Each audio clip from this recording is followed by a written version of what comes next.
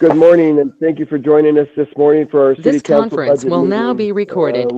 Budget development meeting. We'll go ahead and get started. Ruth, could you please call the roll?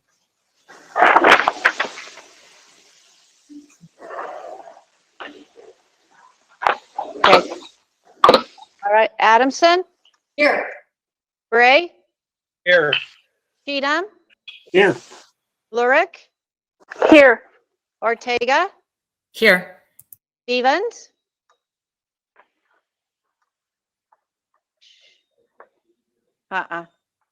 Stevens. Can't hear. There she Here. goes. Good, thank you. Glad. Okay.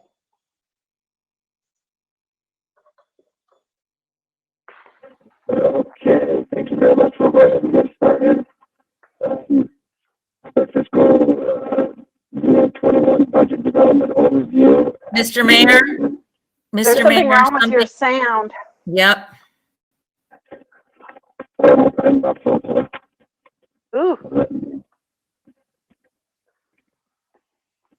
Yeah, I'm gonna go ahead and change what I've got going here in just a minute.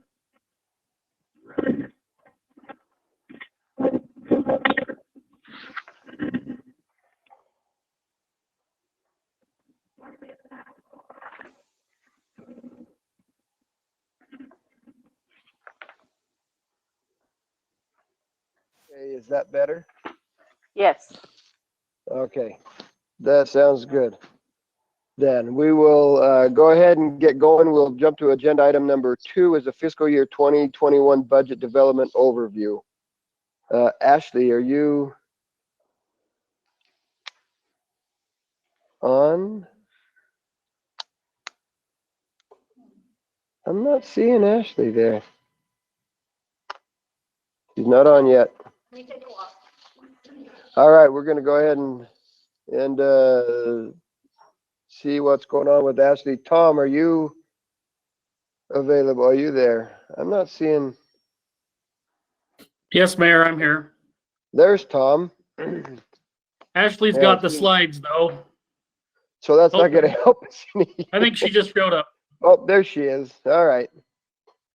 Okay, Ashley, we've gone ahead and started the meeting, and so we're looking at just an overview, what today looks like, and then we'll jump right into sanitation with Tom. Okay, let me just get this pulled up.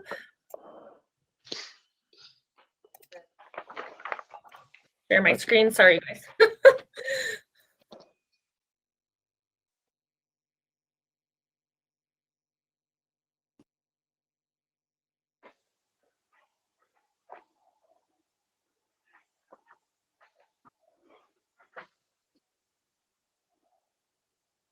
All right.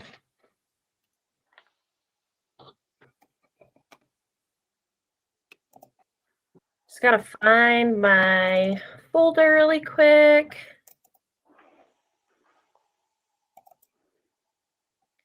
It's just gonna be really short, and I can email this out after the meeting, along with the information from last time with the numbers about the property tax and the 5% of that.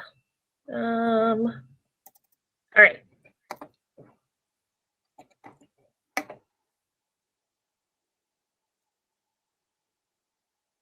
Maybe.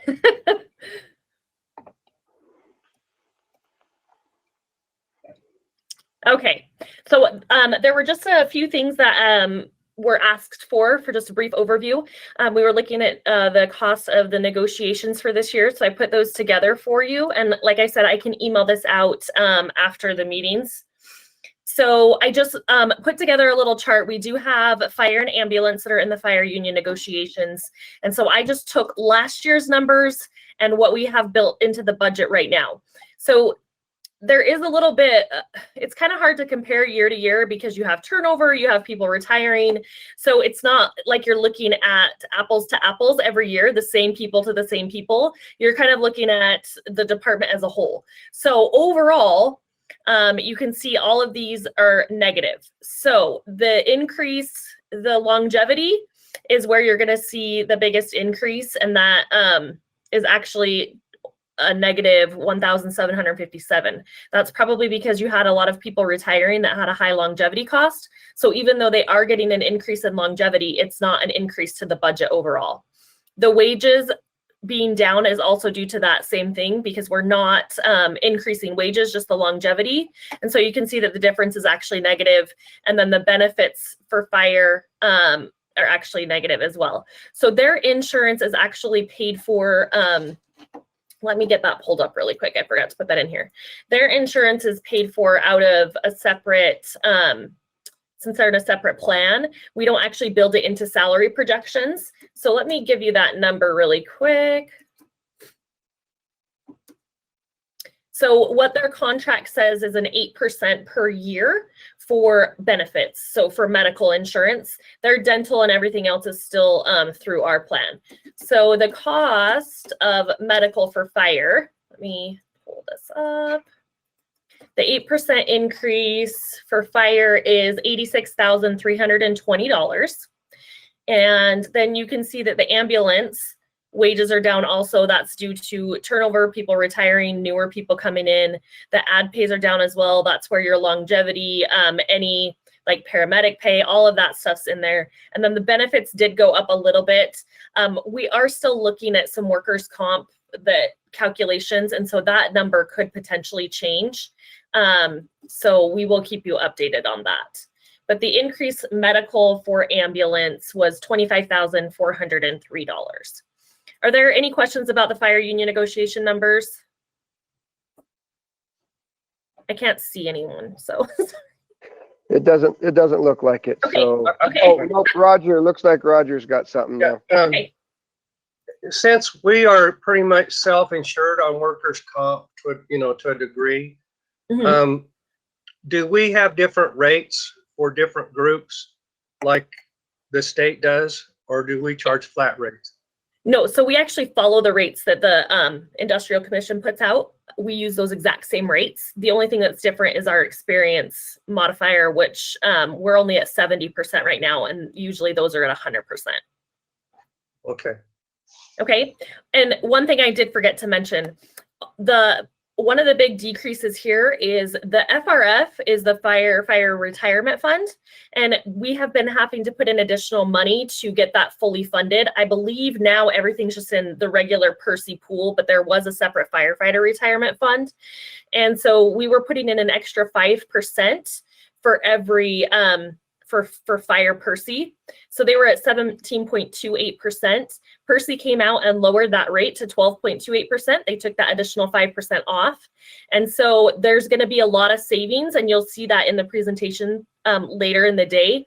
For fire, you'll see a lot of savings due to Percy, and that is just from the Percy coming in and saying, hey, you know what, we have enough funding, so we're going to drop that additional 5%. And so that's where that savings is. All right, police. I just did the same thing, wages, ad pays, and benefits, and these are all down as well, even though there is the one step move that is calculated in there. Those are due to a lot of senior people retiring and being filled by people that aren't being, so you're getting a first class or a second class officer instead of somebody that's a lot higher up. So, and also just the turnover, having more unfilled positions, we budget for those at a second class. And so there's a lot of budget savings there. So you can see that even with the step move, there's still negative numbers. Also, your wages and your ad pays and your benefits include any retirement payoffs.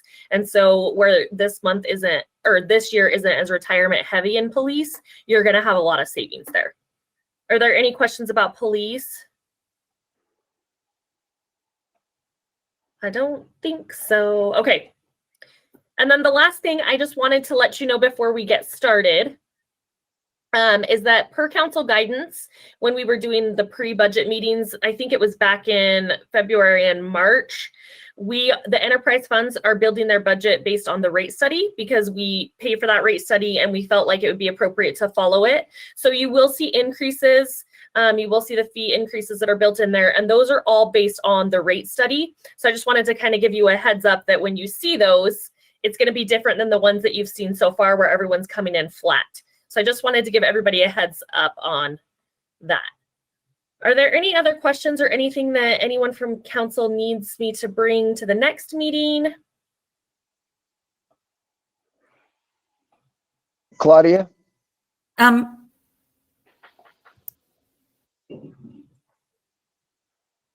There you go. Okay, Ashley, Yeah. I looked over the 43 pages of the April payroll and claims detail, Uh-huh. and I have a number of questions. Do you want me to ask, or do you want me to meet with you regarding these questions? It would probably be easier to meet. Okay. Or you can send me an email, whatever works for you. Okay, Let- I will set something up. Thank you. Okay, yep. All right. Okay, thank you. Yep, and then we are gonna go to sanitation. So let me get their presentation pulled up.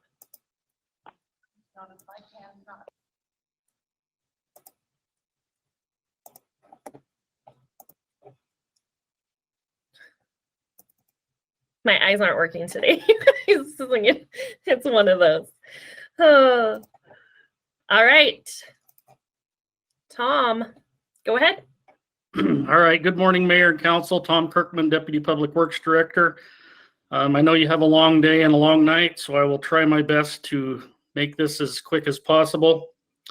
First off, we have our mission statement here, which is to improve quality of life through an efficient trash service. Next, some of our key services provided. You can see that we're up about 4,500 tons from last year of solid waste that we've hauled. Down the page a little bit, you'll see recycled materials. We leveled off. We go to about 2,200 tons per year. We're seeing that kind of stabilized and leveled off. Our yard waste is up by about 20 tons. The big win, I think, is our glass recycling program. We started last year in June. So in FY18, we had 43 tons. In FY19, we've recycled 183. So that's a big increase from the year previous. So we're pretty excited about that. So just some the output summary. We service 21,000 accounts. We have 41 employees. Kind of a breakdown of our commercial rear load trucks, our roll-offs, and then our residential side load trucks. The commercial rear loads, we're going to begin phasing those out as best we can as we move forward with our front load program. We'll always still have some of those commercial rear loads to service alleys and sections of Old Town that have tight areas. Okay, some statistics from 18 to 19. You can see our solid waste numbers are up a lot. Our yard waste is up by 23%. And then the other big one is our roll-off block service. These are the really large boxes that we put out on construction sites. Those are up by a bunch this year. I also wanted to just take a minute and talk about the stay-at-home order through the month of April. Our sanitation department kept working through it. We have a great sanitation department. But we did see a major increase in activity through the month of April. You'll see in the bottom right-hand corner, our temporary containers went up by 58%. Those are the 3-yard dumpsters that we can deliver to people's houses. We had a lot of people that were home, so they were doing a lot of housework, a lot of remodels. And so through the month of April, our sanitation department was really busy. We're starting to see that level off a little bit, but we're still going pretty strong. Okay, some of our accomplishments this year. We did recognize that we had some safety concerns in the department, so we're trying to remedy those as best we can. Part of that process was purchasing new front load trucks. You can see a picture of what they're going to look like there on the other side of the screen. So they pick the containers up from the front. It's also going to allow us to lift a lot heavier of a container. So instead of, for instance, a restaurant having 2 3-yard boxes, we'll be able to do 1 6-yard box. So we'll be able to have a little bit better inventory control. And then this only requires 1 operator as opposed to 2. So we're excited about that. Some of the other things we did is the budget was broken down into an array of divisions. It was fairly chaotic, and we kind of combined that together and made a budget that's a little bit more transparent, and a little more easy to understand. We found some issues there that we could address, so we've got those straightened out. We also implemented project coding for our employees so we can start tracking what projects they're doing and what they're working on from day to day. Some of the free services that sanitation provides for the public, we do fall leaf collection. This was, as I spoke last week with the street department, I think this is a good opportunity for street and sanitation to partner up in the street sweeping process to help with that fall leaf collection. I think it could be a good partnership that would help keep some of the debris out of the road. Some of the other things we do a lot of homeless camp removals. We're seeing that increase a little bit. So we do a lot of that. Another big feather in our cap this year is we were able to add a glass recycling box at Costco. We had a really big hole in our market in the north end of town. We couldn't really find a good establishment to put that. We ended up talking with the vice president of Costco. They were very excited about partnering with us. And so we've been able to put that box there, and we're seeing some really good success with that. And then also we have our PIP program, our Partners in Pride, where we offer containers to people that can do community pickup. They can pick up the neighborhood or their yard. And those are a very popular program that we use a lot. Okay, some of the issues and concerns. One of the big goals when I took over a year or two ago, we wanted to first get a handle on some safety issues. We noticed our workers' comp claims were up. Sanitation is a very dangerous job. There's a lot of moving parts. When you drive around in a big truck 8 hours a day, every day, the statistics say that at some point you're going to have an accident. It's just a matter of when, not if. So we've really pushed hard to control the safety. And then the second thing we wanted to do was implement some sort of data tracking software. We have that on the agenda for you folks tonight to consider. I'll talk a little bit about it. We call it Routeware. What it is it's a route optimization software as well as a asset management tracking program. We can actually use barcodes when the trucks come up and grab a container. We're able to track the trucks real time. We're able to reformat our routes on the fly. If a truck breaks down, we can create a helper route, where before supervisors would have to go out and orchestrate that. We think there's going to be some huge opportunities for savings through that. One of the big opportunities we're seeing is we'll be able to cut some headcount with that. If we can implement this program, we'll be able to share administrative assistant between streets and sanitation, and that almost pays for the cost of the program. So we feel that it's a really good opportunity for us to move sanitation and kind of in the digital age. There'll be digital dispatching, so we're excited. Talked a little bit about our safety. We've got an enhanced operator training. We have new leadership over here. Our two supervisors, David Pratt and Casey Pratt, have done an excellent job. We've enhanced our training program to where we're getting a lot more people and a lot more diverse equipment so that we have better coverage. The next thing that we're looking at is container replacements. Some of the containers, or most of the containers we purchase now, they're kind of a substandard construction. The bottoms rust out of them due to the way they are constructed. So we're currently evaluating a cost and a benefit analysis of if it would make more sense for us to build those containers in-house to our standards. Roll-offs and containers, they have to be watertight for environmental reasons. And the way that the manufacturers are constructing them right now, it ends up the water seeping into seams that they shouldn't. And so we spend an inordinate amount of time replacing those. And then the next two things is just capital and manpower. That's basically how sanitation operates, is through trucks and operators. The next issue and concern I'll bring up is, as we spoke earlier in the year, the council was very adamant about looking at our budgets from a different perspective and trying to find ways that we can save the city money and be more fiscally responsible. That brings us to our curbside recycling program. Over the last few years, I think it's probably no surprise to anyone. China has eliminated most of the imports of American recycling. They are now requiring a 0.5% contamination rate, which is pretty much unachievable in the recycle world. So as we recycle these products, that has led to a very large cost to process. So I've added some numbers at the bottom of the slide to show you. In FY19, our average cost for recycling was $156 per ton. That is in a comparison to $29 per ton at the landfill. Last year, we started a new contract with Western Recycling. That contract was only 9 months, so we only have 9 months of data for FY19.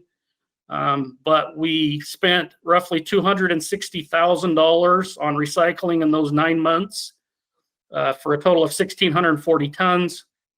Just as a comparison, to take it to the landfill would have been $47,000. So the sanitation department is subsidizing the recycling program for approximately $212,000 last year. This year, we're looking at up to right now in 7 months, we've got $202,000. So we're projecting an end of year at about $348,000, $347,000. So as we see these price escalate, you can see from 19, it went from $156 a ton to $159 a ton. So this, I just wanted to bring to your attention. I know we've talked about recycling in the past, in the spirit of looking at budgets from a different set of eyes and having a deeper dive into this. I just wanted to bring it to your attention. Unfortunately, there's a lot of communities that have gone away from recycling. The city of Pocatello is stuck with it. We worked it into our rate study. But that's just something I wanted to bring to your attention and look for a little direction if that's something we want to keep working towards, or I would appreciate any thoughts on that if anyone has any. So Tom, Roger, just a minute. Claudia, we've got two people that have some. Claudia had something, and so we'll go Claudia and then Roger. Hi, Tom. How are you today? Wonderful. Thank you. I have a question. I've seen this, and I've seen it a number of times. I see the garbage truck, the big giant truck, and then I see a pickup following it. And then they pull up to a dumpster. The pickup driver gets out, moves the dumpster, and the garbage truck driver operates the garbage truck. So I'm curious why they're in separate vehicles. And you know what I'm saying? Why is that the setup? How is that necessary? So I can explain that. Up until 2 months ago, that was our standard operating procedure, is that both of the operators ride in the truck together. The one gets out, backs him up, hooks it up. Because of the corona and the COVID-19, during the shutdown, we felt that it was appropriate to have proper social distancing.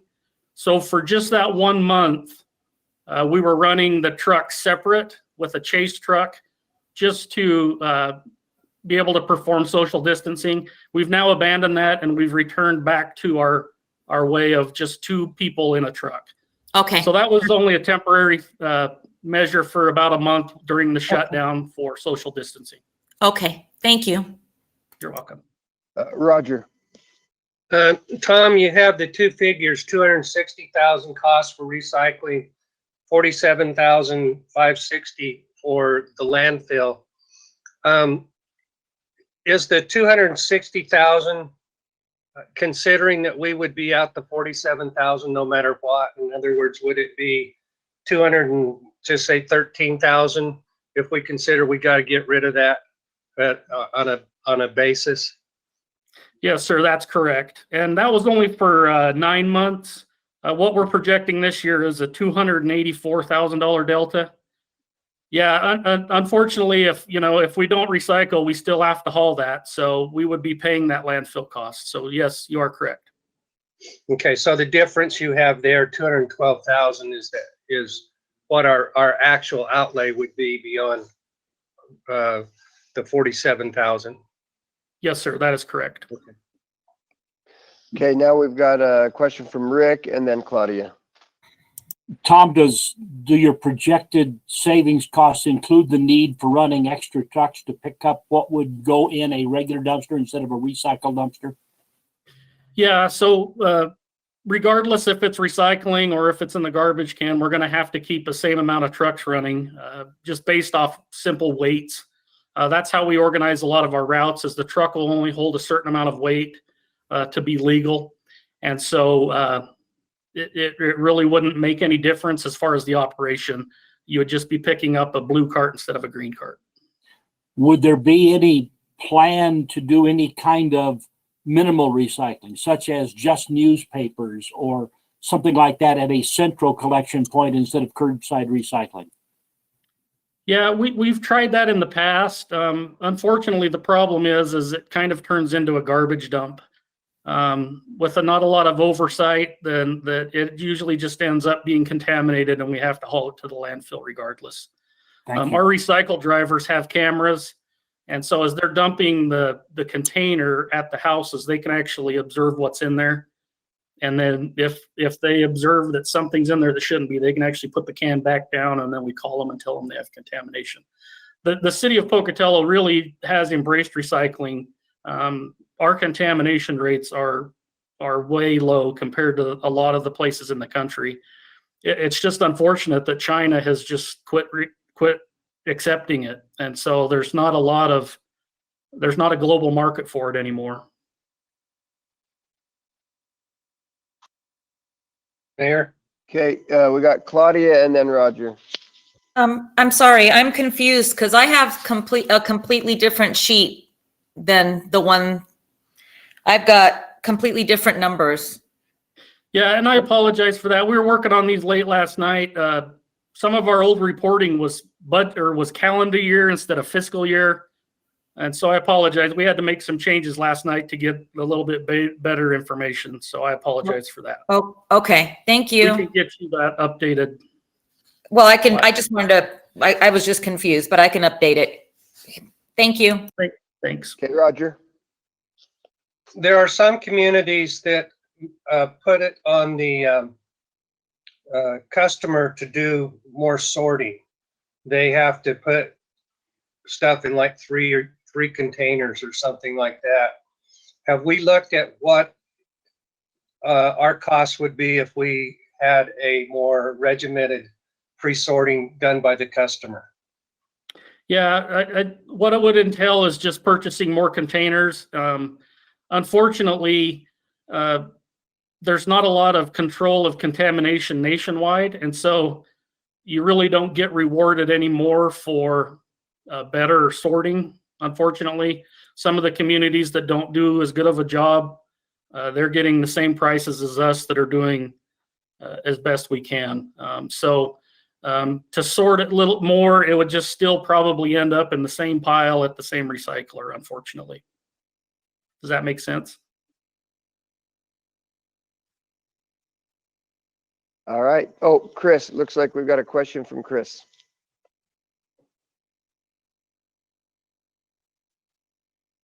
Chris, you need to unmute.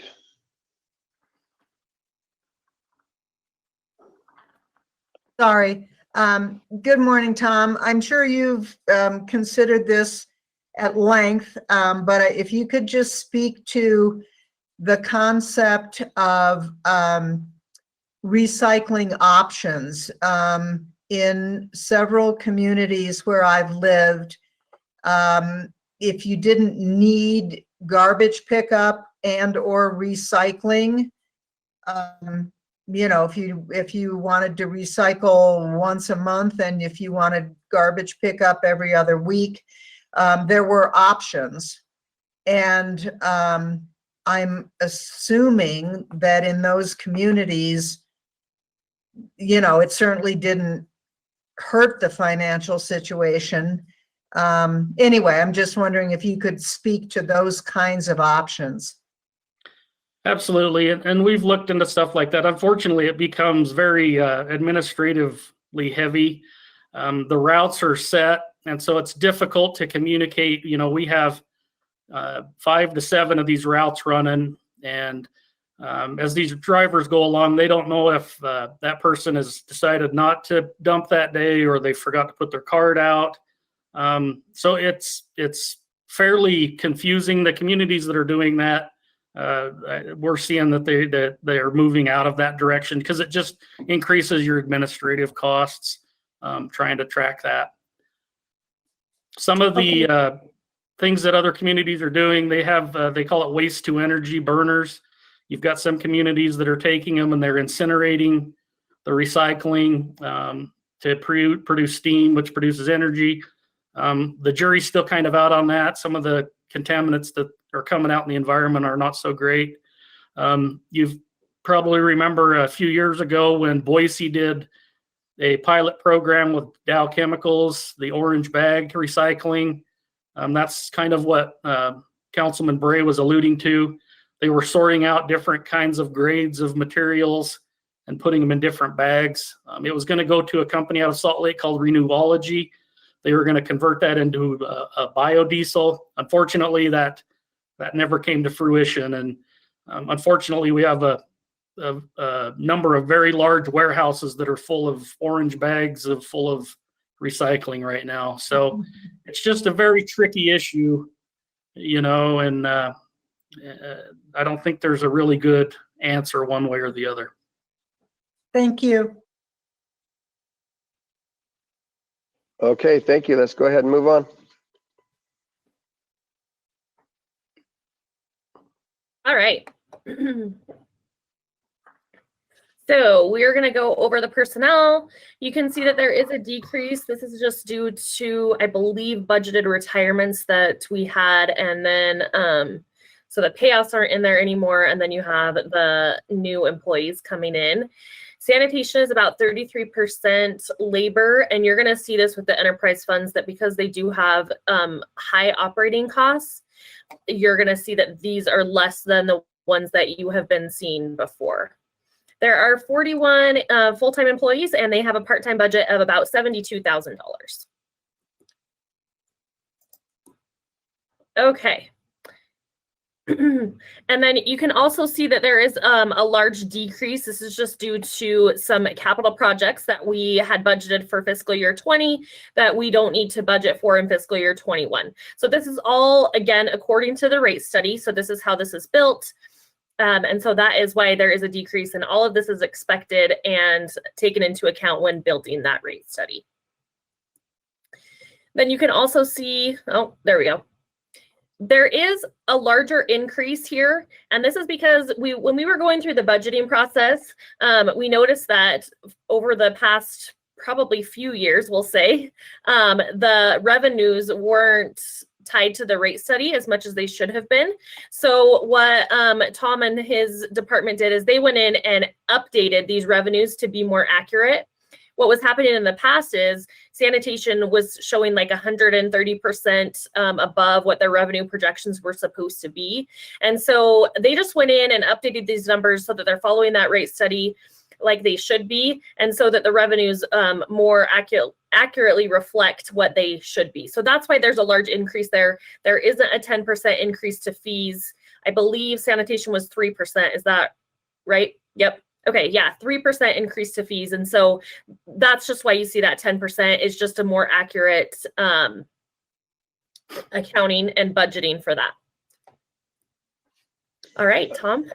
Rick, do you have a question you like? Yeah, if you could go back a couple of slides, back to the budget comparison. I'm curious why repair services are up so dramatically. So repair services is, we've budgeted in the maintenance fee for the new Routeware software. Ah, okay. So that's what that is. Thank you.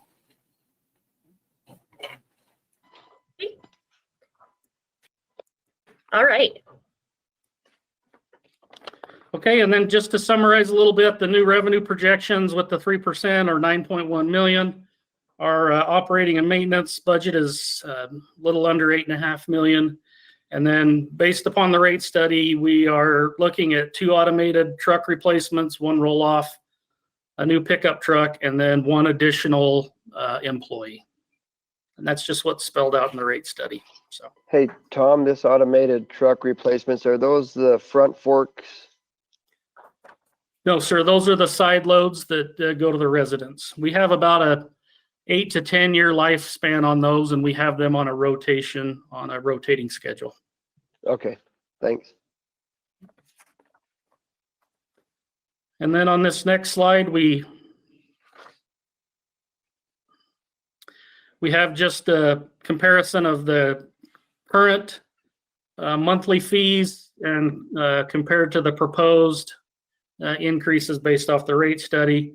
The only thing really new, if you look down, is the 6-yard container. That is a new fee that we're proposing based upon the new front load trucks. They are able to lift a 6-yard container instead of a 3-yard container. So we're hoping to see our 3-yard containers, our inventory of those go down and our 6 yards go up. So basically we just doubled the dump fee because it's double the capacity. The rental has stayed the same, and then a special pickup has doubled for the extra material. Rick and then Roger. Yeah, Tom, you mentioned on the 6-yard container earlier about using those for restaurants. If you pick those up less often, are we going to have a fly or rodent problem with those? Yeah, that's a good question. That's something that we've discussed. That's something we're gonna have to look at of the frequency we dump those.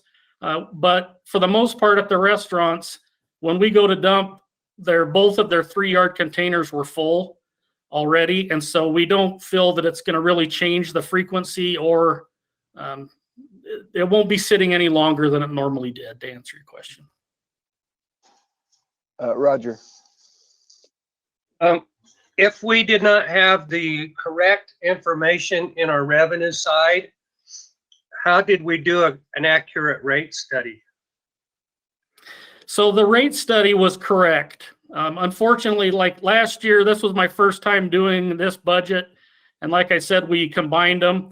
The rate study was correct. It was actually the input into the AS400 that was incorrect. We went back, and it looks like about 6 or 7 years, the revenues had just been basically the wrong line had been inputted. And so for the last 6 to 10 years, we've just been showing that we're getting way more revenue than what we expected. And so that's something that we found this year when we combined the budgets and got it a little more clear, was that over the years, we weren't following that rate study revenue number as good as we should have been. So the rate study was correct.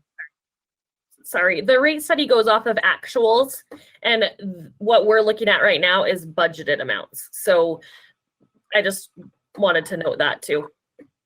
That's a good question though, yeah. Okay, Chris. Yeah, Tom, at what point with the Northgate build out, at what point are we going to have to significantly expand a route to cover that?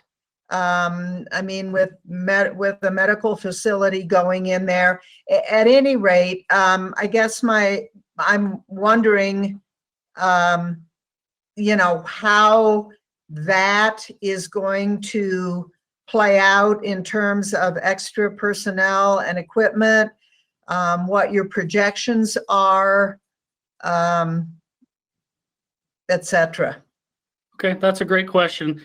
That's one of the beauties about doing this 5-year rate study. You know, we get a consultant in and they look at our growth rates, and that's really the beauty of this 5-year plan, is we're trying to anticipate those issues as they come, so we're not surprised. We are watching that area very closely.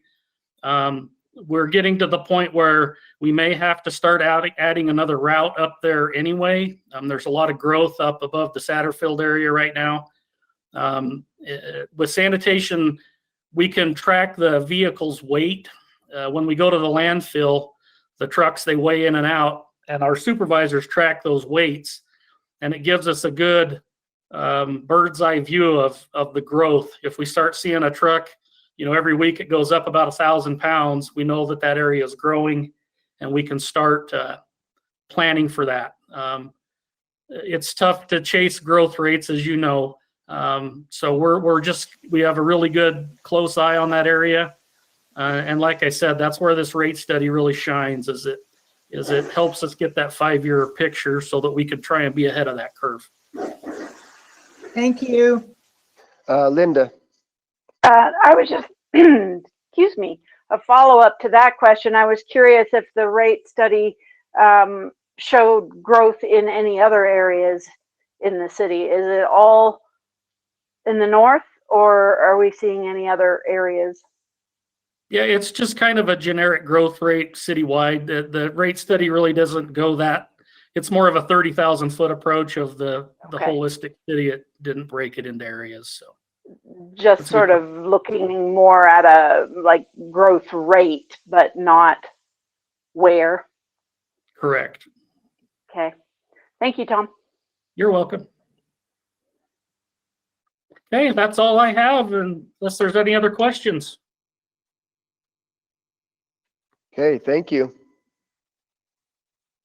Okay. I do have one. Oh, Rick. Back to talking about recycling. If we chose to get out of this program, is there a cancellation provision in our current contract? There is. Our contract is good until September, the end of September, basically the fiscal year. And then we have a 30-day notice to get out. If we lose budget authority, then we can give that 30-day notice. But we're probably in it until the end of September. And then after that, we have the opportunity to opt out. Okay, thank you. Roger.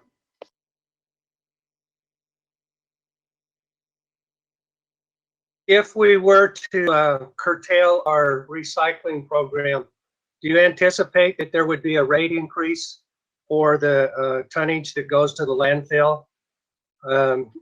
And do you think that that would even include the recycled, what I would say, the yard waste materials? Yeah, so I believe that the cost to the landfill would, if we were to curtail recycling, that we would have to absorb that cost. But as you saw, it was, around $60,000. So yes, we would see an increase there. And then I apologize, I didn't understand the second part of that. Or Well, can you repeat that?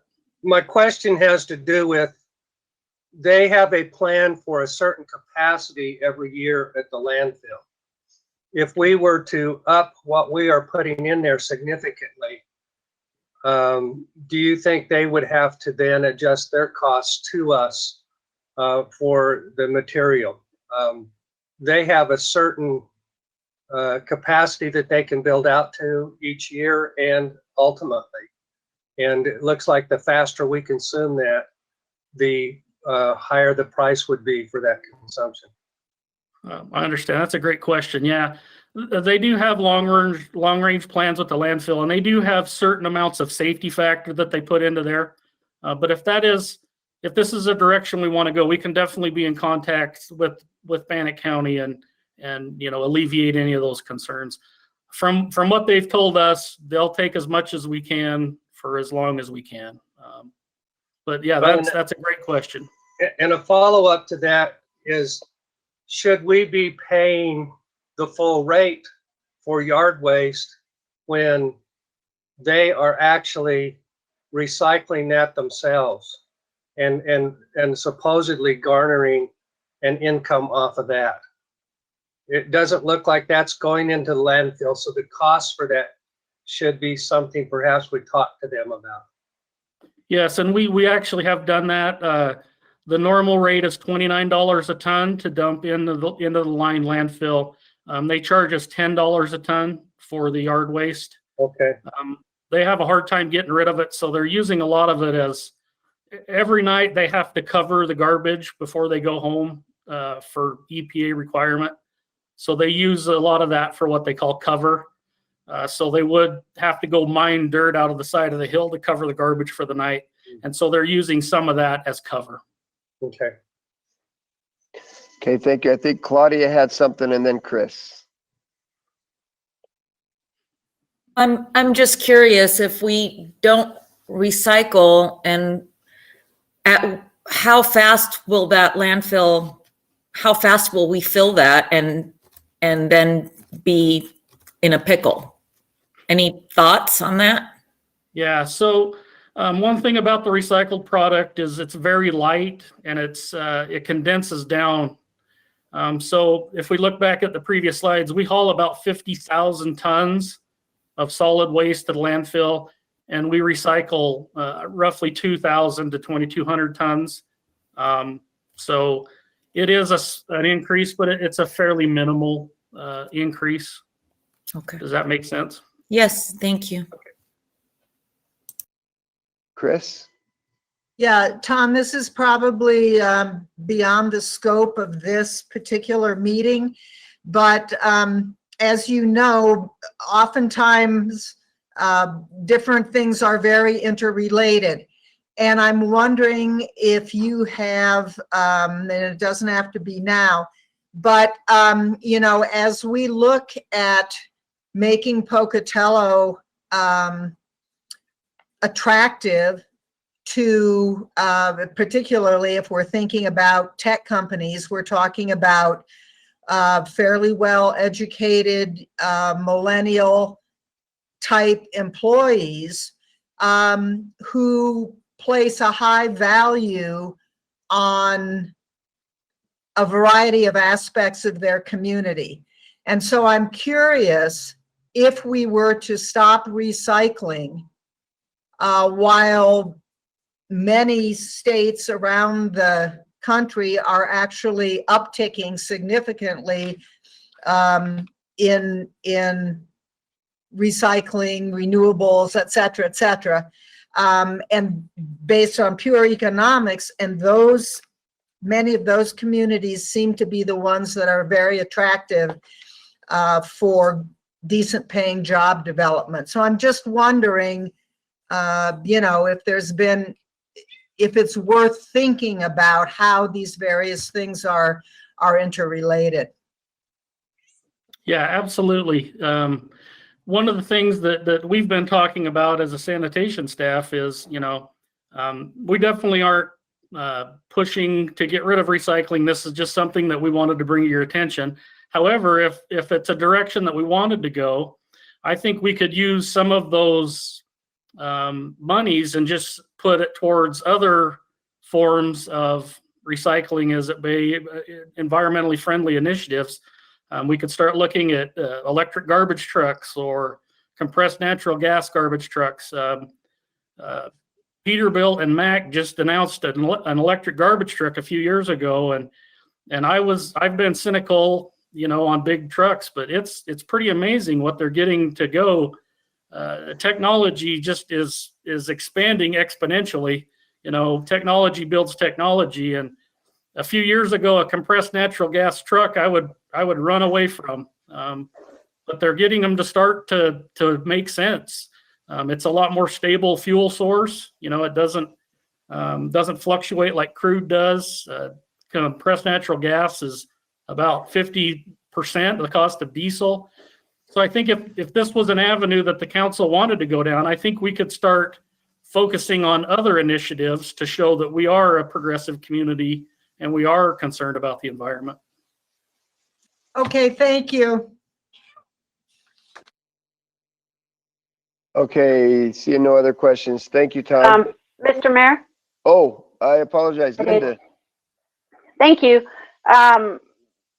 Tom, I'm very curious to hear some of the things that you were just talking about, because I think with recycling, I agree with what Chris is saying about the attractiveness to people as far as coming to this community. And I think with recycling, it was never about that being a way to save money. Recycling costs money, but it's a philosophical decision.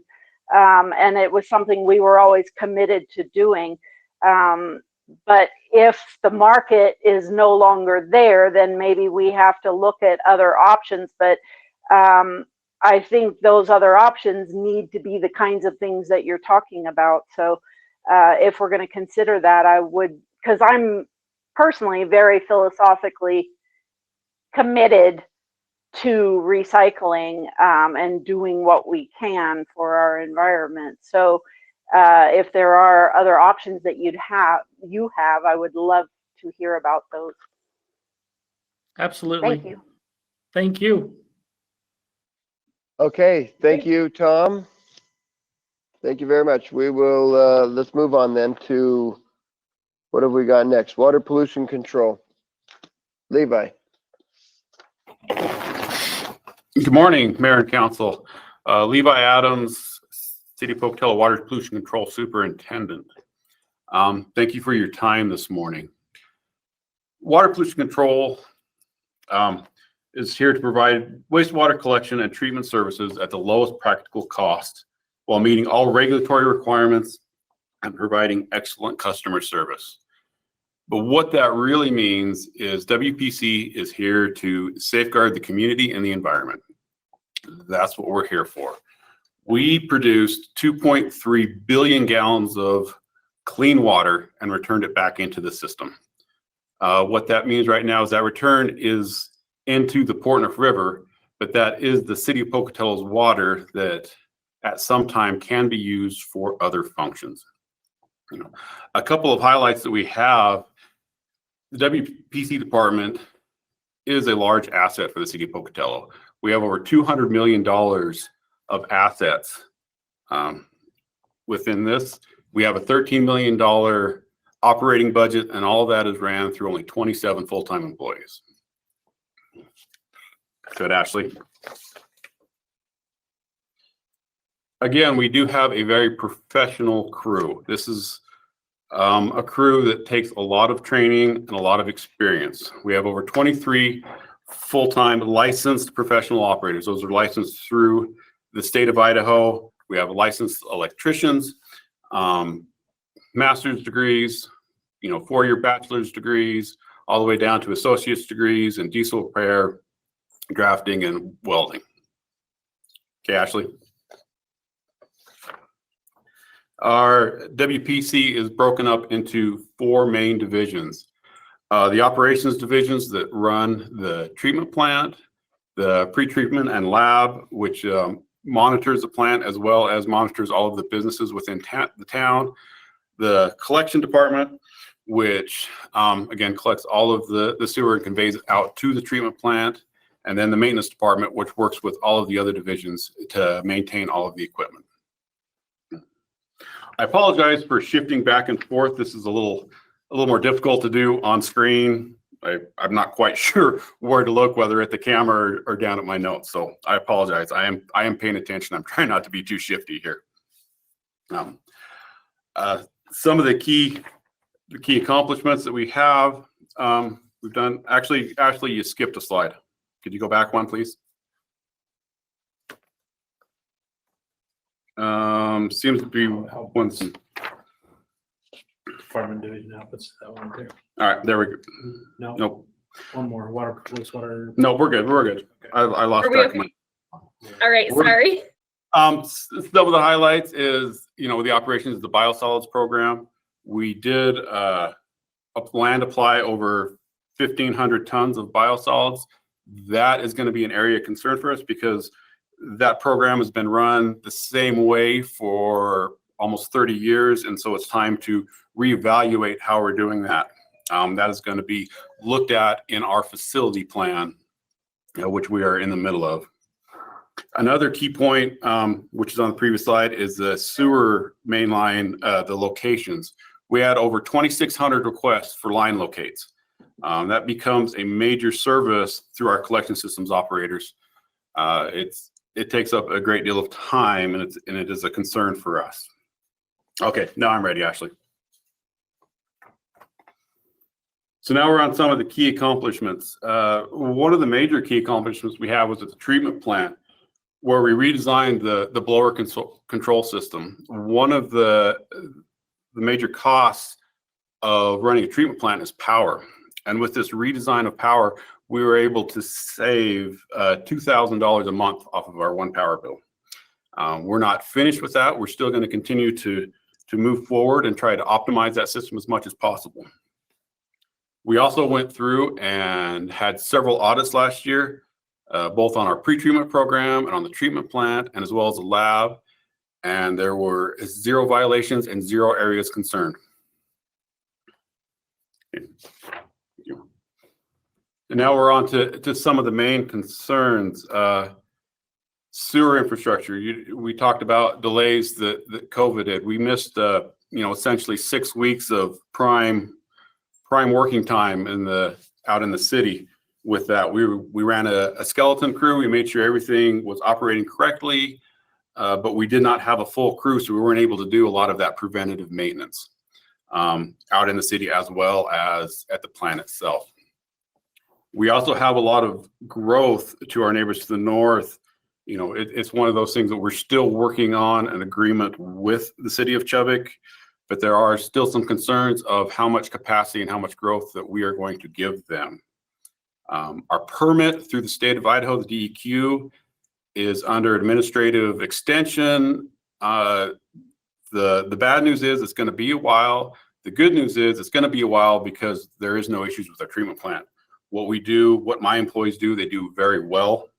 And so we're not the squeaky wheel. We don't need to be greased. We don't need to be paid attention to because we do our job so well. And then always there's staffing. The city continues to grow. What we ask our employees continues to increase, and we need to maintain enough qualified staff to accomplish all of the work. A qualified operator is not somebody that you can hire off the street. To get to a satisfactory level of license, it can take upwards of 4 to 8 years just to get that Class 2 license.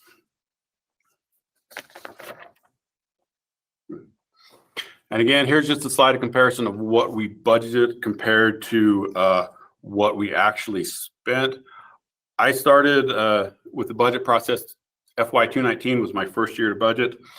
You'll notice it was a little bit high, but that $2 million was from a construction project for a new administration operations building that was not completed. That's why that number is as high as it is, as far as being returned to reserves.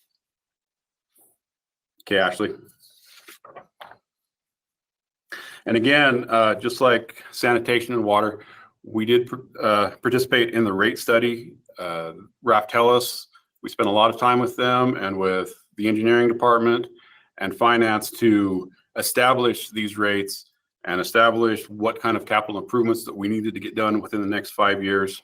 And we're able to set rates that are comparable to accomplish all of these projects.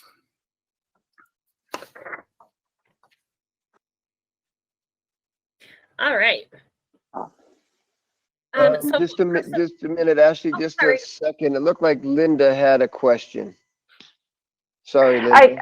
I did, and I don't know if I should have waited to ask this at the end or not, but before we get into the budget numbers, I was just curious about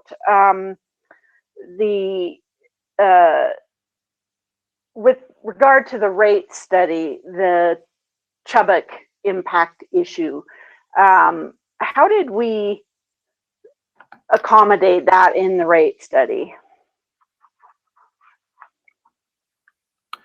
I'm not exactly clear on your question. Well, I guess as far as Chubbuck's capacity, how was that addressed in the rate study in terms of our growth? As far as capacity, that question is going to be answered a lot better with our facility plan, which we're in the middle of right now. But as far as the rate study goes, right now we have an agreement that is good for continuing for the next 8 years, at which point in time we gave Chubbuck a certain amount of capacity. So we, as far as rates went, assumed that that was what the capacity was going to be and what their costs were going to be for the next 8 years. As that changes, the revenue that we would collect from Chubbuck would go up if they were to move beyond what they, if we were to give them more capacity. So it would be more revenue for the department. But as far as what capacity that we have with them in the treatment plant, that's more of an engineering study that we're in the middle of right now, as opposed to a financial study, which is what we completed in 2019. Okay, Is that clear? yes, thank Okay, you. Roger has a question. When was that, 8-year agreement? When was it, implemented? It was signed in 2017. It was signed in 2017, and that was, 10-year. it was a 10-year agreement. And are they not close to their limits on some of that already? They are extremely close to their limits as far as all of the nutrients that come through. Sorry, I'm grabbing some notes here. As far as flow, they still have a fair amount of capacity as flow, but we also set limits on them for the amount of BOD and TSS that they contribute. As of now, they are above those limits, and we are currently working on a letter of notification to them that they have reached those limits. And when we get that done, I'm sure we'll be able to share that with you before we pass it on to the city of Chubbuck. So Okay, if they're go at their ahead. capacity on one part of it, does it not necessitate a new agreement? Yes. It does. In fact, if they hit 90% of those limits, it necessitates a new agreement. But what it also does is it puts a moratorium on their growth. They can no longer have any more connections to the sewer. Okay, so until an agreement is renegotiated of some sort, or until they figure out how to take care of a lot more of their nutrients, they cannot add anything to the system. They are. Said, and I just received, our spreadsheets and our tracking of this information. It's essentially, I got this information about a week ago. So Okay. I've been working on budget, trying to get all this done, and then this is the next thing on my list is to get this letter and get it, approved by Jeff and the mayor and you guys and sent off to the city of Chubbuck to let them know that they have reached these milestones. Well, I'm gonna go on record that Chubbuck needs to have more skin in the game than just paying a fee. I think that they need to be looking for an upstream way of cleaning the nutrients. I don't think they need to go through a huge exercise to do that, because they can send the effluent on down to us once it's cleaned up some. And I think that ought to be part of our agreement. And that's definitely something that we can approach them with. Any kind of, in our business, it would be called a pre-treatment facility because it's not the final treatment, but it does remove a lot of the nutrients.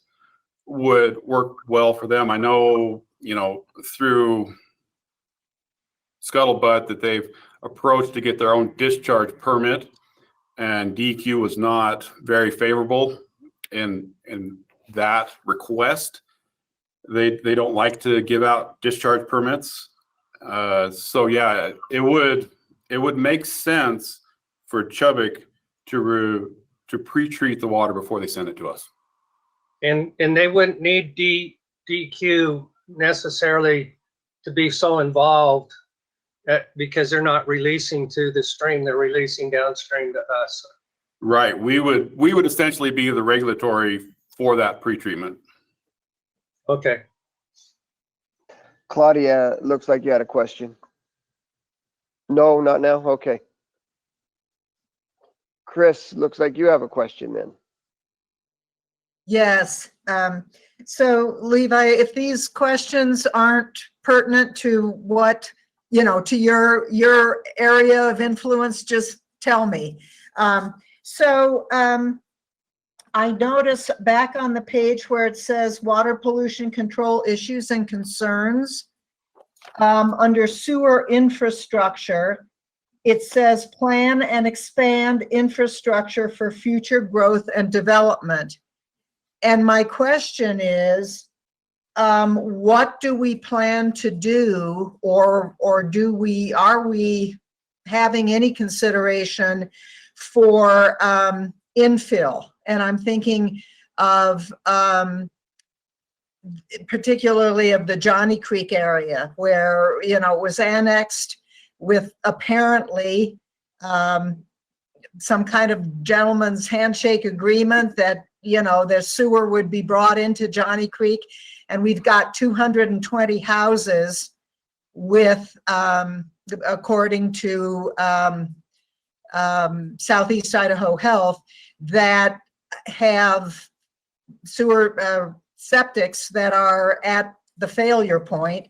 And we have smaller septics being put in, you know, a 3-bedroom house being put in for a 5-bedroom house,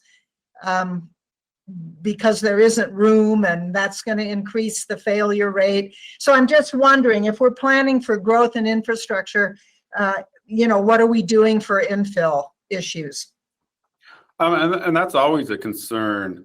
The majority of the time when a subdivision comes in, they size it for full outgrowth. Obviously, Johnny Creek is kind of its own special situation. We inherited Johnny Creek, as you said. If the system was applied into Johnny Creek, or it would be sized accordingly to get down to the main trunk lines. At which point an engineering study would have to be done to make sure that main trunk line is sized correctly. That may mean we need to increase the size of a lift station. We may need to increase the size of that trunk line. Like I said, that's all part of that planning and growth. As we go through and find these projects that need to be accomplished, it goes all the way from the person's home all the way out to the treatment plant. All of that needs to be conveyed. For the majority of the system, the main trunk lines and the main system is sized with the idea of a great deal of growth. Does that answer your question? Well, it does, but it doesn't, it does partially, but I'm just curious. Heidi had mentioned back in January that, you know, the Johnny Creek problem had been considered to a degree by the council that was seated last year. And I'm just curious, because this is a can that if we kick it much further down the road, we're going to have unsaleable real estate. And I agree that we need to sit down with myself and the engineering department and the council and come up with a plan that has some definite goals and some definite deadlines to get some things done. That way there's not, Johnny Creek comes up, hey, what are you gonna do about Johnny Creek? Well, we need to look at it, and then conversations die. We need to sit down and make a plan that the city council is comfortable with, and they understand what it is, how much it's gonna cost, and what we need to do as the city itself, as far as the employees within the city, to get these things done. I totally agree with you that the Johnny Creek is an issue that needs to be taken care of. And there's, you mentioned that there's other areas of town that have similar issues. Across the valley, there is a lot of septic tanks as well that need to be sewered. And, that area of town is actually starting to show a few water quality issues with the groundwater. So there's a lot of areas, we say Johnny Creek because that's one that's known, but there's a lot of areas elsewhere that also need to be taken care of. And under this, if we can come to an agreement and understand all of these areas, then we can make a comprehensive plan that, like I said, that has definite timeline to it to get these taken care of. Okay, great. And then my other question is, back a while before COVID-19, you and I believe Christy or Krista and I had some conversations about it. Could you just talk about the issues that arise in terms of the treatment plant and testing, because we do not have a handle on new businesses, and how that's actually, the fact that we don't have a good way to check on that, A, uses up your staff time because folks are literally driving around looking for new businesses, and B, it interferes with our capacity to fulfill DEQ requirements because we simply don't know for sure if everybody who's supposed to be pre-treating is doing so. Okay. Yeah, I think what we're talking about is some sort of business license or something of that nature. Registration, however we want to talk about it. If a new business comes into town and they move into an existing location as a staff at WPC, we're not necessarily informed. Unless there is some major remodeling or things like that, and the building department mentions it to us, we really don't know. There's no way for us to track who's moving in, who's moving out, who are doing these separate things. And as a department, the worst thing that we can do is go into an existing business and say, hey, this is great that you're here, but you were supposed to put in X, Y, and Z components to meet the regulations that you're supposed to have. We don't want to do that as a staff. They don't want to hear that as a business owner. They want to know everything that comes in up front. And like you were saying, literally, there are times when we will send an employee in a truck and, drive down, hey, this business is new. Hey, this business is not, where it is kind of wasteful. And, a lot of these businesses, we're talking about they give some sort of area of concern, an automotive place that doesn't have an oil sand separator, or a business that doesn't have some sort of, pre-treatment for their fats, oils, and grease that would come into the system. Not only could they pollute the water themselves, but they can also block the sewer lines that would, cause damage upstream of all of these businesses.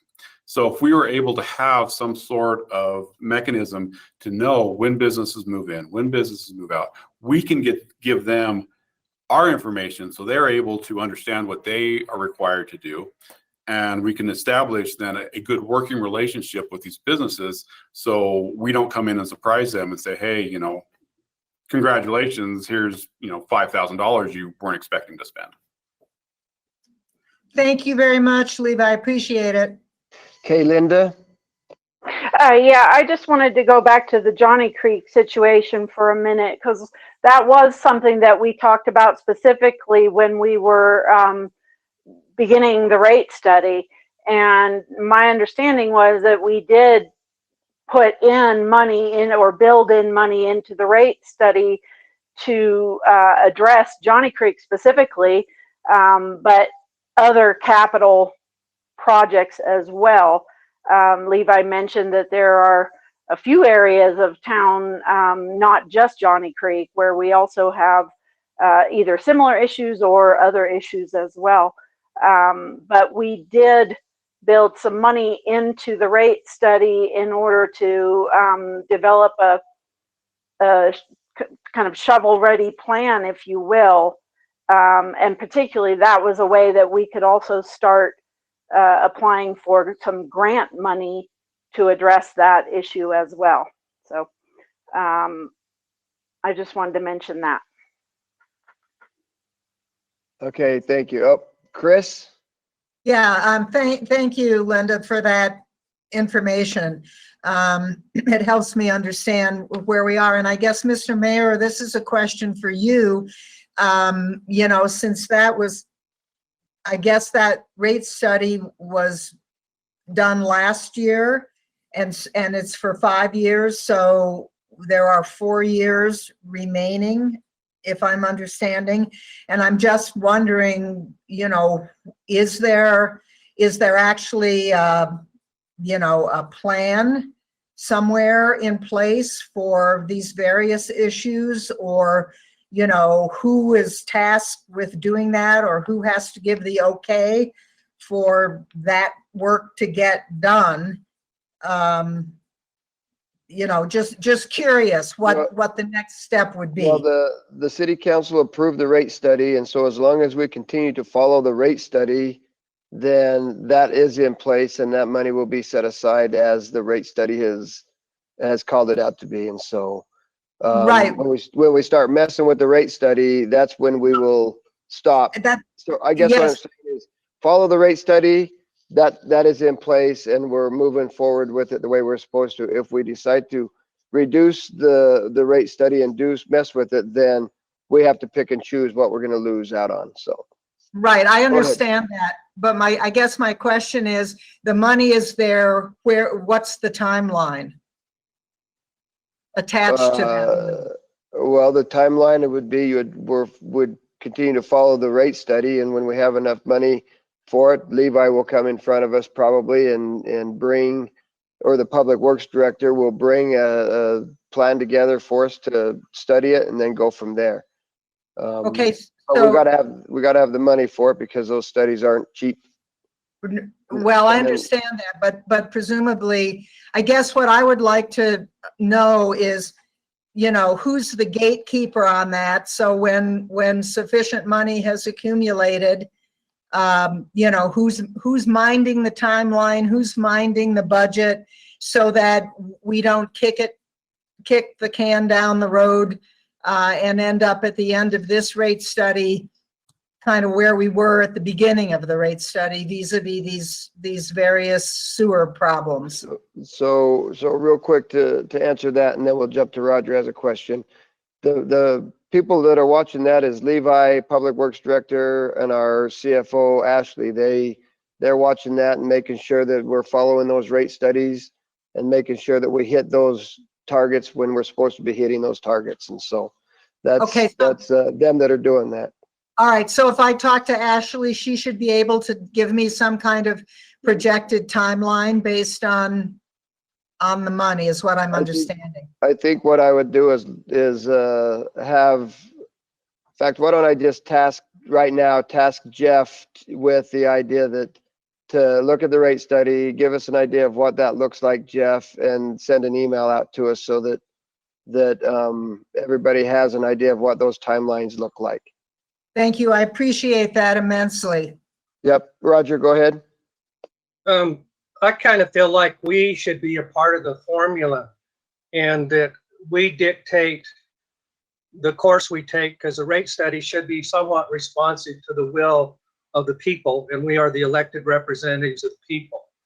When I look into the revenues that have been returned to reserves, I see somewhere between $6 and $7 million of reserves over the last few years. It seems to me like we are in a position to at least invest in the plan or how we would remediate the Johnny Creek situation. We have houses up there that are soon not going to be habitable because they do not have any further places to put septic fields. I just think that it's time for us to take action on that. And I think if the rate study incorporates this plan, we can at least go forward and say that we can be reimbursed from the rate study. Well, Roger, as you know, the city council's in charge of that, and if the city council wants that, then these guys will bring it to us and go from there. We've had over the last years a number of discussions on that, and we came down as a council to have it built into the rate study last year, and so that we would put some emphasis on it. But if the council so desires, and these guys can bring that, there are reserves. There's a reason we have reserves, and you're right. But at the end of the day, if the council wants to put an emphasis on that tomorrow, then these guys get a plan together, and by the end of the year, by the end of the summer, we probably have a city council study session that talks about it, and we go from there. But well, I mean, I really think that's- we were talking about it not to happen at the end of the rate study cycle, but to be something that is triggered right now, so that by the time we're doing the next rate study, we're building in the costs of taking care of that at a minimum. Okay, well, we can, I've got Chris popped up, Claudia popped up, and Ashley's dying to say something. So let's let our CFO say something here, because she can probably clarify a lot of this stuff up with reserves and stuff. That's what I'm hoping to do. So the reserves are built according to the plan for future capital projects. So we're not looking, like, the rate study is done for 5 years, but we're also looking past that when we're doing it. So that at the end of the rate study, if there's a project, you know, in year 6 or 7, we're building reserves to kind of take that into account as well. So, you know, the rate study it is a 5-year plan, but we're looking past that as well to make sure that we, you know, have sufficient funds and aren't having to increase fees significantly. So we like to try to keep them flat so that it's not, you know, if it's a 3% every year, it's not such a big hit as, oh, we're not going to raise rates and then, oh, a 15% spike. So the reserves aren't there to necessarily be spent on projects as we see necessary. They're already built, like we're supposed to be using those reserves for projects that are planned. We did incorporate a transfer to the capital improvement fund starting in WPC in 2020. And that was for 2.7 million every year. And then 2.85 million in 2023 and 2.5 in 2024. So those are built into the budget, built into the rate study so that we can put money aside for future capital improvements. So I hope that maybe clears some things up. Okay, thank you, Ashley. I think Claudia, you had something, and then Chris. Well, So Claudia, then Chris. Yeah, I guess then, do we have to make a motion to get this issue on the agenda? No, there's no motions. We can't make a motion at this meeting, and so you just tell me you want it on a study session, and we'll get it put on a study session. Okay, thank you. Yeah, Chris, go ahead. That was my exact question, is what do we need to do to get this moved up on the list for consideration? Yeah, what I'll do is have them get something put together, and it'll probably not be July, it'll probably be August before they can get in front of us at a study session, but we'll get it moving forward. Excellent, thank you. Okay, go ahead, Ashley.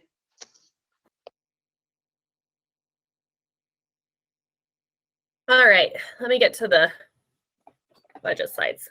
Okay, so personnel, you can see there is just a small increase. This is due to step moves. And then we noticed as we were going through, there is a new certification plan that council had approved to start in FY20. And for whatever reason, it was probably, I don't know, we missed it in the budget. So we made sure that we added that back in this year because it is effective. I believe that's going to be paid out in August. So we should have significant budget authority to be able to do that this year. If we don't, we might ask for an amendment because that should have been built in there, and maybe it could potentially just be in a different line. So we made sure that that's in there. That's why there's that $20,000 increase in benefits. And then 15% of the budget is for labor. Again, there's lots of large projects in this fund, and so that labor percentage goes down quite a bit. There are 27 full-time employees and about $67,000 in part-time. Wow. All right, and then you can see on the operating, there is a large increase, and this is just, Ashley, oh, sorry. Sorry to interrupt. Claudia had a question real quick. You're all Okay. right. Yeah, I have a question on that $20,000. And that's for certifications for the staff? So it was an incentive program to get certifications. It's not the full 20,000, but a large chunk of that is for certification. It was an So incentive we're that we paying put. for the certification and then we're paying them to get it? Is that what you're saying? We're giving them an incentive to do it and then we're paying for the certification as well? Yes, right, Levi? Yes, it is. The problem that we ran into in both the water department and WPC is succession plans. There is no one that was looking forward enough to move into positions. When I received my job, I was the only class 4 operator. You need a certain level of license to be able to keep the plant viable in the eyes of DEQ and EPA. And so we moved forward with this to get people to move and get these upper level certifications. Their jobs require certain level certifications. They're not being paid for any of those certifications. I mean, that's what their job is required to do. The incentives were for employees who went above and beyond. It's a limited amount of employees that have gone through this, but with this incentive program, we've seen employees striving to move beyond what they're required to do, the minimum required of their jobs.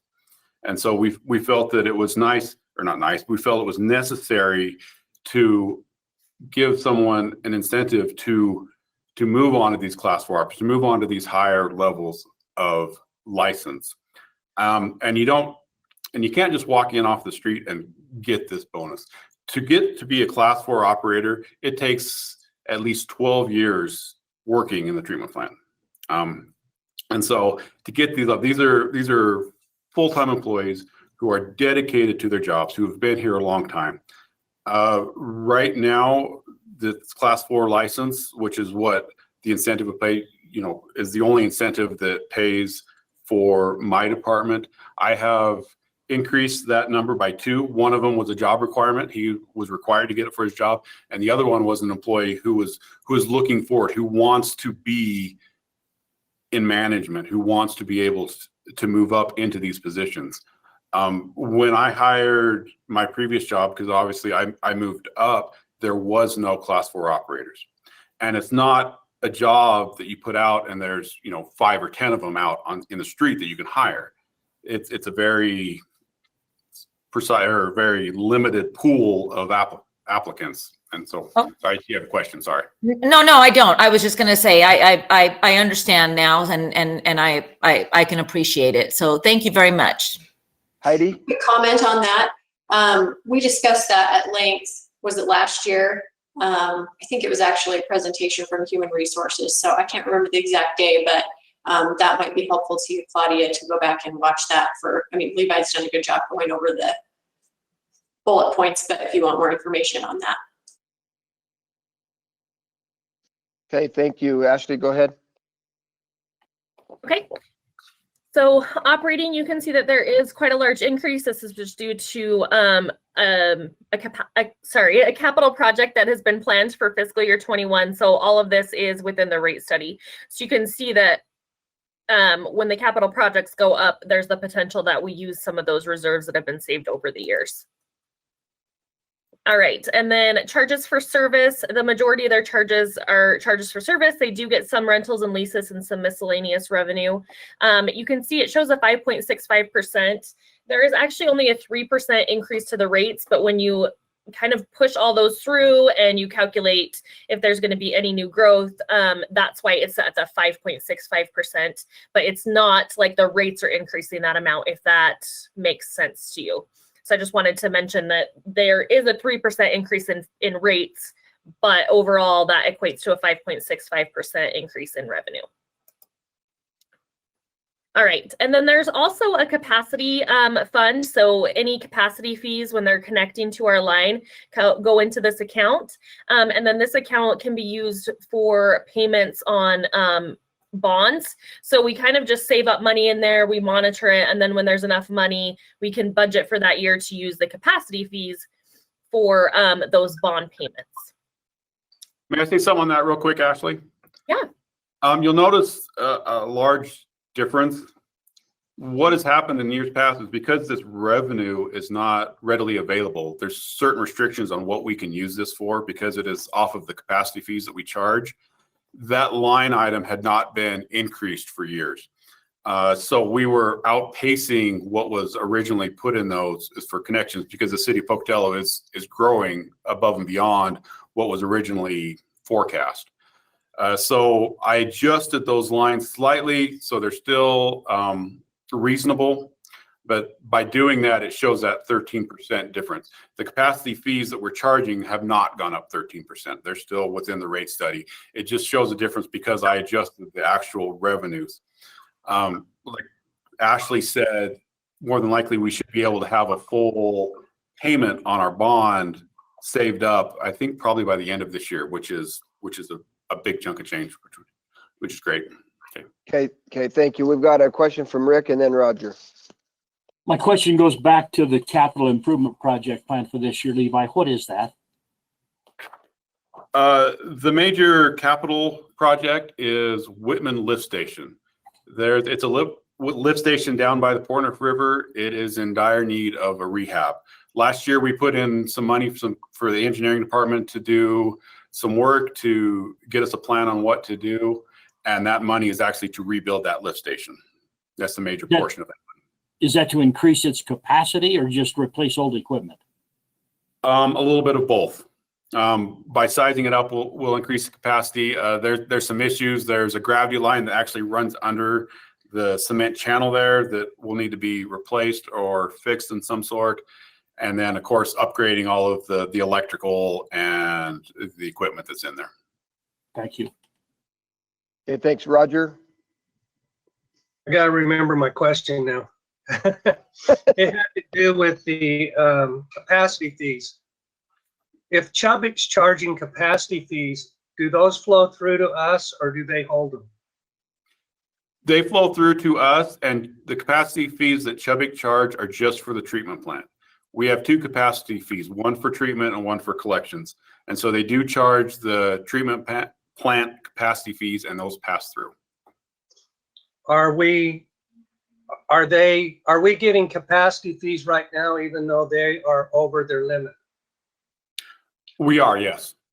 When they collected, like I said, these numbers are new, and we need to identify Chubbuck that this is happening and that they need to, obviously by the mayor and council's direction, we'll move forward with that.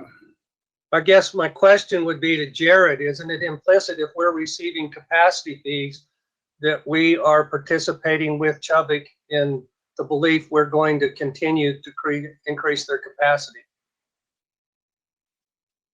I guess I'm not entirely understanding your question, Councilmember Bray. Could you explain a little bit? If they are at their limit, and we know they're at their limit, but we're still receiving capacity fees from them, aren't we on the hook to at least embrace whatever they've turned in as capacity fees? Yeah, I'm They're still paying not for a sure what service. exactly you're asking. The limits and the fees are all based on the language of the contract. And at this point, other than a few minor things that we're working through, we're following those provisions. But is a contract voided by their exceeding their limits? Not necessarily voided. There are just some things that happen if they exceed their limits and we put them on notice. It allows us to renegotiate some things in the contract. Okay. It doesn't just void the contract though if they go over those limits. And those are some issues that we're working through even as we speak. Okay. Okay, thank you. Go ahead, Ashley. Okay. All right. And then there's also a debt service fund. This fund is required per our bond agreement that we have a separate fund that we make a payment out of. So we basically just transfer money from the regular WPC fund into this debt service fund. It's just kind of an accounting thing. So you can see the debt service payments here, and then the interfund charge is for the admin support fee. So yeah, the revenue comes directly from the regular WPC fund, and this is all built within the rate study. All right, Levi? Okay, here's a highlight of some of the major capital expenditures that we have. Some of the highlights I want to point out is the CIPP. We budget every year, we budget $500,000 to rehab pipe. What that is the process that we actually go through and slip line existing sewer pipes and rehab them. That cost of $500,000 would get us 2 miles of pipe, where if we were to actually dig up and replace this pipe, it would easily be 10 times the amount. So this is a project that we're passionate about, that we want to keep going in place. Again, like Councilman Cheatham pointed out, that there's a 1.4 for the Whitman lift station upgrades. And then we also have, as far as vehicles, we are looking for a new biosolids truck and tanker. The truck that we are replacing is a 2003. It has had a long, hard life because it's not a highway truck. this truck spends, you know, the last 17 years driving through a farm field. So it's been pretty rough on it, and it's time to replace that truck. Okay, Ashley.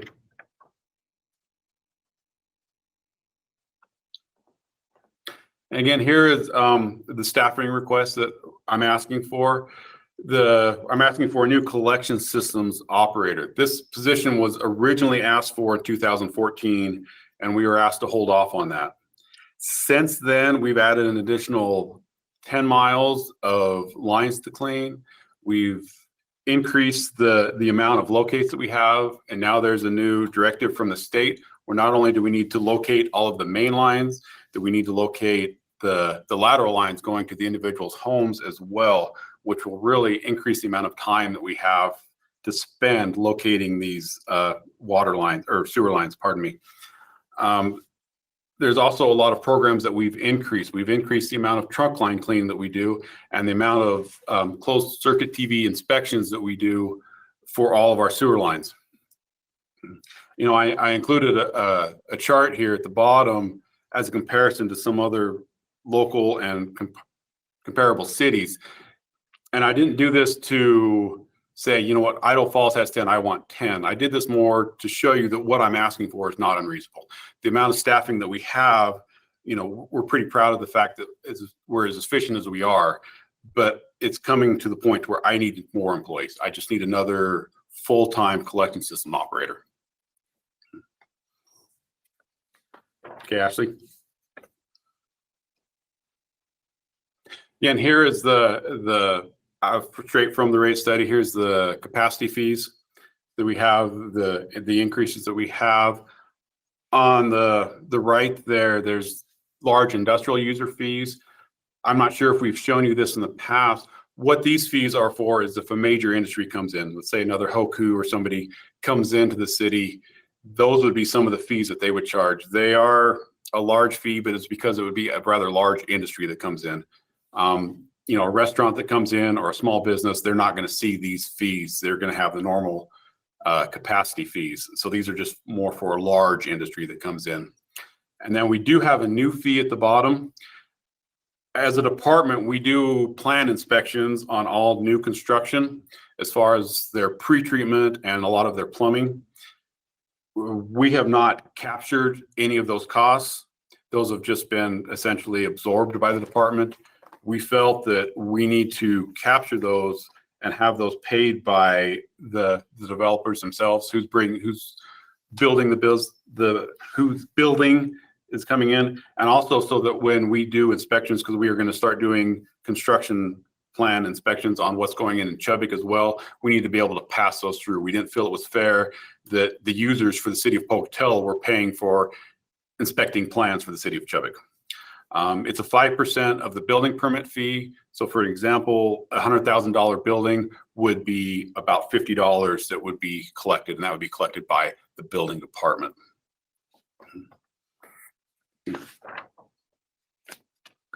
Okay, and here is the increase to the sewer rates themselves. For single family, we're going to increase essentially 28 cents.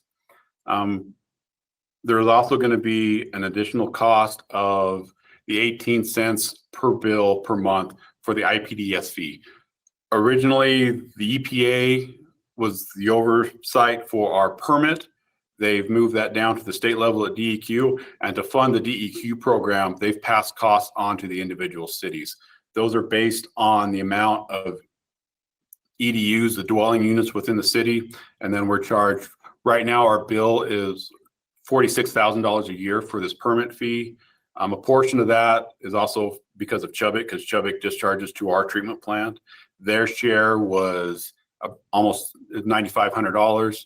That was billed through Chubbuck as well. The rate study did not capture those fees. In the next rate study, they will just be rolled into the fee, so they won't see the difference of that 18 cents per month.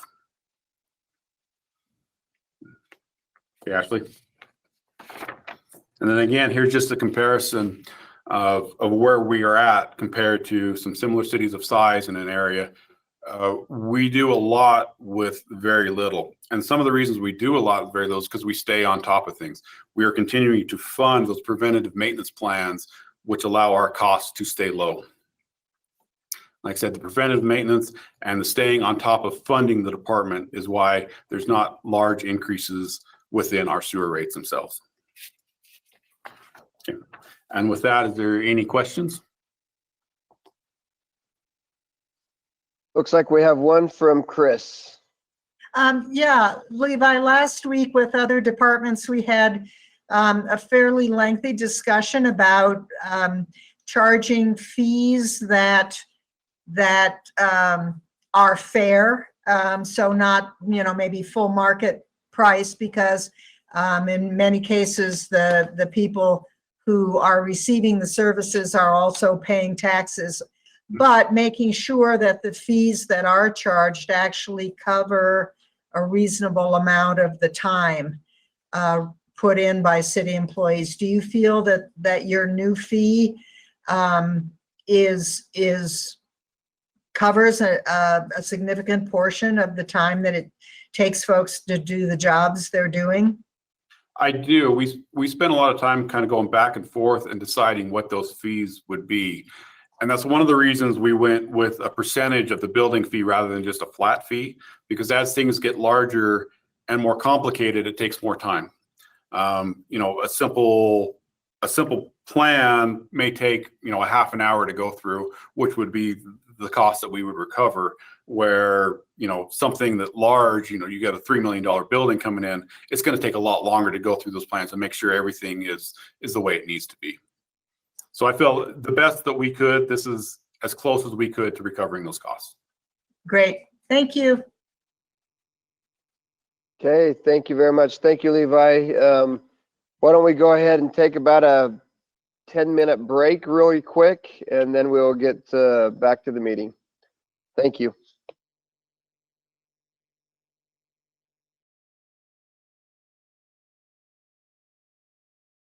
Why don't we go ahead and get started again?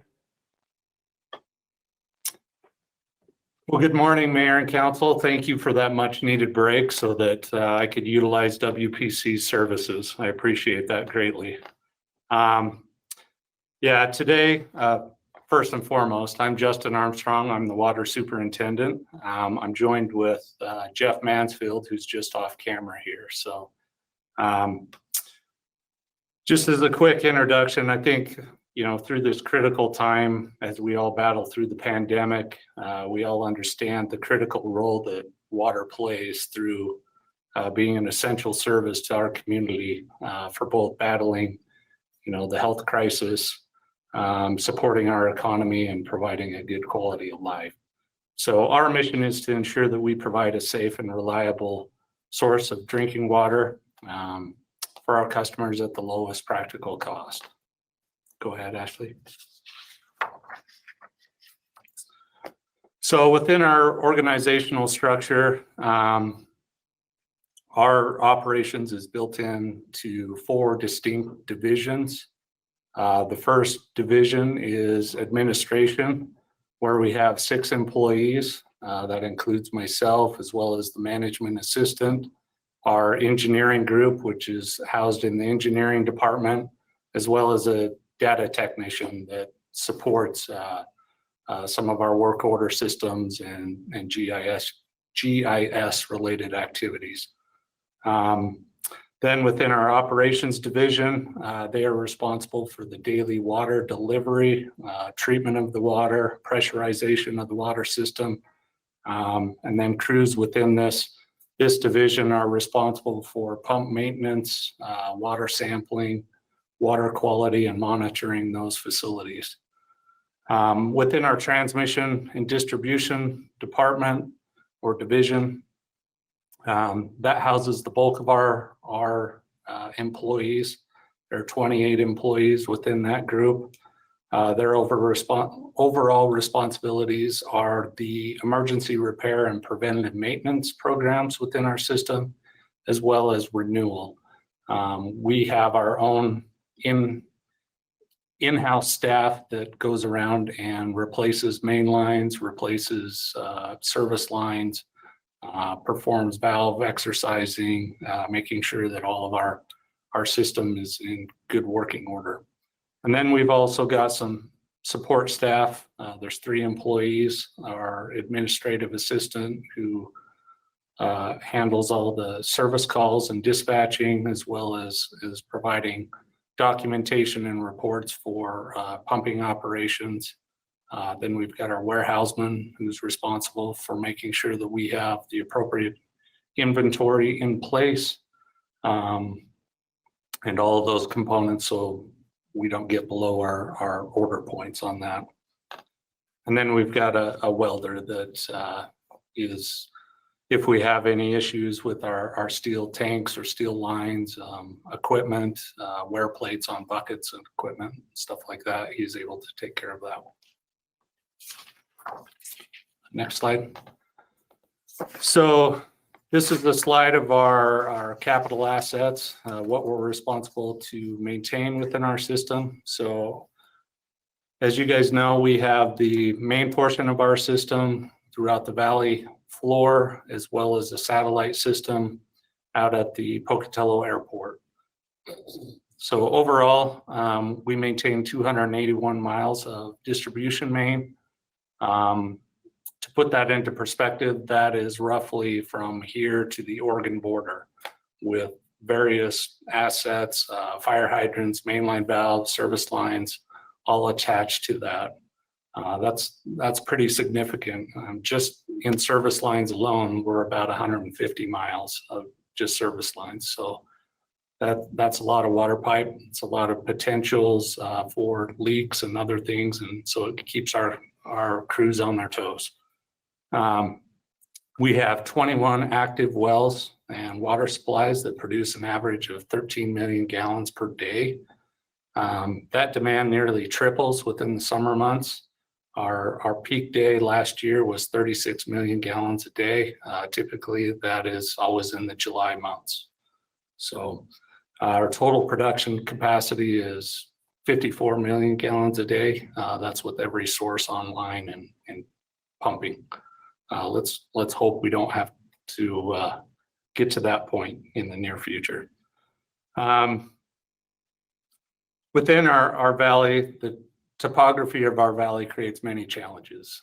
It's hard to compare our community to some of our surrounding communities because they are very flat. Twin Falls is very flat. Idaho Falls is very flat. And so with the challenges of benches on both sides of the valley and ravines in between things, that requires many system components that require storage tanks, booster stations, pressure regulating valves and things like that. And so overall, in total, we pump elevation difference wise about 1,100 feet in elevation between our lowest point to our highest water tank in our system. So that's pretty significant. Go ahead, Ashley. Output. So last year we produced 4.6 billion gallons. That's slightly down from the previous year, which was 4.8.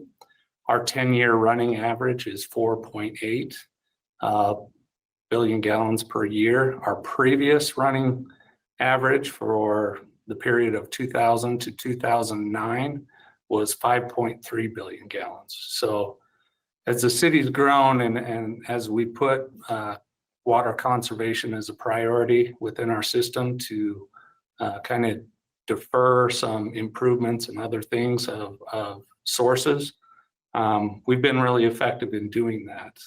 We've experienced a 10% reduction, between our averages. And so I think that's a great story to tell, especially as we talk through some of our rate structure that was built back at that time.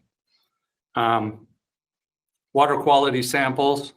There was a slight uptick in water quality samples this last year. That was due to some VOC, SOC, IOC sampling. Those are on typically a 3-year window. So Those things come up, come down. You know, there's monthly samples, there's quarterly samples, there's annual samples, and then there's ones that are testing constituents that are 3 to 5 years.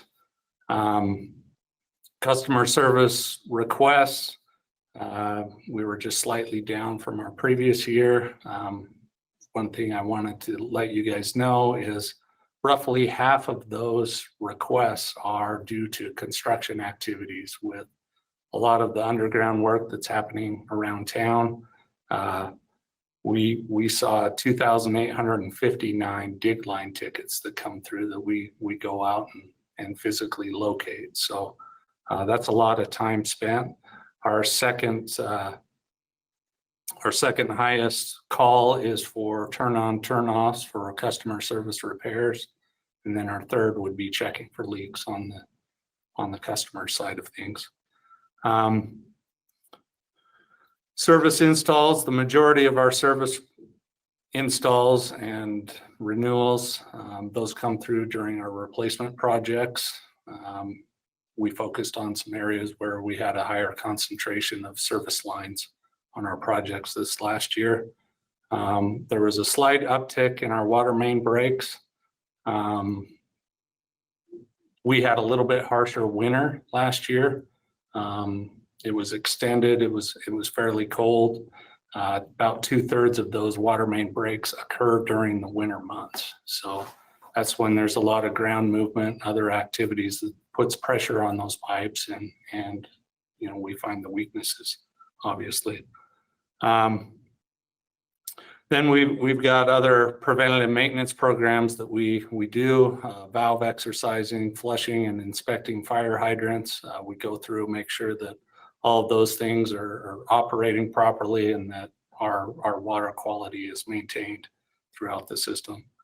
And then we also finished the 5th year of our meter replacement program to upgrade meters to AMR technologies. I've got that on a later slide as well. And then we replaced 9,420 feet of main line. Measures of effectiveness. I have a question. Yeah. With regard to the hydrants, is that 2,071 gallons or 2,071 hydrants that you inspected and flushed? How many gallons of water is that? Yeah, gallons of water. I would have to go back and calculate that. The only reason I ask is because when I walk my dogs, I see them, and they're doing it now. So I see them doing it, and I just see so much water just running down the street. And I'm just curious, is there no way to capture that water to use it for something?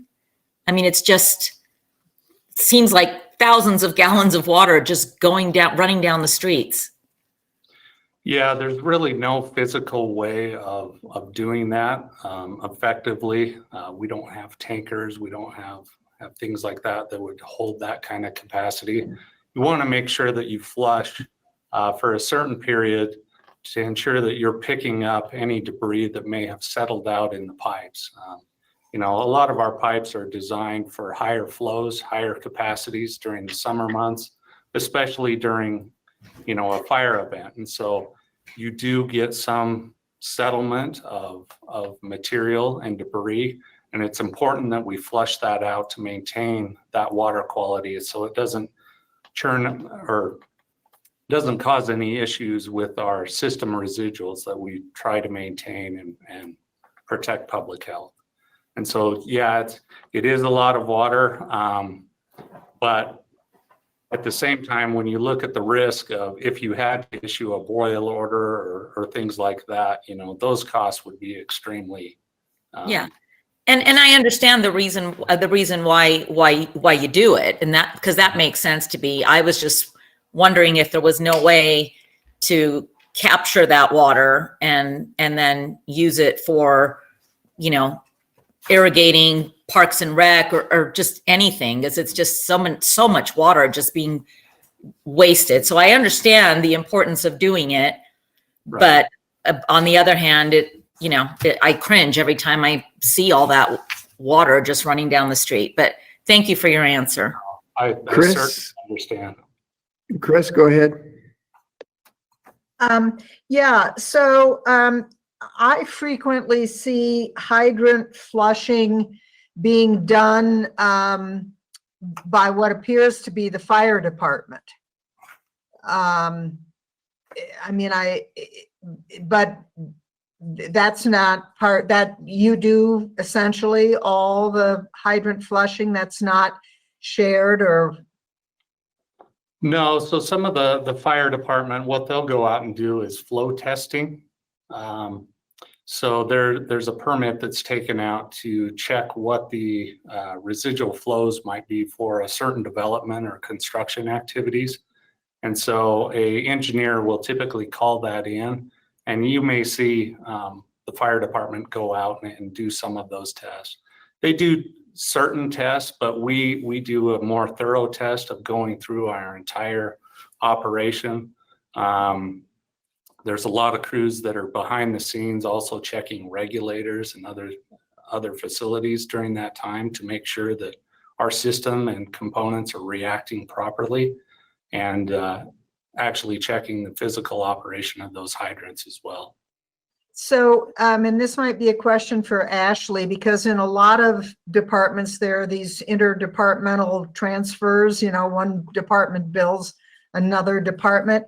And I'm just curious whether or not the time that it takes for your people to flush and inspect the hydrants is, is that then billed to the fire department, or is that covered by the water user fees? How is that covered? So a lot of these flushing activities, they're considered preventative maintenance activities, and they're covered in the operation and maintenance fees for all users and connections within the system. Okay, thank you. You bet. Yeah, thank you. Measures of effectiveness. So every year we issue basically a report card of our water quality and water standards. Last year we experienced no violations within our drinking water quality standards. We also try to maintain minimal interruptions in water service. So the integrity of our water system, specifically related to the age of some of our water system, is very low. We're within the median range, so 12.1 leaks per 100 miles of pipe. And that's according to AWWA's 2017 benchmarking indicator. And then we also believe that we maintain reasonable water rates when we're compared locally. I do have a slide later in the presentation that'll show how we compare with some of our surrounding communities. Go ahead. One of the things that we had done this last year is we participated, actually it started in 2018, we participated in the energy management cohort with various communities within Eastern Idaho. That was put on through Idaho Power and Rocky Mountain Power. At the beginning of the project, we had set a fairly lofty goal of about 5% energy savings. Within the first year, you go through and you model certain components and check to see how well you're operating.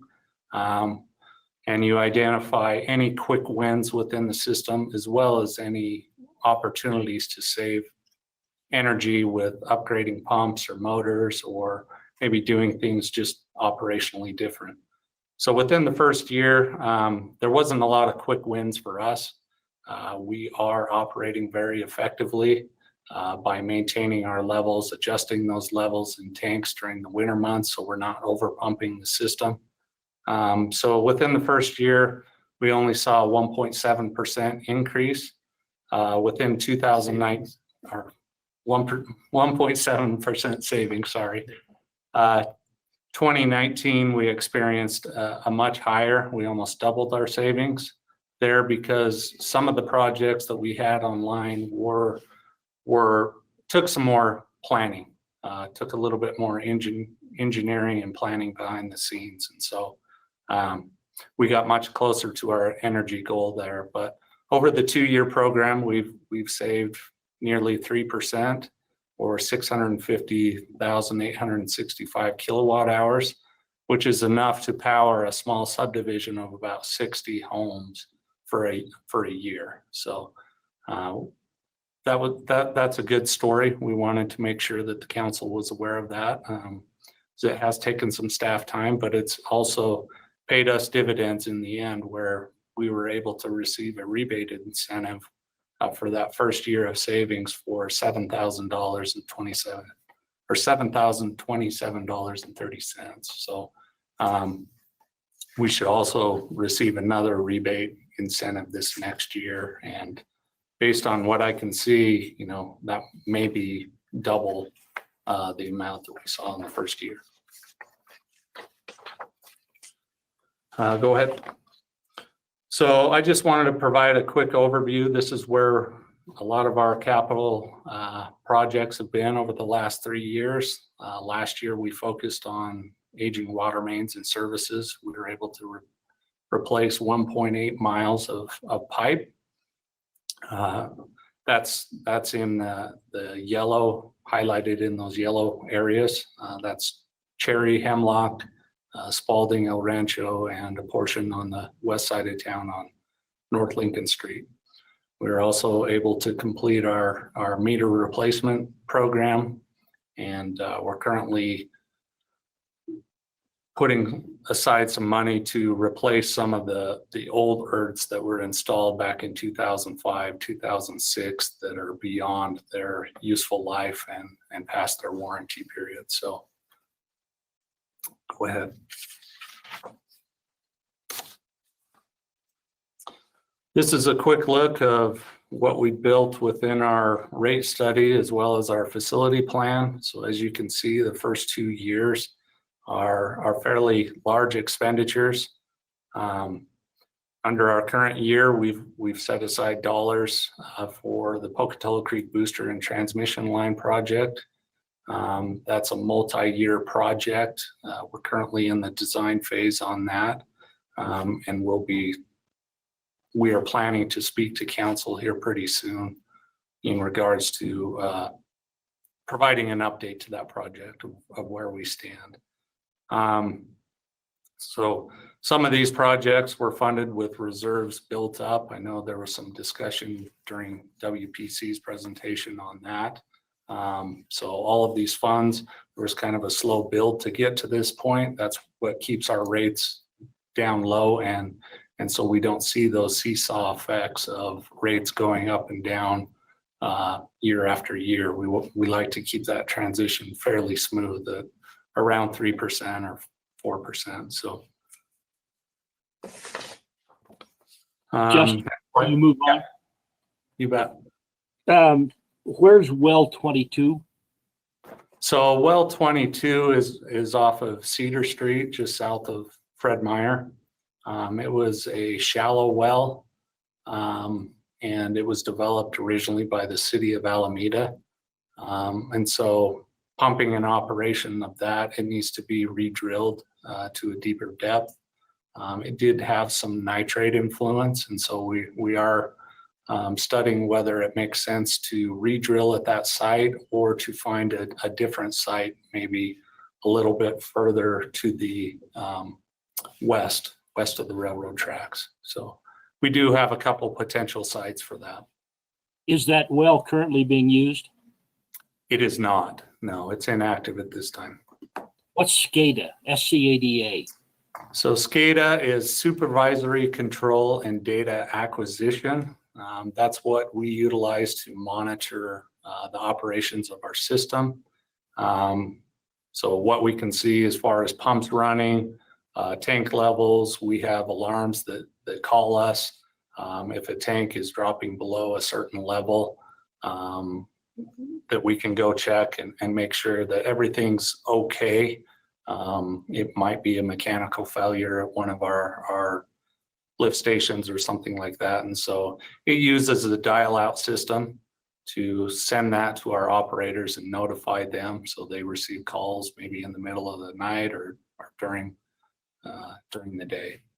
So On item 8, the South Valley booster proposed in 2022, what part of South Valley is that intended to serve?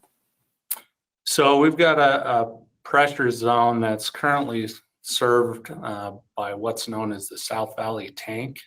That was a tank that was built back in, I think it was 2008, 2009, just above Century High School. That tank is currently supplied by well 44, which is down below the high school.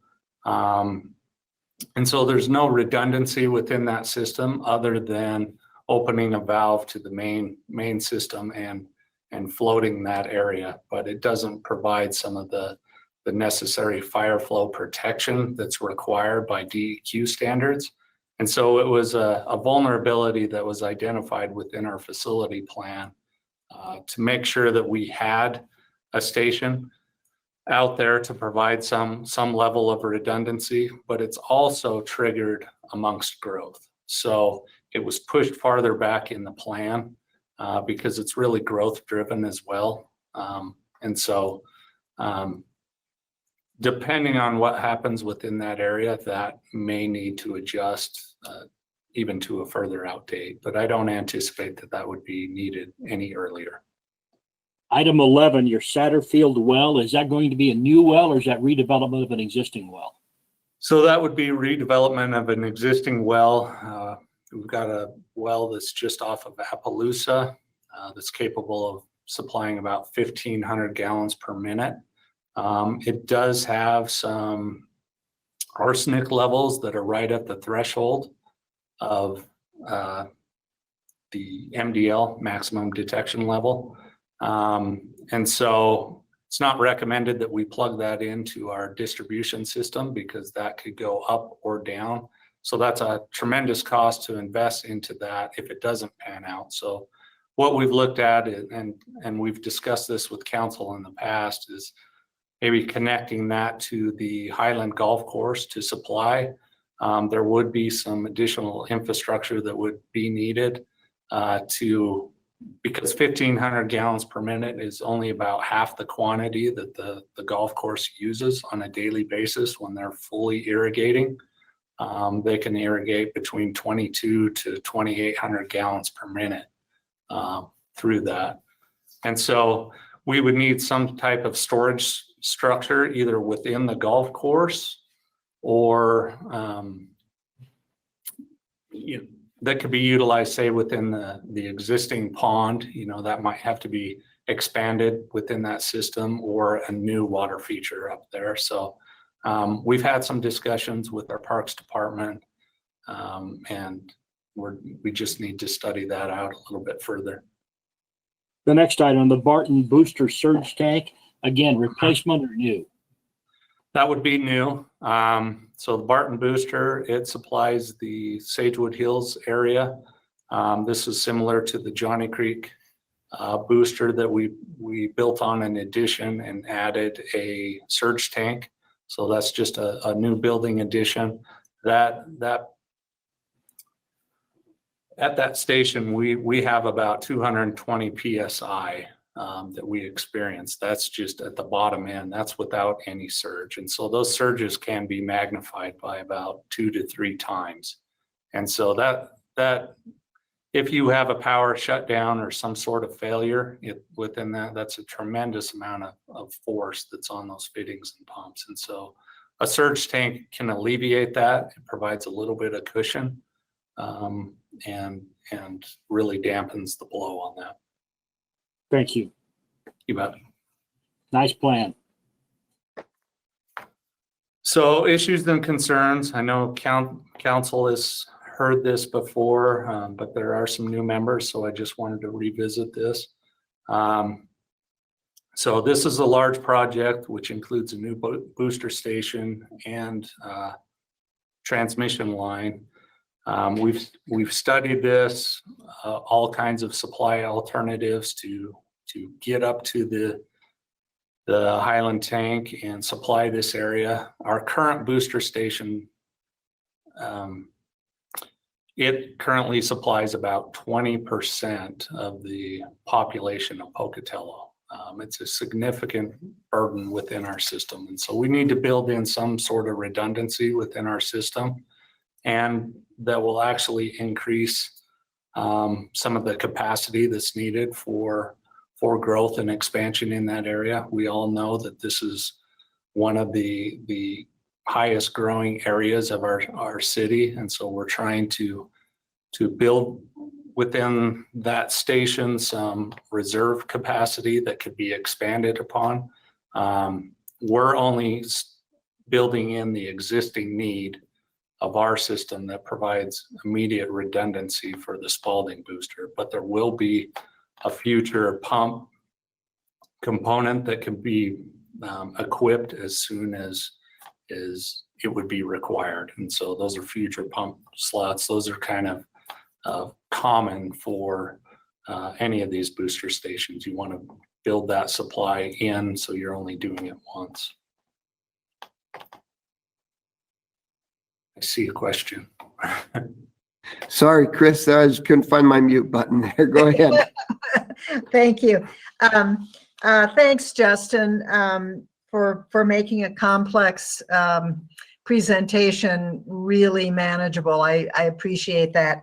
I am curious, kind of the same question I had relative to water treatment.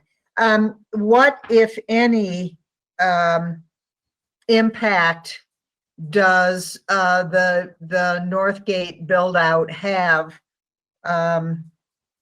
you know, for your department, and is this Highland Bench supply redundancy, you know, thinking of Northgate development or at all, or just could you just talk about address Northgate and city needs, and whether or not whatever you might be doing relative to Northgate would fall within the TIF district and therefore would be reimbursable?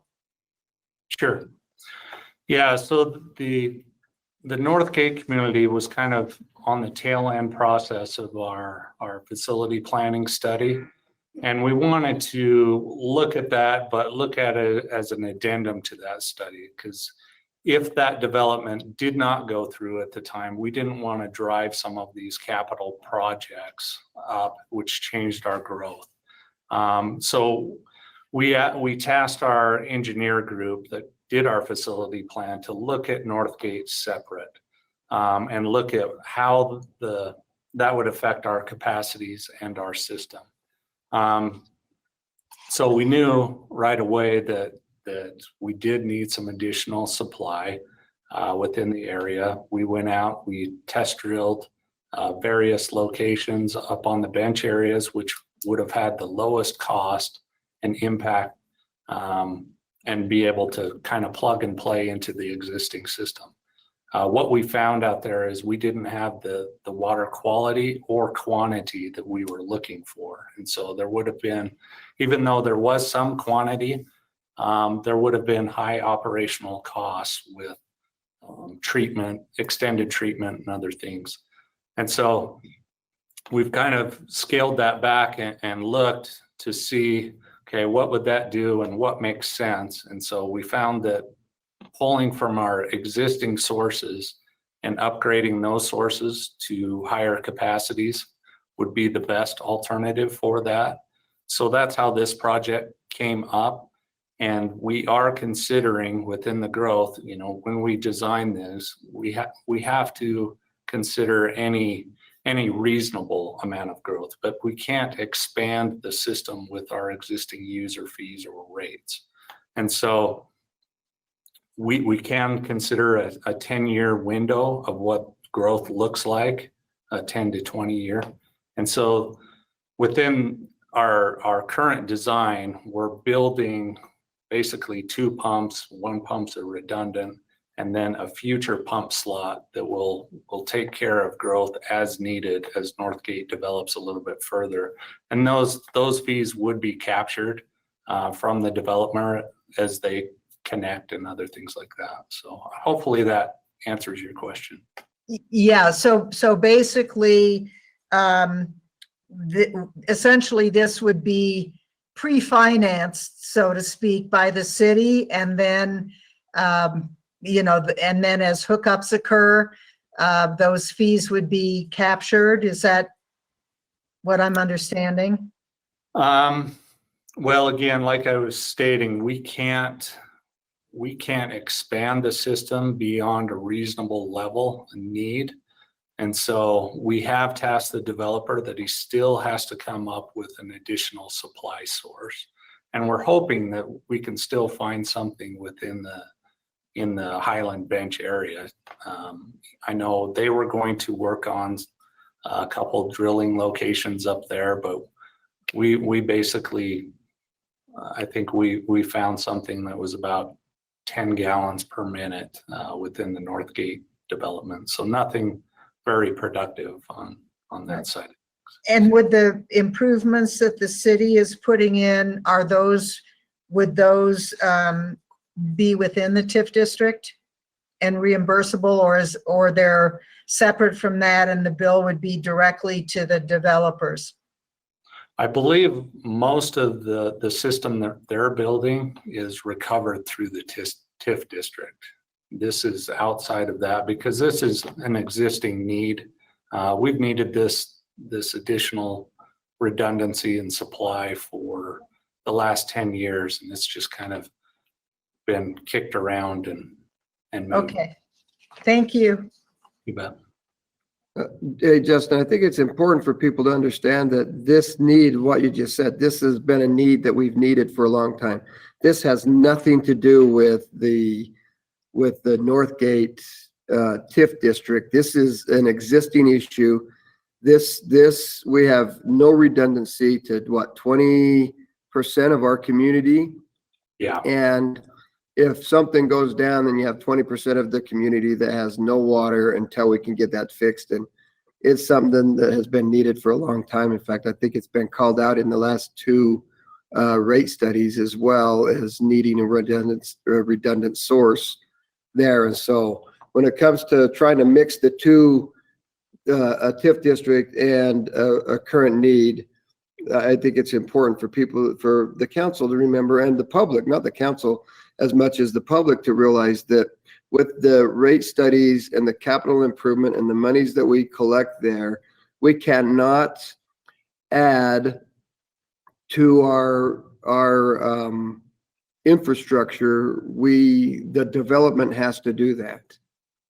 And so I think that's an important piece that really, I mean, I think a lot of times a community forgets that we can't increase and add to it. We can fix what we need, but we cannot add for new development. That's a developer's cost. Is that correct, Justin? Yes. Okay. Chris, you had another question in there. Claudia, it No, looks I like just you've got wanted one. to thank you. Thank you for that explanation. And my reason for asking, frankly, was to clarify for the public, because there have been a number of misconceptions around this improvement that I thought were worthy of clarification. So thank you, Justin, and also thank you, Mayor. Yeah, Sounds those are great. great questions. Thanks, Chris. Claudia, go ahead. Okay, sorry if I'm not as smart as I look. So just so I understand,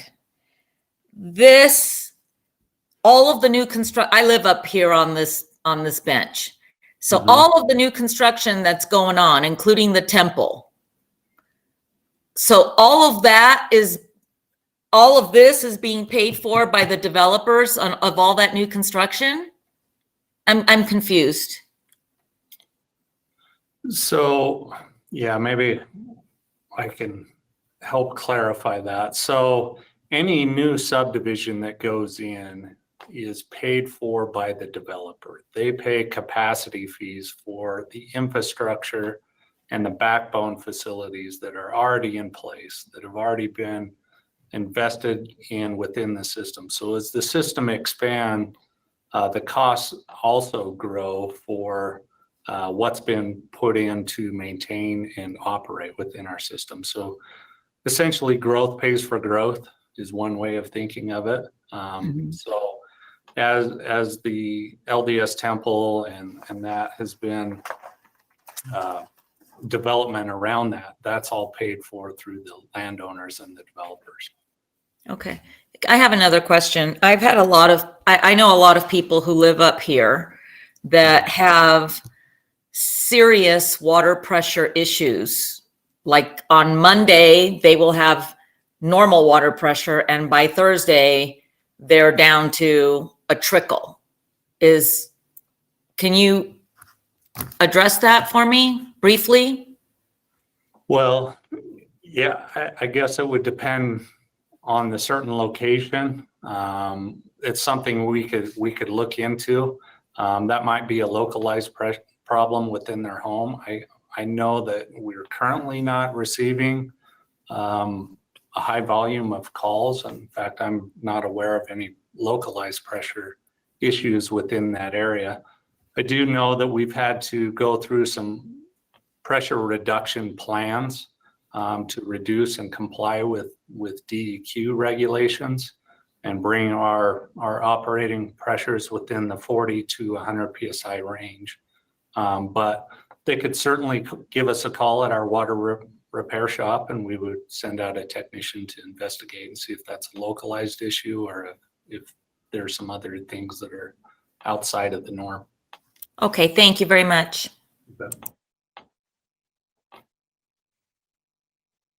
Go ahead, Ashley. So the other large capital improvement project that we have, in fact, this was brought before council for the design services part of this. But I just wanted to focus on this project and the need for this project, because often you see the exterior of these tanks and facilities, but you really don't get a grasp of what's going on internally. And so this tank, which resides on the west bench of town, was constructed back in 1975. It's our largest volume tank. It services the area of the valley floor as well as the west bench areas. In 2019, we conducted an inspection on that tank where we drained, cleaned the tank, and did a visual inspection with our engineer consultant. What he found was the exterior condition of the tank was in very good shape. It was last painted in 2015, so everything was good there. However, the interior paint coating, which is 25 years old, is in fair to poor condition. So a lot of this that you see within the pictures below are most of the corrosion issues tend to focus on the ceiling and rafters, where you have air and moisture, which basically builds a high corrosive cell. And so a lot of these bolts and other things and flanges, we're seeing some corrosion, we're seeing some metal losses on that. And so it's time for a blast and recoat to get that back to a standard. Typically, these coatings last 20 years. So our ability to get 25 years of service out of that coating was very good. And we want to make sure that the inspection process and other things are ensuring that we get a high quality coating that really extends the life of these tanks, where we can push them a little bit longer than their useful life. So go ahead. All right. So personnel, there is, let me see, just a slight increase. That's just due to step moves and just a difference of personnel. You can see that I believe the differences here are due to retirements that aren't budgeted for fiscal 21. And about 20% of their budget is for labor. They have 43 full-time and $68,000 in part-time. And then the operating budget, this is just built per the rate study. So you can see that there is an increase. Most of it is due to capital projects, like the other ones that you have seen this morning. And then revenue, most of the revenue comes from charges for service. You can see, again, this is just like WPC where there's the 4.72% increase. The actual rate increase is only 4%. And then this is just the overall revenue increase due to those projections. Water also has capacity fees. We just kept this flat just due to recent history. And so if you guys have any questions on that, Justin can explain why we kept it flat. But we were just looking at, you know, what we've collected in the past year and then kind of where we're trending for this year. So we just decided to keep that number flat. And then there's also a debt service fund in water. Water does have enough in the capacity fee fund to cover a payment for probably a couple years. And so instead of transferring the money directly from the water fund, we're transferring from the capacity fee fund to pay for the debt service payment this year. All right. Any questions on any of those numbers? Yeah, so just a couple of things that were identified within our rate study as far as increases. Of course, Ashley's already gone over the 4% increase that is projected. We do have a new agreement with the Palisades leases and the joint cities mitigation, and so that there's an increase of 137,000 there. Within our administration budget, we're asking for a new copier of roughly 7,000. And then under maintenance agreements, this is the payment back for the joint cities mitigation. So this is our obligation. We are the administrator. We collect the revenue as well as the management fees for those leases, and that has to be paid back to IDWR. And then as Ashley stated, we do have enough built up within our capacity fees that we're looking to shift those and make those payments out of that fund and out of the administration. Under our transmission distribution, overall, there's a slight decrease. That's due to just some adjustments within our capital. We have less capital expenditures with some of our vehicles this year, but we are asking for a replacement of 2 flatbed trucks, a 1 ton or a half-ton pickup. Those trucks are 10 years old. And then we've got a new crane truck. That's a big expenditure, and that truck is over 25 years old in need of replacement. And then a new compactor and replacing that. Under our pump purification and storage, mainly these fees are related to the 5 million gallon tank, both the inspection services as well as the capital infrastructure costs. And then there's some utility fee adjustments there. What's the balance in the water bond payment? In the capacity, like The water bond, what's the balance due on that? of the loan? Yeah. Let me pull that up really quick. Give me just 1 second. We just refinanced this a few years ago. It was a revenue bond, and we were able to get a lower rate and not have to have some amount in reserves. So I just opened this up yesterday. Just gotta find it. Okay, so water bond. It looks like the balance at the end of fiscal year 19 was about 4.7 million. So the payment every year is a little over 600,000, and that will pay off in 2028. Thank you. You're welcome.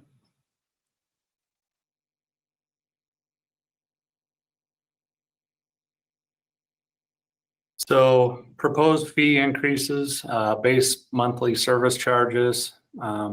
These rates are basically designed to recover costs for customer service or utility billing costs, meters, small distribution repairs, services, and fire protection services. And so that's non-use. These fees are fairly low compared with other cities.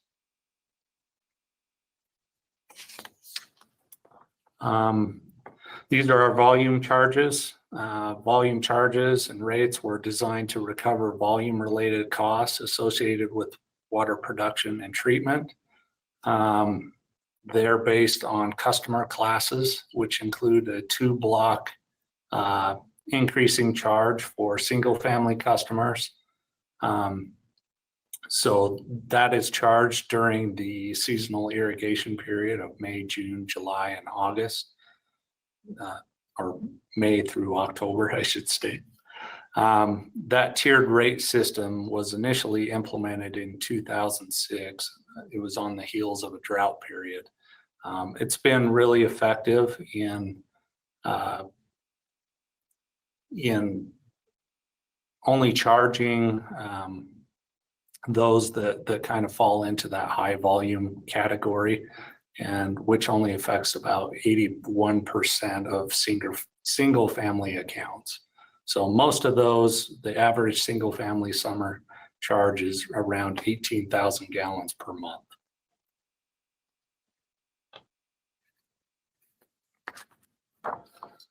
Here's an overall look at how we compare within our local regions.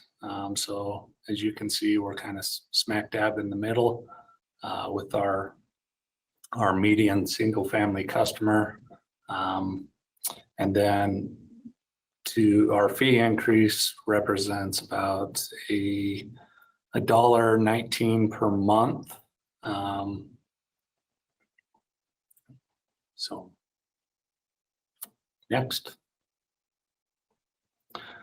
System capacity fees. Capacity fees are designed for new connections or new users. That's utilizing that buy-in approach. The fee is intended to recover some of the cost or the proportionate share that a new user has within the existing backbone facilities. And basically you become a new investor in the system. And so, yeah, that's basically it. So any additional questions?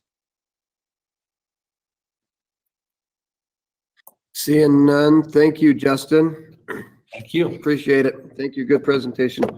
We'll move then on to Parks and Parks Admin. Was organized in a strange way, so it's hard to find them. But I'd go check out. Good morning, Mayor and Council. How are you? Just waiting to click in there at the right time. Thank you for the opportunity to present to you this morning. Ashley, we're going to start with the admin presentation, if that's okay.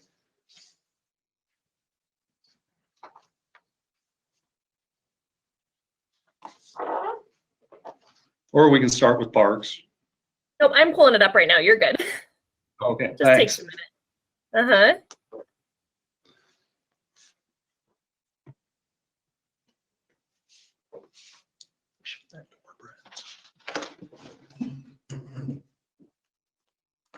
All right, there you go, John. There we go. Thanks, Ashley. Sorry about that.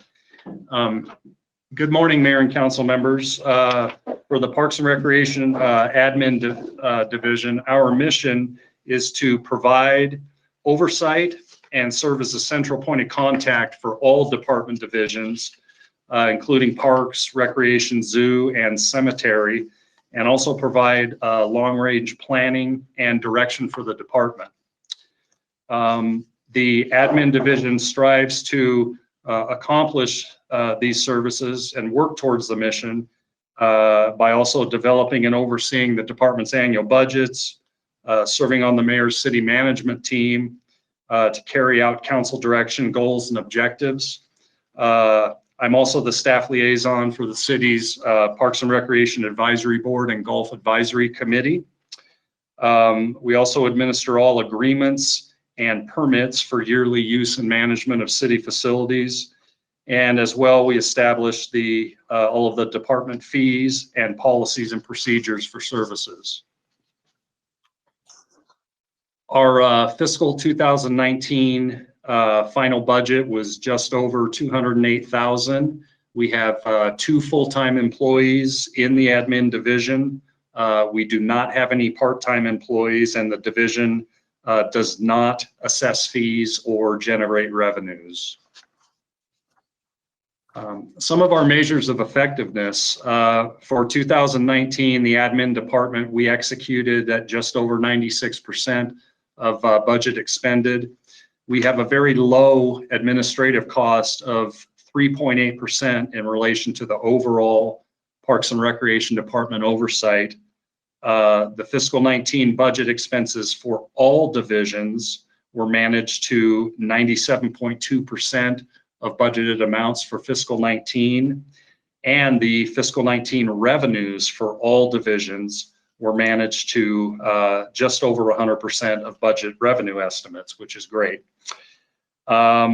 I'll speak a little bit later to this, but the Recreation Division also managed a 71% cost recovery for fiscal 2019, and we were also able to build over $46,000 in recreation fund balance during last fiscal year. Some of the key accomplishments for the admin division, one of the big ones was I was able to renegotiate the financial obligation terms of the golf concession agreement to a revised market-based format, which continued the seamless provision of those golf services and also maintained those revenue streams and avoided significant expenses for the city in potentially re-inheriting that service of golf in the community. I kind of oversaw the development and plans and development of construction of the new concession building out at Ross Park Aquatics Complex and negotiated the long-term agreement for contracting out those concession services at the complex with Ross Park Drive-In. So stop by and get your chili spaghetti this year. We also completed the initial draft Ross Park Master Plan, and I had brought that forward to council for initial consideration and further direction. We will be revisiting that final draft plan a little bit later this year. We also developed guidelines and facilitated implementation of background screening services for our youth sports coaches and part-time employees for the safety of our participants. And another heavy lift this year was this past year rather, was development of a comprehensive Parks and Recreation Department facility use and recreation programs policy document in coordination with the Parks and Rec Advisory Board and council adopted last March. So, John, I think Claudia had a question. I'm not positive. Nope. Okay. No. You just moved your thing off of mute. So, okay. Thank you. Go ahead, John. Okay. Next slide, Ashley. Thank you. The top issues and concerns of the administration division kind of revolve around 2 kind of general areas. Number one is the aging nature of our park system infrastructure. Some good examples of this that have kind of reared their ugly head here in just the very recent past, which I'm sure council will recall, is the situation over at Ross Park with the resurfacing needs and also the failing of the pool heaters and the main building heaters after 15 or plus years of lifespan. We're also having some significant issues at the complex with the slide tower and the staircase in particular, which has been after many, many years of nursing it along and rebracing,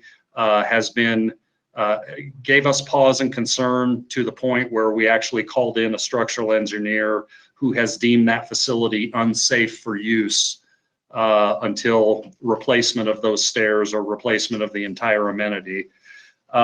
So we've got an awful lot of this going on in the park system. It's been a concern since I've been here in late 14, kind of the aging nature of our recreation amenities, and a lot of things kind of getting towards the end of their useful lifespan. I'm very supportive of developing kind of a citywide 5-year capital plan where all of the departments would bring kind of their top priority needs over the next 5 years, and give council a chance with some justification, some brief, concise justification for each, and give council a chance to kind of weigh the priority and need of all city projects and funding sources. And I would very much look forward to trying to help identify a long range capital plan and future funding resources or funding mechanisms for these types of projects. And the second kind of major concern from an admin perspective is kind of the continuing and increasing challenges of maintaining current service levels provided at existing staffing levels. This is particularly relevant in the Parks Department and in the Zoo Division, where basically we continue to kind of inherit new sets of duties, and our staffing resources either remain static or are decreased due to budgetary needs or other reasons. And Ashley, I think it's your turn. Okay, so as John mentioned, this is a small department. You can see there's just a slight decrease. This is just due to looks like a change in benefit. Almost 86% of this department is labor. There's 1.75. That's because the admin is split 3/4 time to admin, and then also into, I believe it's CRC. Okay. So you can see overall, he has kept his budget flat, just some movement in between the lines. And I think it's back to you. Yep, thanks, Ashley. The admin division is not seeking any additional budget authority for fiscal 21, or for that matter, I can't imagine in the foreseeable future. We're functioning very well and efficiently with the resources allocated between myself and Kristen Davabata, my assistant, at 3/4 time. We're doing great. Regarding a 5% operating budget reduction of around $800, I would recommend that this reduction come from line 6301, specifically in regards to my conference attendance.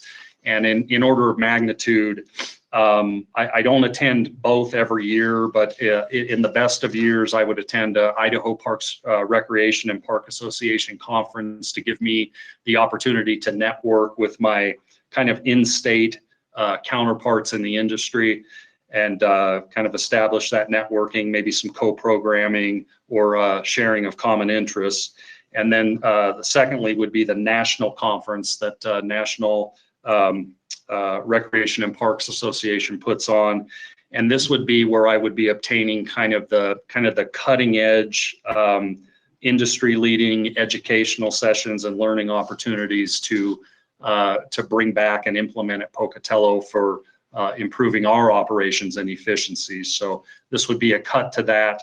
I would forego the local conference first in favor of the kind of national, I guess the most robust conference that I could get the most benefit out of for city operations. So that's where I would propose that cut would come from.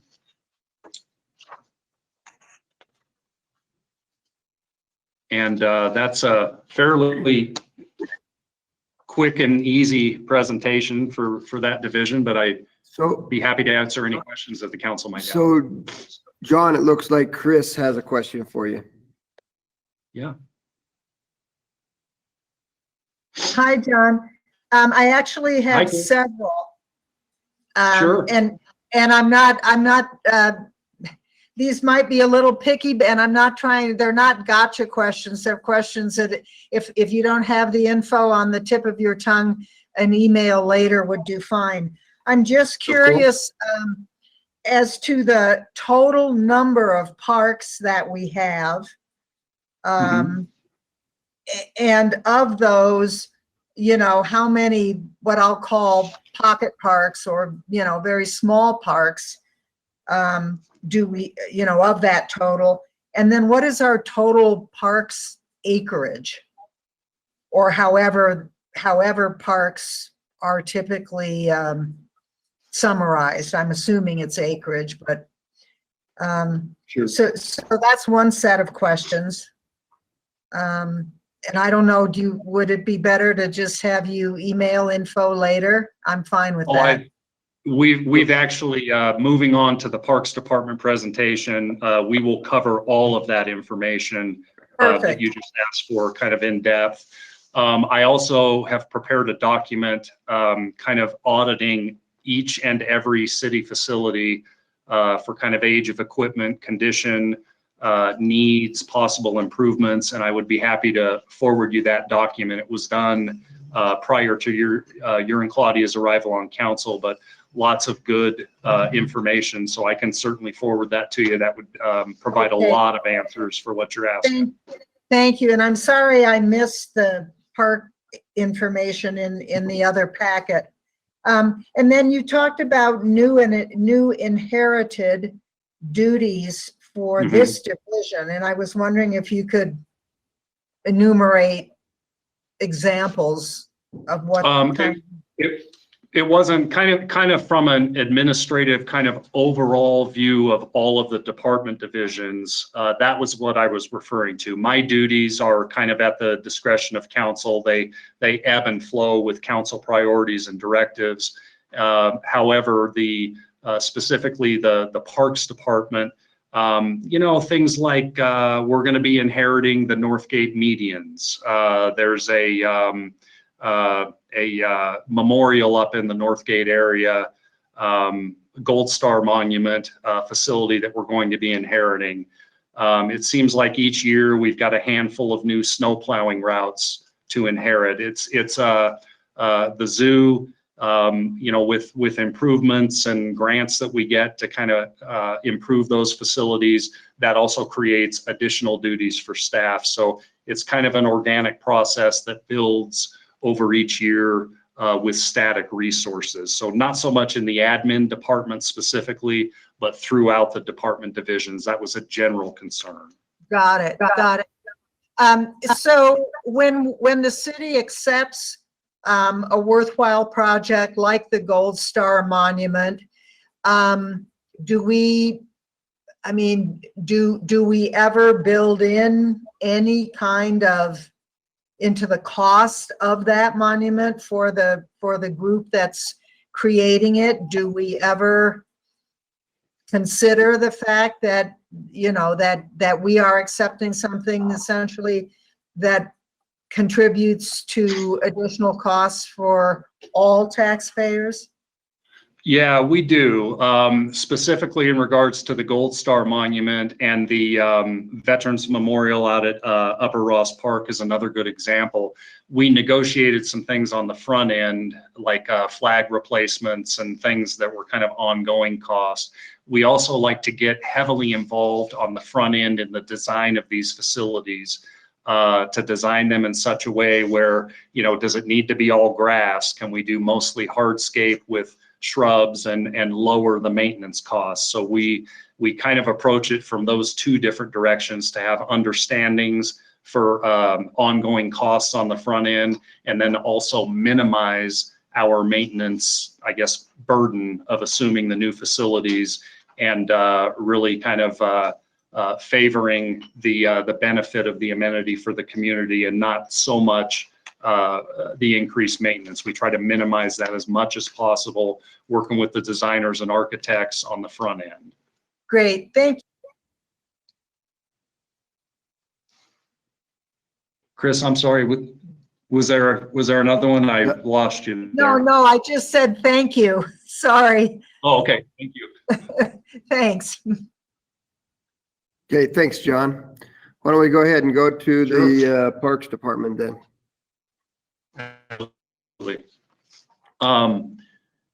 Council, just so you know, I've got Brett Hewitt here with me, sitting 6 feet away, just out of frame, and I'll be giving the presentation. But if there's a handsome devil that he is, doesn't have his hat on today, you won't recognize him. But if there's any questions or information I can't provide, feel free to ask, and Brett is here to provide that additional information. So I'll go ahead and get started. In the Parks Department, our mission is to enhance the quality of life for our community by providing and maintaining top-notch parks and beautification areas and recreation facilities.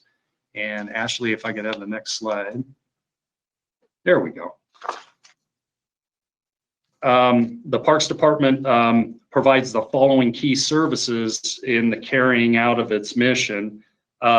Chris, this goes to some of your questions. We currently have in our inventory and maintain 26 parks covering 251 developed and green space areas. We also have an additional 40 beautification, kind of pocket park types, greenway expansion areas and the like, which are landscaped and cover an additional 51 acres. So in total, we've got a 302 acre park system of maintained green space.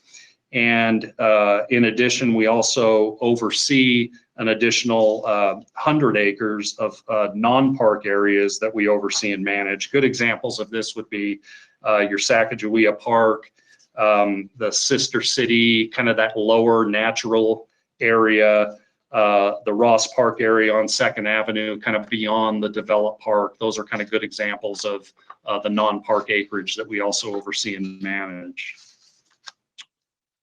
Next slide, Ashley. Thank you. We're also responsible for maintenance of 21 park playground systems, 26 ball fields, 11 soccer fields, and 4 tennis and pickleball courts. Several of those lighted. We also have 16 heavily used and enjoyed picnic shelters and pavilions. And whoops, that's a typo. We have 12 restroom buildings. My apologies on that. It says 9 on your sheet. That's actually 12 restroom buildings that we have.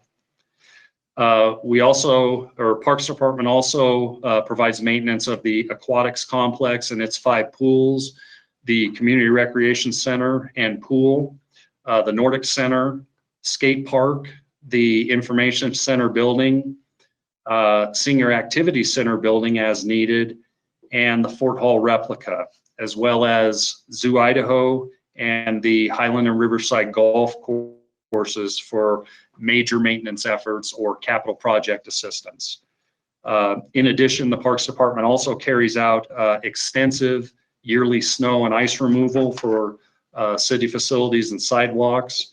We're responsible for our seasonal Christmas lighting and also in-house planning and design and construction of capital improvement projects in support of not only their own, but other Parks and Recreation Department divisions.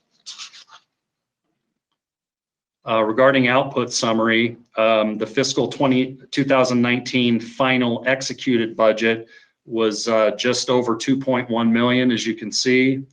During fiscal 19, that was our last year with 13 allotted full-time employees.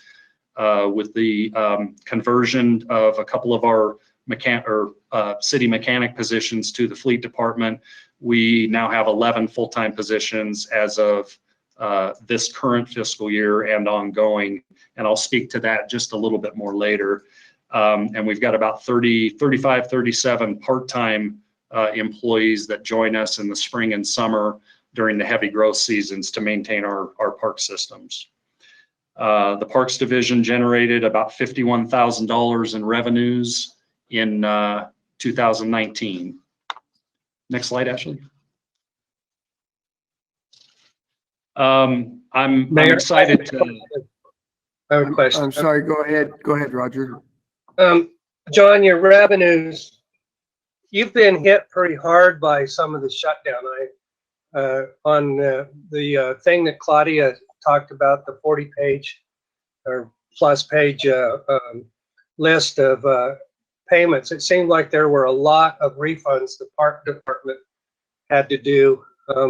Can you make a comment on what you think the shutdown has done with regard to the parks and the teams and all of that stuff?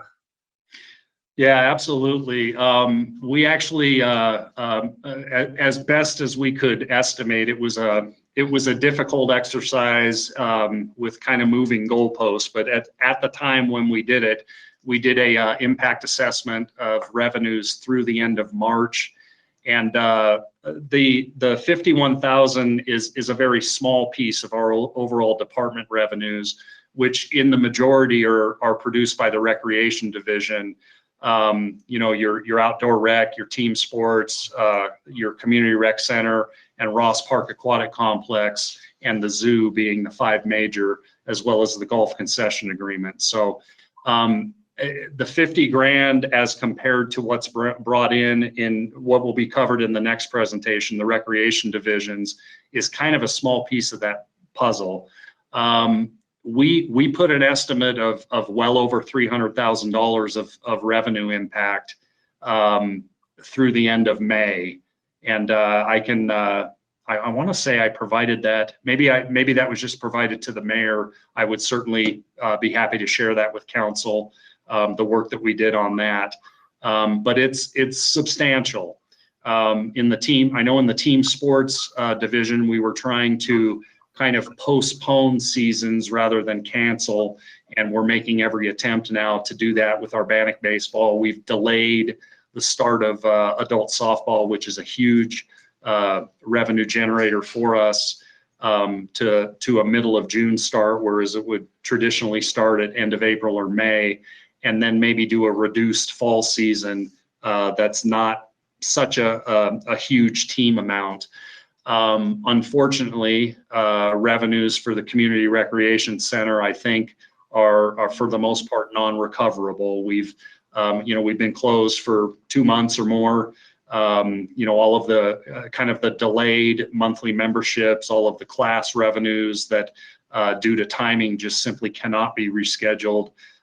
It's going to hurt. Obviously it's not anybody's fault, and we deal with it as best we can. We are reopened and trying to reestablish those revenue streams, and services is the most important thing for the community. But it's going to be a bit coming out of this with the need to restrict numbers, which in turn restricts potential for revenue, both here at the rec center, at the zoo, and also at Ross Park Aquatic Complex.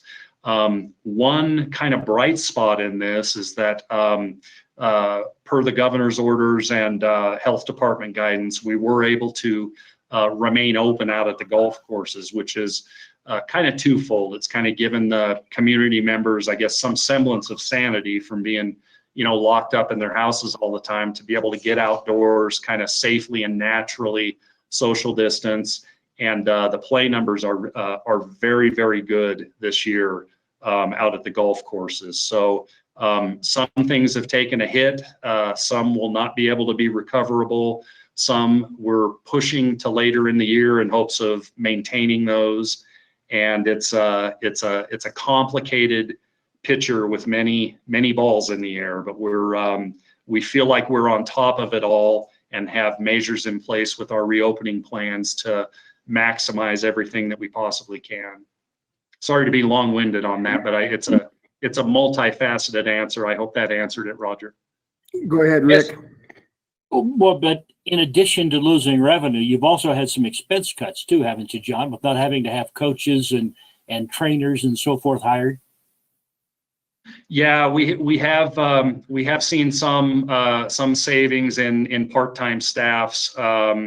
The part-time staffers were being compensated for a period of time, and then that kind of ran out. But yes, we would see some part-time staff savings, and likely some full-time staff savings as well for the employees that were deemed non-essential staying home.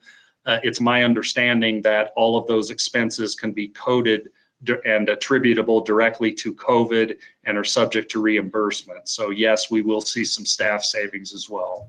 Is your $300,000 quote then, is that a net number or a gross number? That would be a net, that is not taking into account staff savings. That's simply revenues. Okay, thank you. John, Claudia. could you give me an example of where these $50,000 in revenues comes from?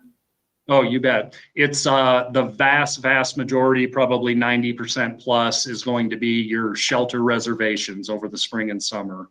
Okay. That's the glut of that. And then once in a while, parks will get donations or grant funding, maybe sale of city assets that have reached their end of their useful lifespan would contribute to that as well. But the vast majority is shelter rentals. Okay, thank you. I think I'm done with that page, Ashley. Thank you. So I'm very proud of our staff, and actually we've got some good comparisons in this and the next presentation of just how efficient that we are in the services that we provide. So the National Recreation and Park Association, they produce an annual performance review, and this performance review provides some key maintenance benchmarks for park system and green space maintenance. Specifically applicable to us are operating expenditures per acre, so cost per acre to maintain, and then also operating expenditures per full-time employee. So the following page will compare how Pocatello compares to other nationwide agencies of similar size and characteristics. In regards to cost per acre or operating expenditures per acre, you can see that nationwide, the National Park and Recreation Association has broken down cost per acre into 3 general categories, which they call lower quartile or the lower 25%. The median would be the median 50% of the nation's municipal agencies, and then the upper quartile would be the highest 25% of the agencies nationwide. And you can see the cost per acre of maintenance ranges from around $3,700 on the low quartile to about $7,200 in the median, or that, roughly half of the agencies in the nation. And then the Cadillac park systems are up in the, well over $16,000 per acre. Pocatello Parks Department provides services for our park system at $5,283 per acre, which is well below the median and I guess closer to the lower quartile than the median. So we're getting a ton of value for our tax dollars and a ton of benefit to the community, and very proud of the staff for the job that they do with the resources that they're provided. Operating expenditures per full-time employee is another good category. Once again, the quartiles ranging from just over $73,000 per employee in the lower quartile up to the median of about $97,000 or pushing $98,000 per employee, and then the upper quartile well over $130,000 per employee. Pocatello Parks Department is kind of hovering around the lower quartile at $78,658 per employee. So lots of bang for our buck and for community tax dollars in the maintenance of our beautiful park system with the resources that we have. Thanks, Ashley. Some of the key accomplishments for the Parks Department this past year, probably the heaviest lift, well, certainly the heaviest lift was our in-house construction of the new concessions building over at Ross Park Aquatic Complex. So really a state-of-the-art facility that we were able to build in-house using some in-house staff expertise. We've got some unbelievably skilled in-house employees in carpentry and framing and you name it. They can build things from the ground up, and this is no exception.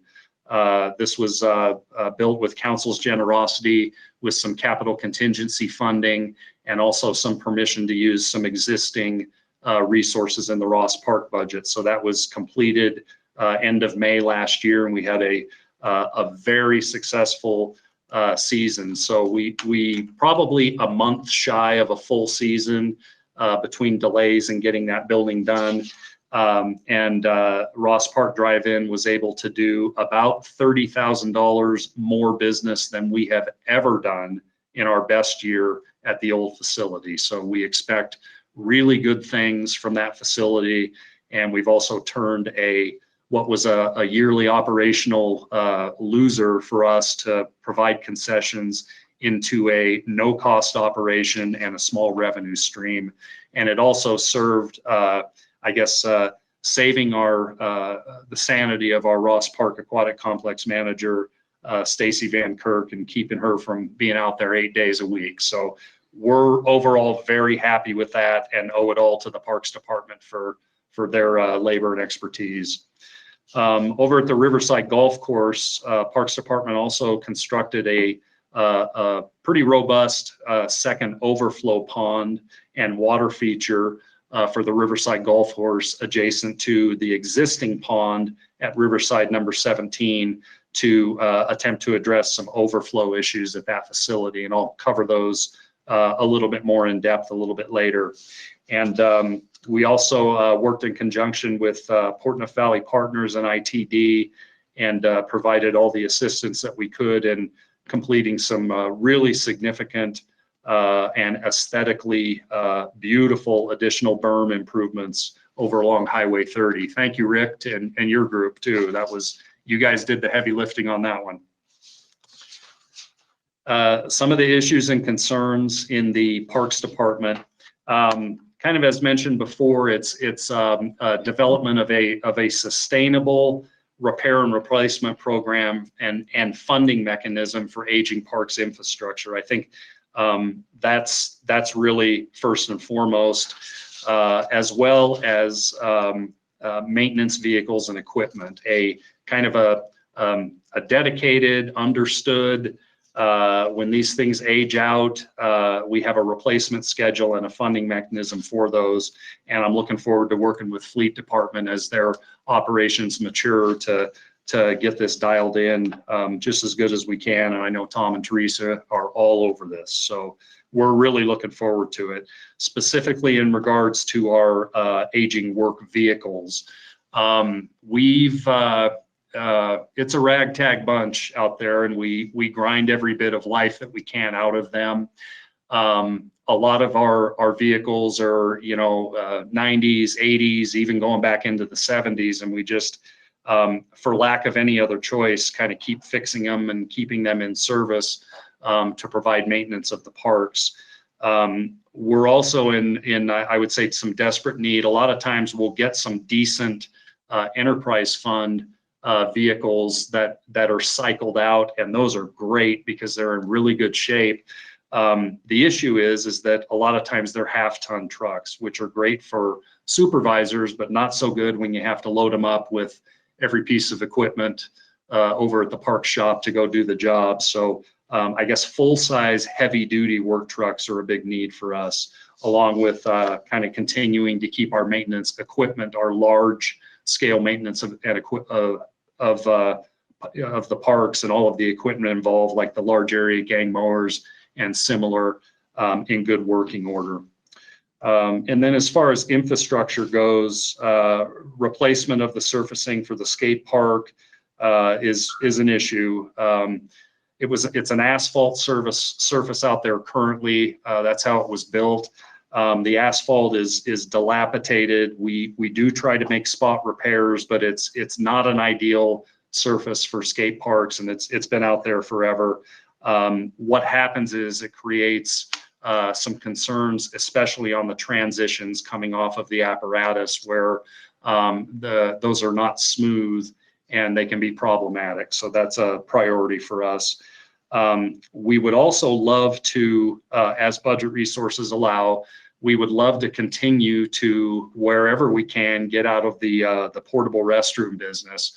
We've managed to do so over at Caldwell Park, Ross Park Lower, where we, and also out at the golf courses where we've built 6 new restroom buildings over the past 3 or 4 fiscal years with council's generous allocations to us. And again, we've managed to do all of these improvements in-house. So nobody likes a portable restroom, even if it's squeaky clean. We would love to, wherever it makes sense, move to single stall permanent structures when budget resources allow. A couple other kind of looping John, we've got a couple questions, one from Roger and one from Rick. Sure. John, when you were talking about the vehicles you need in terms of heavy duty full-size trucks, might it not be more plausible for us to have equipment trailers so that whatever trucks we get in, whether they were a half ton or a full ton, could just pull that trailer, load the equipment? The trailers have a lot longer life because they don't have an engine to worry about. Oh, absolutely. We've got many trailers, and we do practice that now. I'm going to let Brett comment on this one. He would be better suited than me to give specifics. Hello. Yeah, we do have several trailers, and a lot of the we do tow some of the trailers with half-ton pickups, like the small trim mowers, hand mowers are on there. The larger mowers, small backhoes, skid steer equipment like that, it's much better served with being towed by a 3/4 ton pickup with a heavy duty suspension under them.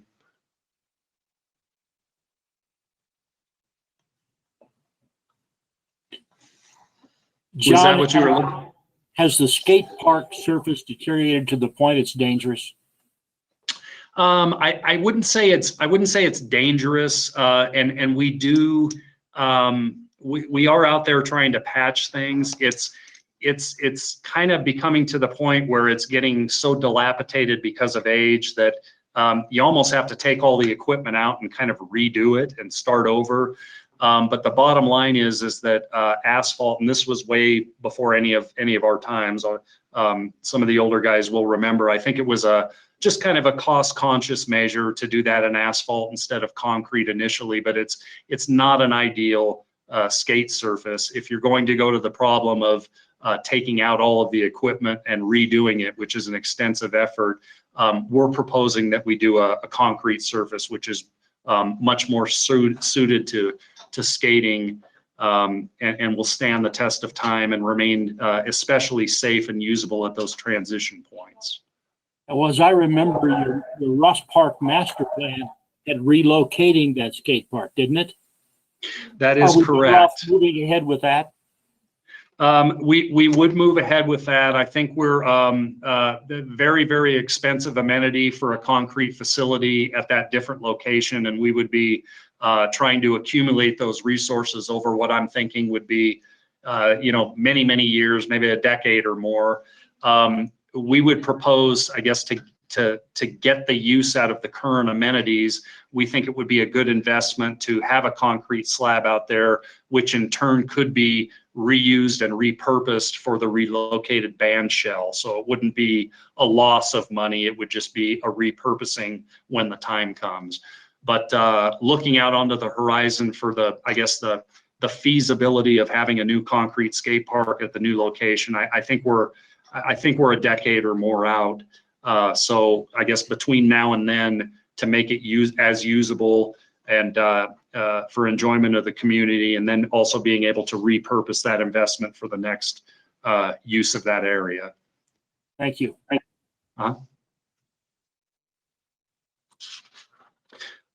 Just one last thing. John, we got Chris has got a question. Sorry about that, Mayor. Yeah, John, I was, again, I assume that you and Fleet have had these conversations, but I'm I'm thinking about the fact that not just in the Parks Department, but in some of our non-emergency departments, you know, we have these really ancient vehicles from, you know, the 70s and 80s. I mean, trucks and so forth. I'm thinking of one particular animal control truck, for example. And so I'm wondering if in your conversations, you've talked about recycling vehicles out of emergency, where they obviously have to be top performing constantly, and rather than going with new, but recycling vehicles that we're familiar with. We have their repair records. You know, we ought to be able to determine which ones have useful life. I'm just wondering whether those conversations have happened or not. Yeah, Tom and Teresa and I and Brett Hewitt, and boy, going back to Alan Green when he was still here, we have had all of these discussions. The fleet department is new, and it'll be really I think handy and nice to have all of the kind of data-driven information that they will have, especially as we go along and we maintain these vehicles and can ascertain the conditions of them. Determine, I guess, remaining useful lifespan versus maintenance cost, and then make some of those decisions. And we're always, we certainly don't need new vehicles. We just need, you know, anything that'll meet our needs and start and run. So we would accept any, you know, enterprise fund truck that's being recycled. We haven't gotten any emergency trucks to my knowledge. But we would also very much be accepting of those if they had serviceable life left. So yes, we have had those discussions, and I think it's a work in progress. And as the database becomes more robust and evolves, it'll provide a lot of useful data for budgeting purposes. Great, thank you. Sure. Okay, go ahead, John. Yeah. Ashley, go ahead. Okay, so going back to personnel budget, you can see there's a slight increase. This is just due to step moves, and I think there might be a retirement in there as well. 61% of their budget is for labor. They have 13 full-time employees and about $336,000 for part-time. Operating has remained flat, just some movement in between the lines. And then I will turn the time back over to John. Ashley, I just got the cold sweats about that retirement. We thought it might have been Curtis, our best construction guy, who basically built the concession stand and the restroom. We thought it might have been him that put in, but Brett just assured me it's not. He's got 2 more years. So anyway. Thanks, Ashley. So as far as budget authority increase, I'm well aware of the I guess the budgetary challenges, and particularly the current COVID environment and some of the challenges or extensive revenue challenges and others that it has created. And I am taking all of that into account when I respectfully present this request. We are requesting for council's consideration, respectfully, an additional parks maintenance technician, and this is basically your bottom of the rung entry level warm body to just do more of the work in the park system.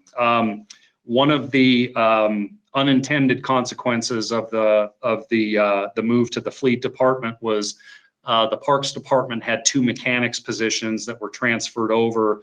I believe the fleet has realized some efficiencies and been able to not fill the second one. But we, however, lost those 2 positions. The issue with that was, which I think there was no way really to be avoided making this switch. It's just kind of an unintended consequence.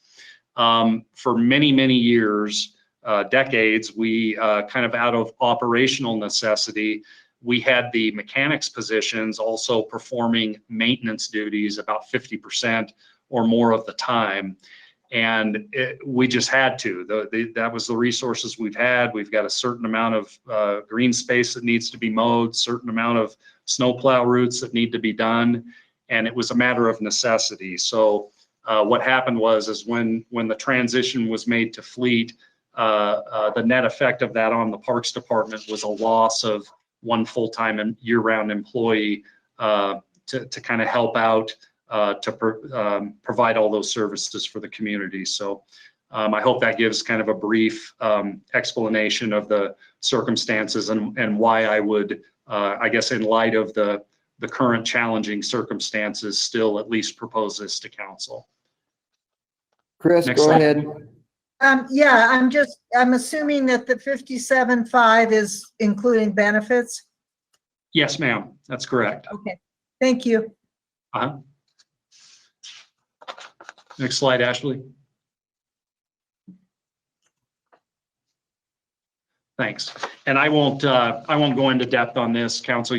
This is included in your packets. I thought it just might be handy to you to kind of see the evolution of the Parks Department full-time staff over the last 15 years or so, to kind of give you a feel for the ebbs and flows of the department, and maybe just kind of again, just kind of note that over the course of time, duties tend to kind of you just inherit new duties, additional duties, and that does create some challenges with static workforces or decreasing workforces. So that's just more information for you. Thank you.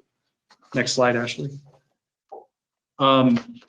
So we did very, very extensive fee changes in all of our divisions, not just cemetery, but also in the park and the recreation fees last fiscal year. This fiscal year, we have much less proposed new or revised fees. The first is the picnic table rental. We would propose to go from $16 per table to $20 per table, and we would also like to add the caveat of per day to that for those rentals. Just to give council an idea, these are kind of the big, heavy-duty, large blue metal picnic tables that need to be loaded onto trailers and trailered to different park locations depending on the event and the need. They are not kind of your folding table variety. They're actually the picnic tables that we rent. So it's pretty labor intensive, and that's the reason for the slight request for increase. The beer wine permits, we feel that's the $50 is an appropriate price. We would also like to add the caveat per day to that, just to provide that clarification. At our picnic shelters, so we did some extensive fee increases last year over all of the different categories. For this year, and just kind of over the course of years and lessons learned, we've noticed that when we have the larger groups, our previous largest category was over 100 people, but we'll frequently get over 200 people for these large, say, Simplot events or large family gatherings. Believe it or not, would have hundreds of people sometimes with family and friends. And what these larger groups do is they kind of exponentially increase the trash, the cleanup burden for our staff following the events. So we would like to institute a new category with 200 or over for the 5-hour period and all-day use, and bump those fees up to kind of account for that additional burden. And then in the special events permits, we're just asking in light of the for-profit use to bump up the special event permit fees ever so slightly, just kind of based on the fact that these entities or organizations are using city facilities for profit. We would like to account for that with a slight increase in fees. John, I have a question. Yes. So these fees, let's go back to the picnic table fee, for example, because, you know, you said that it was very labor intensive and clearly requires, I'm going to guess, a couple of people at least to get it loaded and unloaded and the truck and fuel and all that. So is $20, does $20 take care of that? Is that? Well, these are kind of above and beyond $20, $30 above and beyond the 100 people category, which there were no changes proposed, so I didn't include that here. So this is kind of up and above and beyond that. The $20 increase would be from a nonprofit use to a profit use. So if the organization is having an event where they're profiting off the use of our facility, we're asking to assess a little bit more of a fee, stepped up fee, $20 additional for that. That doesn't increase the labor for our staff. That's more, that $20 increase is more in recognition of the profit versus nonprofit use. No, I get that. But when we're talking about the picnic tables, does $20 cover what it costs you to get those picnic tables loaded onto the trucks and delivered and picked up? And it does. Yeah. It does? It's Okay. yeah, we're not making money on that. It's more of a service. Well, but we're not losing money, right? No, we're not. Okay. And it tends to be multiple tables. So it's kind of the same work, but you might get $60 per load per day versus the $20 per table. So it does cover costs, and that's why we bumped it up, was kind of with that thought in mind, is to kind of recover costs. But it's a service that we're happy to provide. We're not looking to make money, but we just want to cover costs. Okay, great. Thank you. I think we can go to the next one, Ashley. Thank you. So our fiscal 21 5% reduction amount for operating budget was $20,750. We're at the point in our budget where we don't have operational meat on the bone. We haven't since I've been here, and I'm sure long before that time. A reduction amount in the operational lines, it really cripples our ability to function and continue providing the services for the acreage that we have. So I'm recommending that the vast majority of that come out of a capital line item. And we do a good job of maintaining our gang mowers and grinding every bit of lifespan out of those. And I think that would be our recommendation, is to take the vast majority of that from that capital line item, if need be, and try and minimize the impact on the operating budget to the remaining 750, because it's tough. You start, we need this much fertilizer, or we need this many flowers, and if you don't have the resources, then you just can't really do the work. So operational decreases are very difficult. So that's what we're proposing, is to try and take most of that out of the capital line, delay the purchase of that replacement gang mower to cycle into our fleet, and kind of hope for more favorable financial climate in future fiscal years.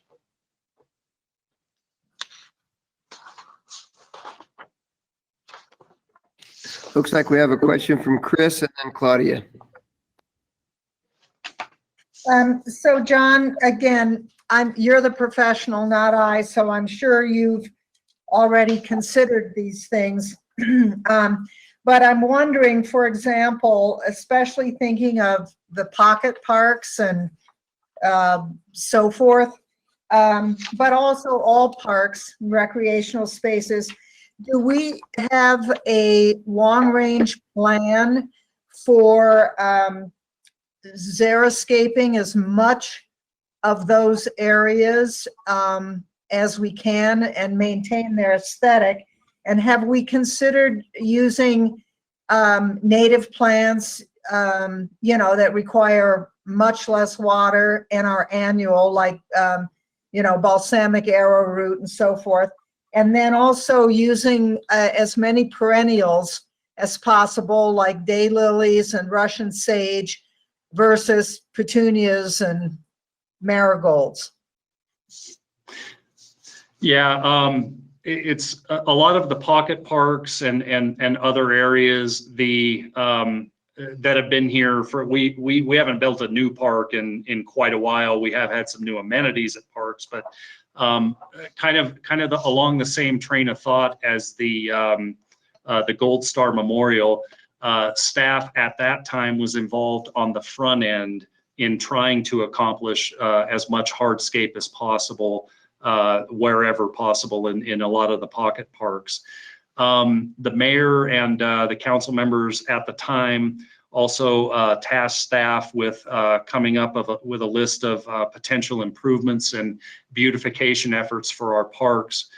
So I did put together a report with a lot of the exact types of recommendations that you're talking about going from green space to hardscape and shrubs and things like that.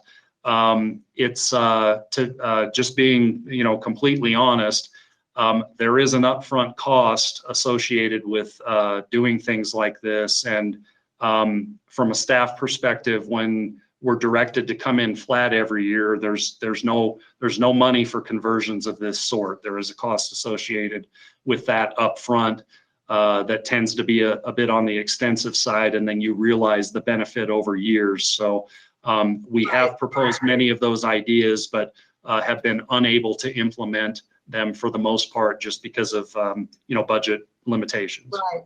So I'm thinking, as on Yellowstone, right, by the crisis center, for example, there are a couple of areas there that get turned over every year and have marigolds and petunias, and to my eye, a daylily border with Russian sage, which would be infinitely easier to maintain, and it would also, you're buying plants once, and the price of annuals is skyrocketing, and so I can well imagine that the annual plants budget must be difficult to manage. And then I'm also wondering, I would love to see your recommendations, because perhaps, as in some other departments, we make an expenditure upfront in order to save money over a prescribed period. We know that, what the payoff timeline is. And then also, again, I'm sure you've considered this, but is there any way that cemetery or do your gang mowers that you're talking about here, are those the same ones that are used for the cemeteries? The cemetery may have, I don't believe, can you help me, Brett, that they have gang mowers. The headstones and the areas are just don't permit that. So it's mostly kind of the smaller, hand mower types of mowers. We're not able to get it in there. Okay, thank you. Sure. Chris, Claudia, go ahead. Mayor, I'm sorry. I would love Brett to speak a little bit to our plannings. I'm a little out of my wheelhouse on the specifics on this, so I'll defer to Brett. And I would also like to have him explain some of the work that we've done here on Yellowstone at the property kind of abutting the railroad, just on the other side of our recreation facility that kind of feeds into the effort you're talking about, and then also the plannings. Brett is a lot more intimate with that information. Yes, we do have some areas that we plant the annuals or perennials, excuse me. Those areas we're getting more and more of those areas. Try to slow to come by a lot of that, I guess. So we'll keep doing that, changing those out. I think we could. I agree with you. We could plant a few more of the perennials, and excuse me, the annuals. Also, I know the Xeriscape in front of City Hall is an example of low water area. Unfortunately, a lot of the areas in parks get watered by the sprinklers that water the turf as well. So it would be you would be some upfront costs for the irrigation changes, that kind of stuff. Okay, thank you, Brett. Claudia, go ahead. So, John, has there been any thought or discussion about getting corporate sponsorships for some of these things? You know, like Simplot or or ISU or whoever to help, you know, make some of these conversions and some of these upgrades that would be, you know, for example, Simplot provides all the fertilizer or do you see what I'm saying? So that it's not all money coming out of the city. Yeah, absolutely. Claudia, you'll, I guess as the new liaison to the Parks and Rec Advisory Board, you'll get a lot more information on this. So right along those lines, it's you know, in a period of kind of challenging budget resources and a real concern of not wanting to burden the community with tax burden. We have given a ton of conscious thought to what I call partnerships, kind of mutual benefit partnerships to accomplish big things in the park system. We have I would say a forthcoming agreement with Connections Credit Union, which I'm sure the council's aware of. Boy, this COVID crisis couldn't have come at a worse time. We had so much momentum on that, and it kind of put everything on hold. We were actually in the process of developing what I'm calling a sponsorship opportunities brochure. We feel like we had some really good momentum with the Connections Credit Union project, with a large donation to help us accomplish the zoo education building. Peter has been able to work with Western States CAT. Just here 2 weeks ago, got about $25,000 of equipment and skilled labor donated to help us develop the ADA pathway over at the zoo that we have been unable to do for since I've been here and before. So we really think that between grant funding and community partnerships for naming rights or mutual benefit is that's where we're headed. And we had every intention of finalizing and rolling out that partnerships brochure with just those types of large scale projects, you know, seeking the ICCUs and the Simplots and other large partners to accomplish big things at zero burden on the taxpayers. It's I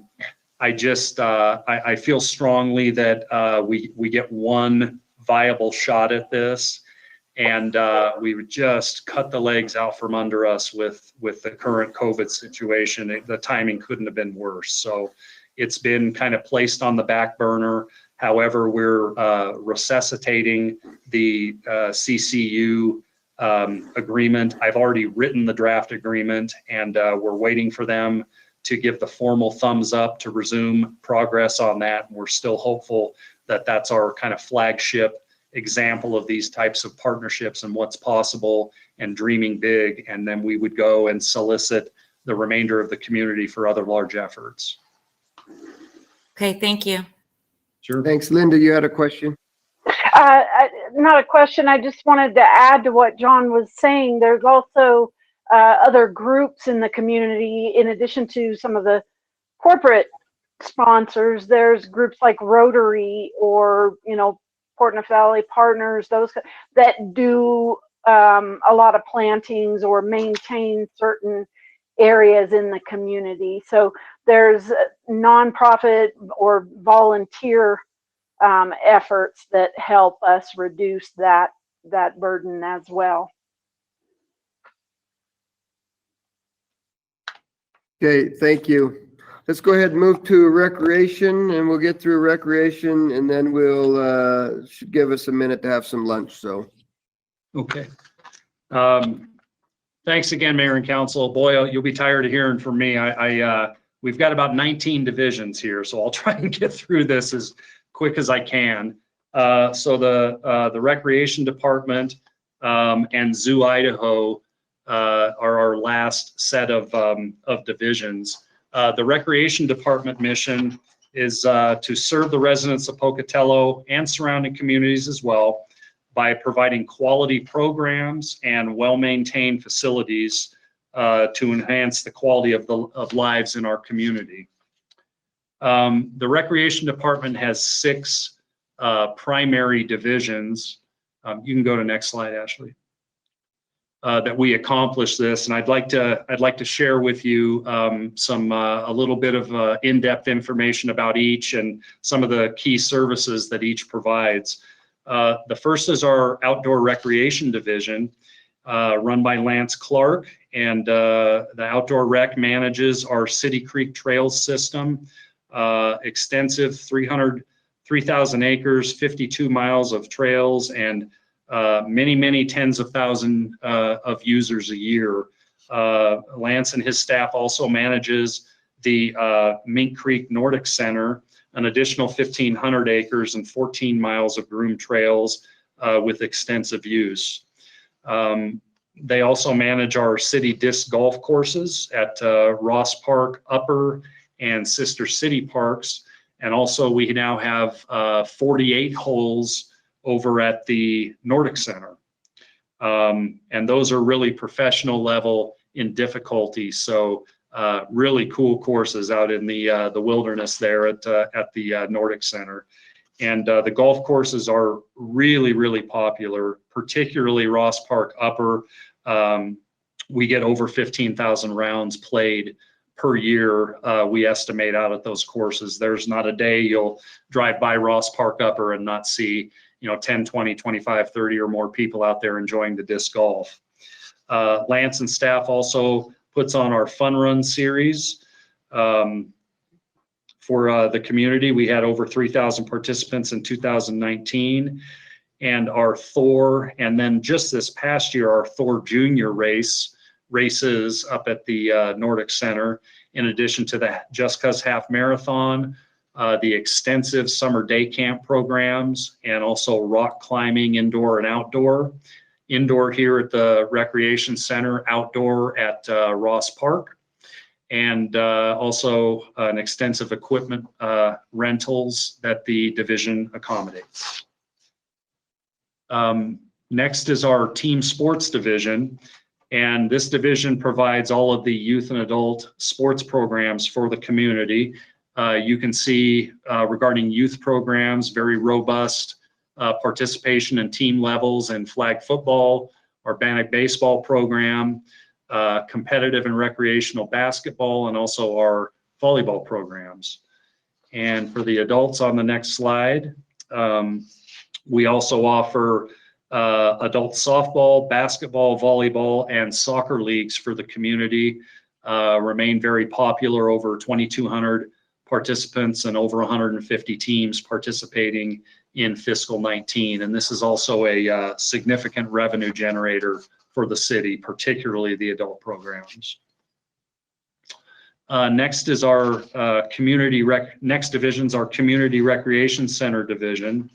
Here at the facility, we've got a 6-lane, 25-yard swimming pool, a hot tub, dance studio, cardio and weight room. We have a popular indoor climbing wall, a multi-purpose activity room, which also serves as our basketball court.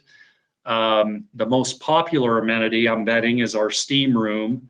It's loved by all. We also have a sauna and eucalyptus room here at the facility, racquetball courts that are double lined for pickleball, and also locker room facilities. And this center also serves as kind of the main hub for all of our staff offices for the department. We have extensive membership base here at the facility, over 1,300 members. as well as very popular daily admission and punch card use. We also offer some extremely popular swim lessons for youth and adults, dance and gymnastic classes, and aquasize and fitness classes on a continuous basis. Hey, All John. in all, John, yes. Rick has a question for you. Yep. John, how do the memberships compare to other comparable facilities in the community that are private? Can you help me, Stacy? I'm looking to Stacy Van Kirk, and she says she does not know that information, and I do not either.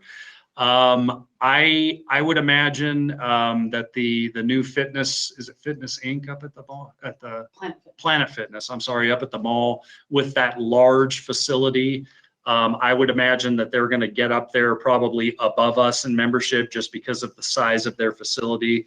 The Fitness Inc. facilities are more comparable to us. I would say generally are going to be more comparable to our memberships. I don't have those numbers, Rick, but I'd be glad to have Stacy call and check up on those. But in general, that would be what my gut would tell me. Let me ask a follow-up, John. How close is cost recovery on this facility? Have you ever broken it out by program or facility? Oh, you bet. The Community Recreation Center cost recovers at, depending on the year, between 75 and 80%. The year before Planet Fitness opened, we were hovering right at 85%. This past year, we dipped down. We did lose some membership, and we obviously that's the only thing we can really attribute it to was a loss to the new facility, and we were down around the 74, 75%. But very, very healthy cost recovery here at the Recreation Center. Thank you. Rick, would you like us to follow up on that and provide you that information on memberships? I'm sure it'd be easy to get. I would appreciate it. I hate to be negative, but I wonder if we ought to be running something in competition with private industry in the community. Mm-hmm. That's my reason for asking. Yeah.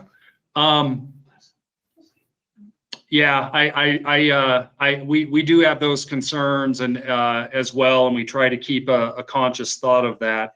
It's a little bit of a different animal in our opinion here at the Recreation Center. I feel like we're catering to a little bit of a different demographic than maybe the for-profit facilities. And by the nature of being for-profit, these people are in it to make a living on. So they're kind of the cost to use their amenities are going to be different than ours, whereas ours are more kind of taxpayer subsidized, where we could have more affordable swim lessons, more affordable dance and gymnastics classes, or more affordable membership options rather than some of the for-profit entities. And we also take great pride in catering to all comers, regardless of ability level. So maybe some of your private dance studios, for example, might cater to a dance participant that's a little bit further along in their skill set. And with that comes a much higher cost, which is unattainable for large portions of our community. They need the city subsidized kind of low cost entry level options that the rec center provides. So similar services, I'm not sure that we're capturing the same demographics. However, that may ease the competition concern a little bit. Okay, sounds good. Thank you, Rick. John. Linda has a question for you, and then it looks like Claudia also has one. So Linda, then Claudia. Okay. I was going to comment and kind of say what John just said. I don't see us as in direct competition with the private facilities. I think we provide something for people that can't afford to go to those facilities. So I think we reach a much broader section of our community and provide a subsidized service, as you said. So I don't see us as being in direct competition, and I think it is important that we provide that to people in the community who otherwise wouldn't have these opportunities. Linda, thank you. I appreciate those comments. Thank you. And I do agree with that. Stacy and I are always conscious. We're not looking to harm community businesses. We try and kind of stay out of their lane as much as we can. I also feel that there's I guess a comfort level for this facility that's maybe a little different than a Planet Fitness or other facilities that might. We have a large kind of a senior citizen demographic that is just very comfortable here with our facilities, kind of our family atmosphere, for lack of a better term, our direct one-on-one customer service that we can provide on the front end. And I just sense that it's a comfort level thing that's catering to our demographic that maybe they're not getting at other facilities. Okay, thank you, John. Claudia, go ahead. Thank you, John. I was going to actually mention that atmosphere is a big thing, and there's no upsell and the things that actually happen in for-profit gyms. So I'm glad you mentioned that. I do have a question though. Out of these 1,326 memberships, how many of those are city employees that have that paid for as part of their benefit? Do you have any idea? Yeah. Claudia, I'm bringing Stacy into the conversation here. Okay, thank you. Hi, we have about 400 employee memberships. If they're a single employee, there's no cost to the employee except taxation. If they have their family on it, it's $10 a month that comes out of their paycheck plus the taxes.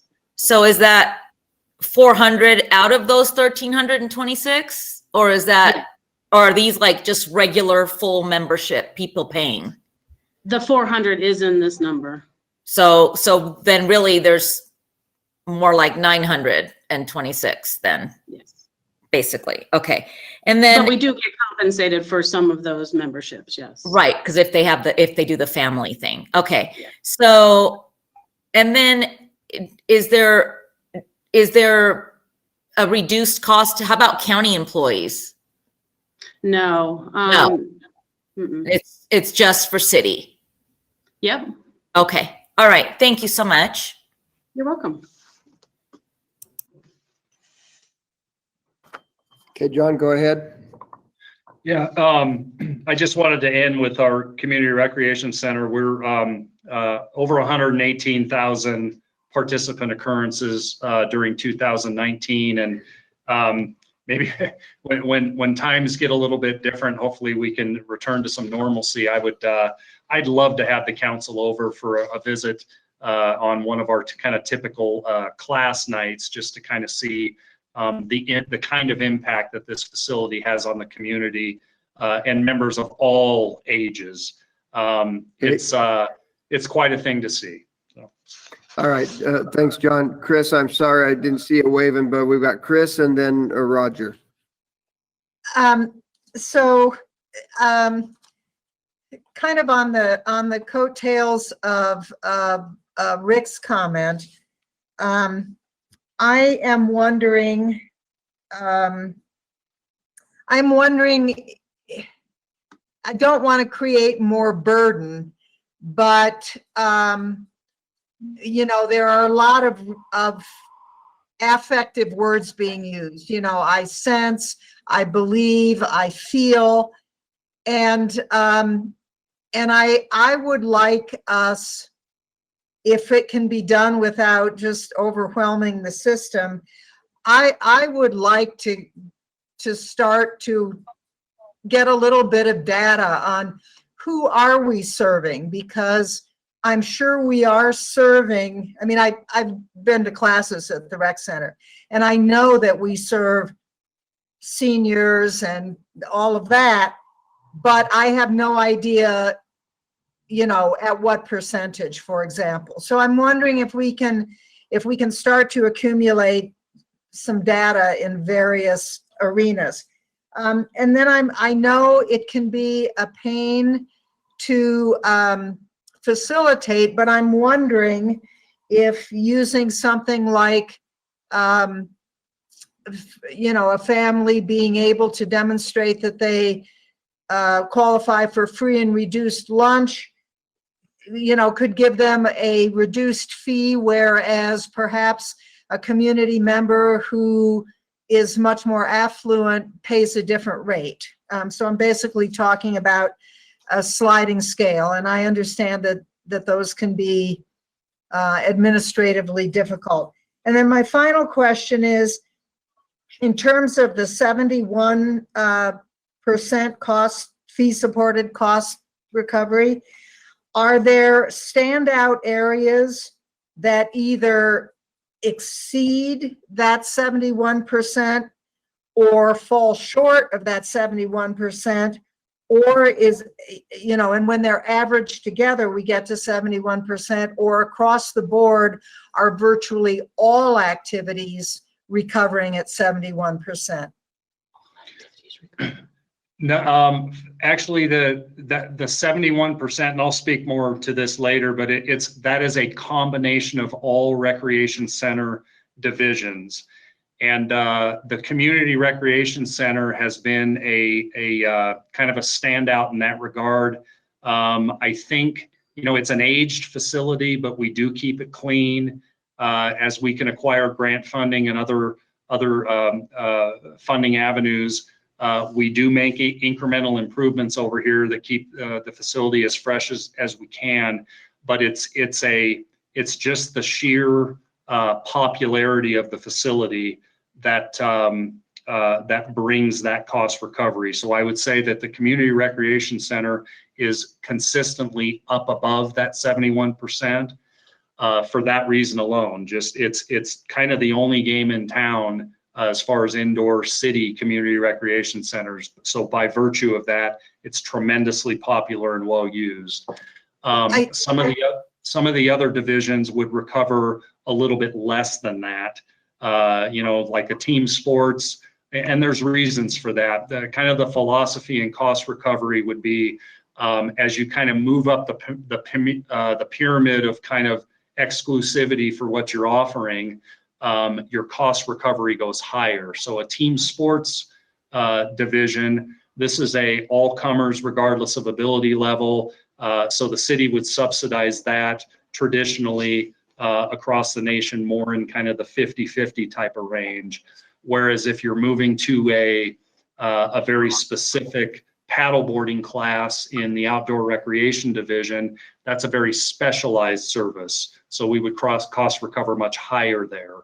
So it's kind of a combination of all the different philosophies by division, by ability level, by exclusivity of service, and it all meshes together for a 71% cost recovery for the department. But this is I would say that we're not unique in that regard to any municipality in the nation. We all operate like this to some degree.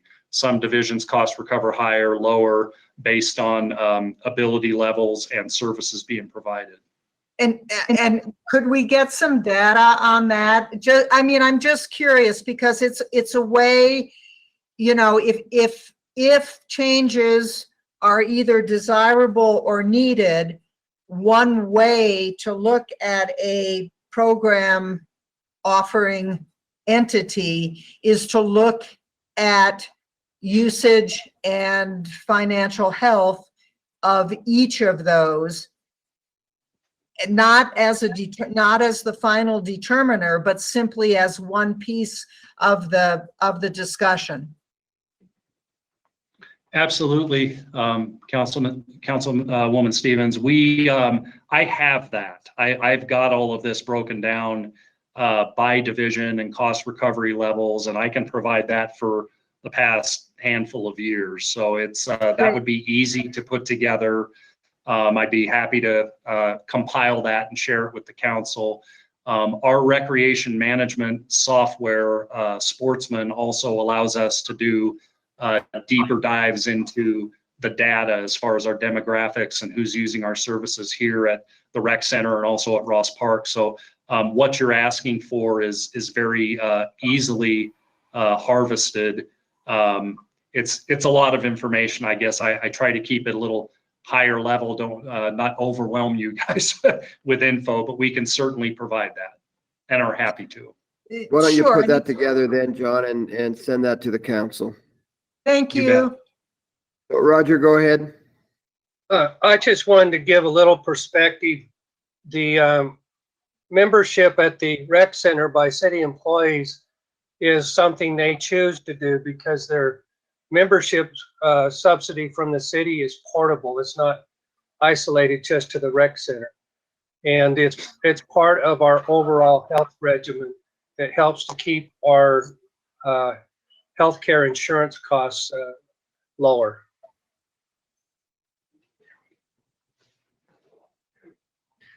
Thank you, Roger. That's good point. John, go ahead. Yep, Ashley, I think I'm done with that one unless any more questions from council. Oh, we skipped over one. There it is. Our next division is the Ross Park Aquatic Center. We have an 8-lane, some of the amenities at the center. We have an 8-lane 50-meter pool, a 0-depth wading pool. We have interactive play equipment and activity pool. We have a water slide, lazy river, an open deck and large grass area for hanging out, having lunch, and enjoying nice sunny days out at the complex. We also have our locker room facilities in our main building. And as mentioned before, we now enjoy a state-of-the-art concessions operation out at that facility.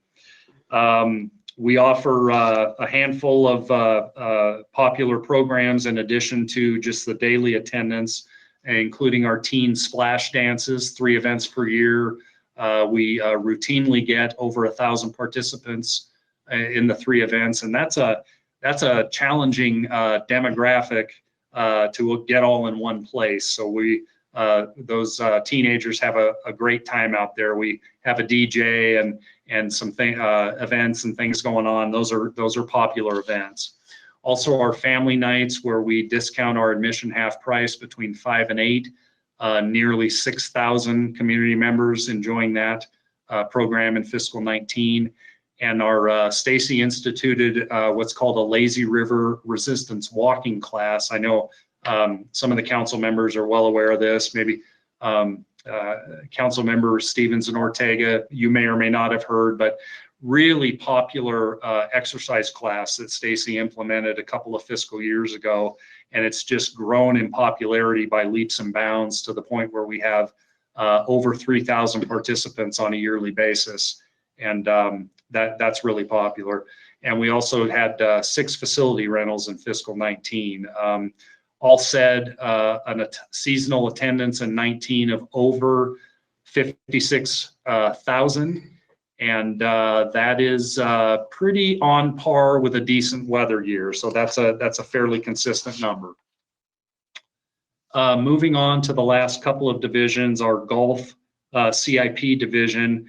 As you know, our golf courses are operated under terms of a concession agreement, and the name of the concessionaire is For Golf Incorporated. You can see last year was kind of a challenging weather year, but we still managed nearly 50,000 rounds played and over 650 season passes in 2019. And the reason I have an asterisk there is that For Golf has come up with some programs to kind of introduce the next generation of golfers to the love from the game, and come up with family passes and senior combo passes. And so those are counted as one pass. However, you realize the additional revenue and the additional golfers. So when you say 654 in 19 versus 713 in 18, when you take into account those new categories, we're up over 700 net. So it's very comparable. Just a little anecdotal information. One of the areas, like I touched on earlier, that has helped the community kind of feel normal is the city being allowed to remain open at the golf courses, which naturally lends itself to kind of safe social distancing and the concessionaire has put in extensive measures for sanitation and cleanliness. And boy, they're having a banner year as far as daily play and the rounds played and season pass holders, believe it or not, even with the apprehension of the COVID, are right where they were last year and the past couple of years. So it's really been a refuge for the community to have those golf courses remain open and have the operations remain safe and socially distanced. And we're hoping that we realize some golfers rediscovering their love for the game in future years. So the golf operations remain healthy, and that remains a good revenue source for the city. Briefly, just a couple other programs that kind of run through our divisions are the Fort Hall Replica and Pocatello Junction, who we facilitate use of those facilities in conjunction with Bannock County Historical Society through a agreement where they provide the operations and we provide the maintenance. And then we also, our department sponsors the municipal band concerts at Lower Ross Park on Sundays, which remain very popular. Looks like we have a question by Claudia. John, I know that I know that people do cross-country skiing at the golf courses in the winter months, obviously. Is that a permit thing, or you can just, anybody can just go and ski? Yeah, anybody can. Of course, we would love for folks in the community to visit our Mink Creek facility, but I and our department look at those golf courses as not only golf courses, but a park system amenity for the community. So in the off season, we readily invite cross-country skiers to come and use those facilities or walk their dogs or this type of activity. We do respectfully ask that they stay off the green areas, which are most susceptible to damage from that kind of activity. And we also have signs posted at strategic locations across the courses to that effect. So yes, we do allow it, and we actually encourage it. We want people to get out and enjoy our park system facilities. So the fact that they're golf courses, 8 months of the year, we still invite additional types of activity in the other times of year, and it's completely acceptable. Okay, thank you. Mm-hmm. We can go to the next slide, Ashley. Thank you. Summary of some costs and output summary for the Recreation Department. Our final executed fiscal 19 budget was just over 1.8 million. We have 4 full-time and 3 half-time 30-hour a week employees in the Recreation division. And we also bring in an additional 100 plus part-time employees, and the vast majority of these are going to be in the spring and summer when Ross Park opens and we have all of our summer programming going. And then that dwindles way down in the winter months. Our revenues for fiscal 19 were again very healthy. We were able to execute or over execute just a bit. At almost or just under 1.3 million in revenues, and our fiscal 2019 cost recovery as a recreation department was 71%. And a little bit later in the presentation, I'll touch on this a little bit more, but that is exceedingly good or exceedingly excellent compared to nationwide averages. So next slide, Ashley. Once again, the National Parks and Recreation Association is our nationwide kind of industry organization that provides us educational opportunities and also information and benchmarks for how we're performing. A couple of the benchmarks that are most applicable to our operations in recreation are cost recovery and revenues per capita. And I'm very, very pleased to share with you how well we're doing in these regards. Next slide, Ashley. Pocatello Recreation Department compares exceedingly well to other recreation agencies nationwide. Once again, kind of the lower quartile, that lowest 25% average of nationwide agencies, the median being kind of the middle 50%, and then the upper quartile being that highest 25% of achievers and nationwide. You can see we are we're well above the highest achievers in the nation. And there's a couple of reasons for this, and I'll touch on that a little bit later. But so the highest of highest achiever averages in the nation is in that 50% range, and we're sitting at 71%. So I couldn't be more proud of our staff and the efforts that we put in, the services we provide with the resources that were allotted. Regarding revenues per capita, so what this is showing is that we're kind of hovering right there at the median, which you would expect, or higher, with the way that we cost recover as compared to the national averages. So what this is telling us is that we have very popular programs that are used by a wide range of residents of all ages. Yet, even with our healthy cost recovery, we're not overburdening the community with kind of onerous service fees. So I think we've been very strategic about our recommendations for fee increases over the years, and I think we're hovering right around that median. That's an excellent place to be, especially considering the way that we cost recover. Thanks, Ashley. Some of the key accomplishments in the recreation department this year, Lance and the outdoor rec staff expanded their Thor programs to offer a Thor junior race this year. This was for youth ages 5 to 14, and it was really popular. We got 200 5 to 14-year-olds out there participating in the Thor junior obstacle race. So we do the Thor for the adults, and well, the course is already set up for the most part, so let's offer a youth division. So that was a nice catch on Lance and staff's part to kind of make that offering and also generate those revenues. The team sports division implemented a criminal background screenings for our youth coaches, and it's also used for our newly hired part-time employees. And this was a big priority of mine since I got here. We were using police services to do background checks many years ago. You can imagine how much extra work that would create for them. So we went to a waiver form, which was not giving me comfort whatsoever. I really felt like we needed to outsource this service to a neutral third-party professional. And we chose Background Investigation Bureau, which is endorsed by the National Recreation and Park Association. So we've been happy with the services that they're providing.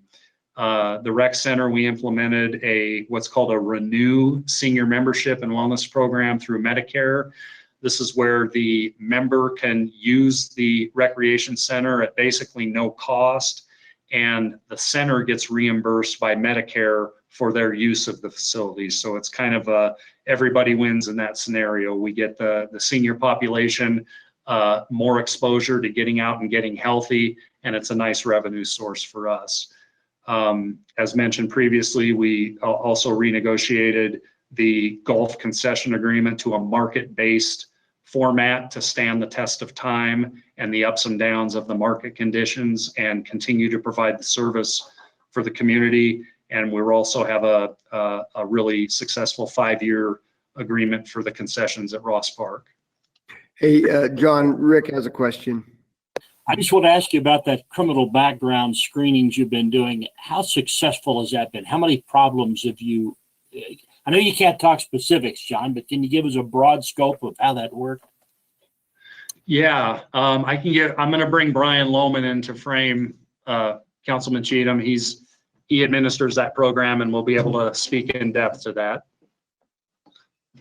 Since we implemented that, there's probably been one instance that was questioned, and upon further review, it was deemed that there was no problem with that individual, and we were able to just move on and make sure that everybody was good to go in that.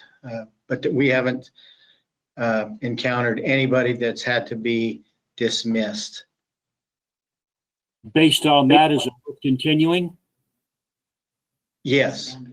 Yeah, and I think it's serving its purpose. People know that that's there, and if they doubt it to a certain degree, they probably aren't going to volunteer in the first place. Thank you. So, you're welcome. Thank you very much. Thanks for that question, Rick. Just a couple of comments along that regard. John, we've got, Chris has a question also. Oh, sorry.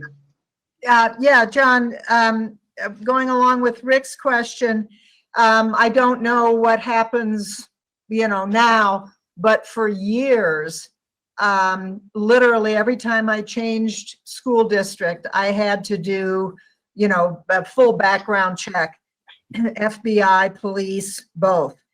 And that cost was always on me, as were renewing my credentials and all of that. I always paid those costs myself. Do we pay the background check fees for the hired person, or is that on them?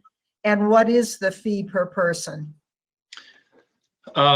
Regarding the volunteer coaches, yes, we do pay that fee. Actually, the volunteer coaches and the part-time employees, yes, we do pay that fee.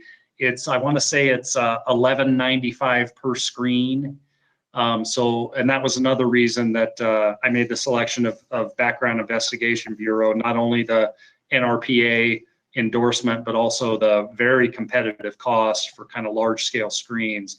However, we did build in last fiscal year's fee recommendation increases, we did build the cost of those screens into and kind of feathered it into all of the youth fees, so that additional cost was covered by the revenues.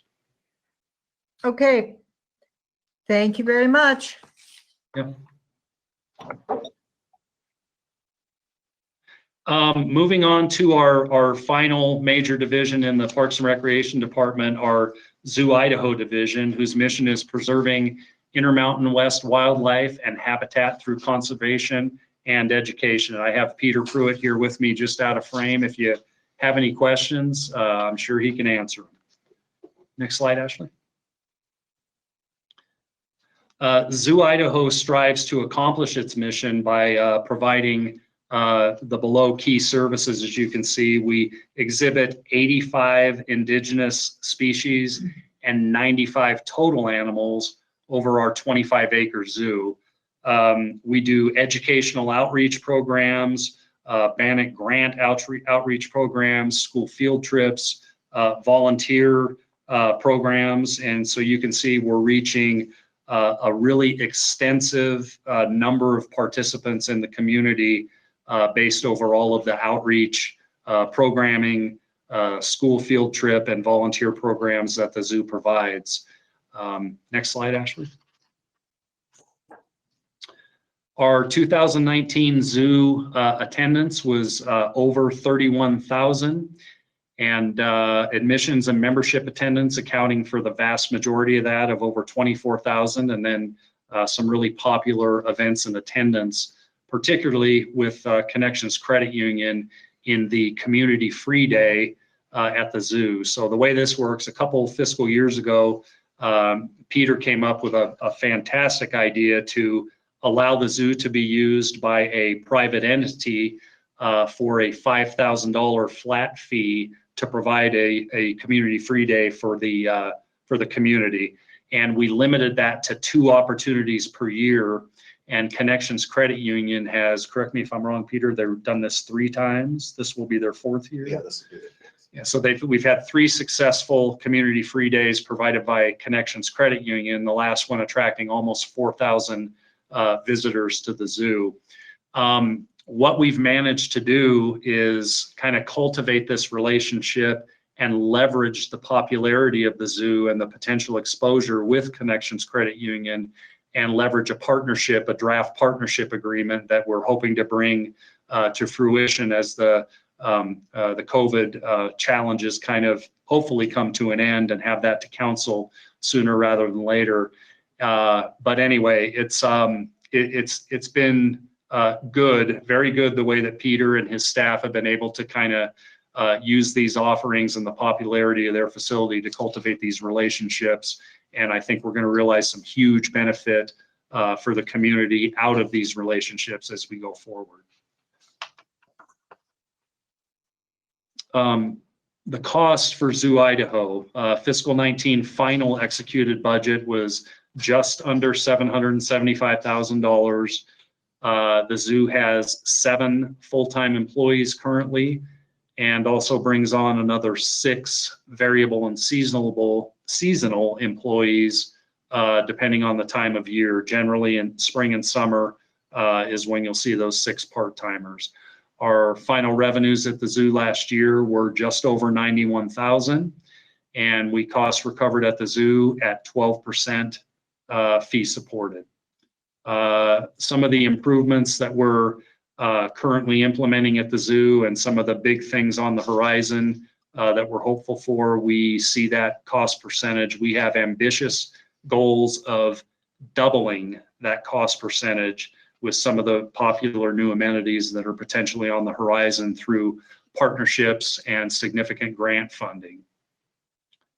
Peter, I'm going to let you cover this one. Okay. So what I've tried to do in the last few budget presentations is to look at other zoos, especially Zoo Boise and the Idaho Falls Zoo, and then find a couple of others across the nation that resemble Zoo Idaho. And if we want to go ahead and click forward on we've got, so this is what we've come up with. I've changed our bottom 2 to Zoo Montana and the Trevor Zoo, simply because the other 2 zoos that I used last year, they didn't have updated 2020 information. And on top, if you look at Zoo Idaho, that's our operating budget with our annual attendance. The metro statistical area, that's just, I mean, that's the population that we're really focusing in on the zoo, our size, animals, and then staff. If we look at both Zoo Boise and Idaho Falls Zoo, they are more than double, and Zoo Boise is approaching triple and above of our operating budget. And their metro areas are also significantly larger than us. And the big ones are down below to Zoo Montana and the Trevor Zoo. The Trevor Zoo in New York is more of a natural area, very small zoo, and they do have, the animals that they have tend to be smaller. They don't have the large hoof stock like we have, and it's more of a learning teaching facility, so they have smaller hands-on type animals similar to what we have in our education facility. Zoo Montana is a relatively newly accredited zoo. It does say it's 72 acres, but if you look at it, the majority of that is there's a lake around them, and so they include the lake in their acreages, and a lot of koi fish. And so they are very similar to us. They have a lot of native species, but they also look at species, exotic species that tend to be in that same type climate. And they've got a significantly larger budget, and we actually have about 15 more animals than they do. So, and half the staff. And when we look at their animals, of their large hoof stock, they have 1 bison and 2 takin, where we have 7 elk. So just our elk alone is higher than what their large hoof stock are. And the hoof stock tend to be a little more labor intensive. So I would say where we're sitting at with our budget and attendance, I mean, we're doing pretty well compared to some of the similar zoos. And you look at the Trevor Zoo, when the metro was almost 900,000, and we're right with them on attendance.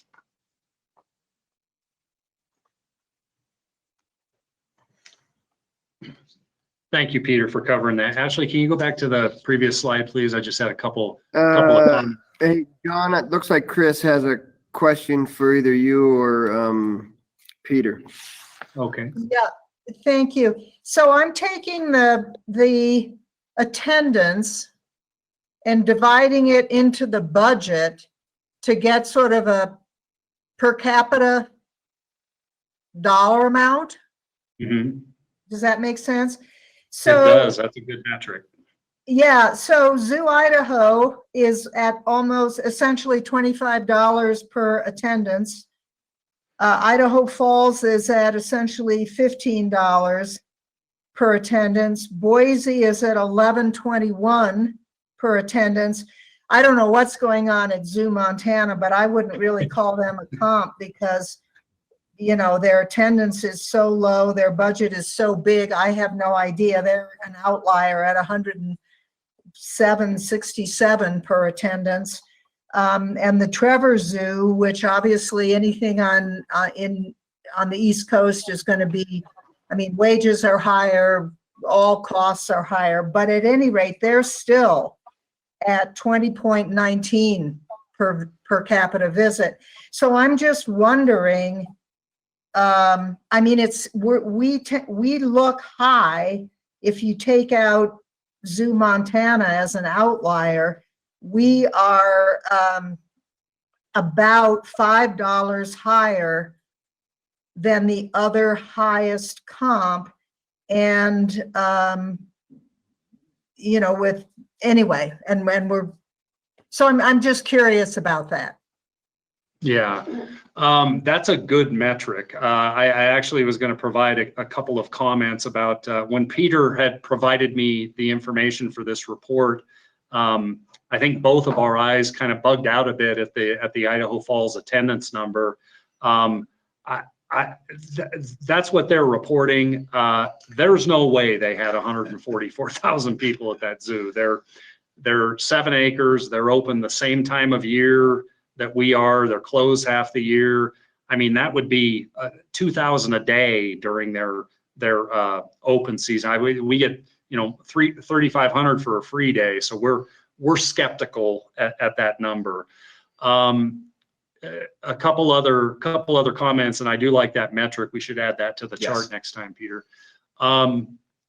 When Peter arrived about 6 months before I did, and when I arrived, I can remember on my second interview getting a facility tour of the zoo and meeting Peter for the first time. And my initial reaction was, wow, I've never seen a prettier zoo with the views and vistas. And my second impression was, wow, we put all of our eggs in the grizzly bear basket, and the rest of this zoo is dilapidated and stale and in desperate need of a freshening up.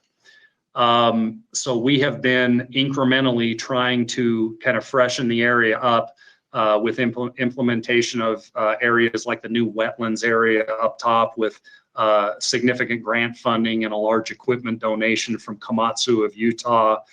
We've been using in-house expertise to rebuild and redesign our animal exhibits to kind of bring them into the 2000s a bit, and also bring the animals up closer to the guests.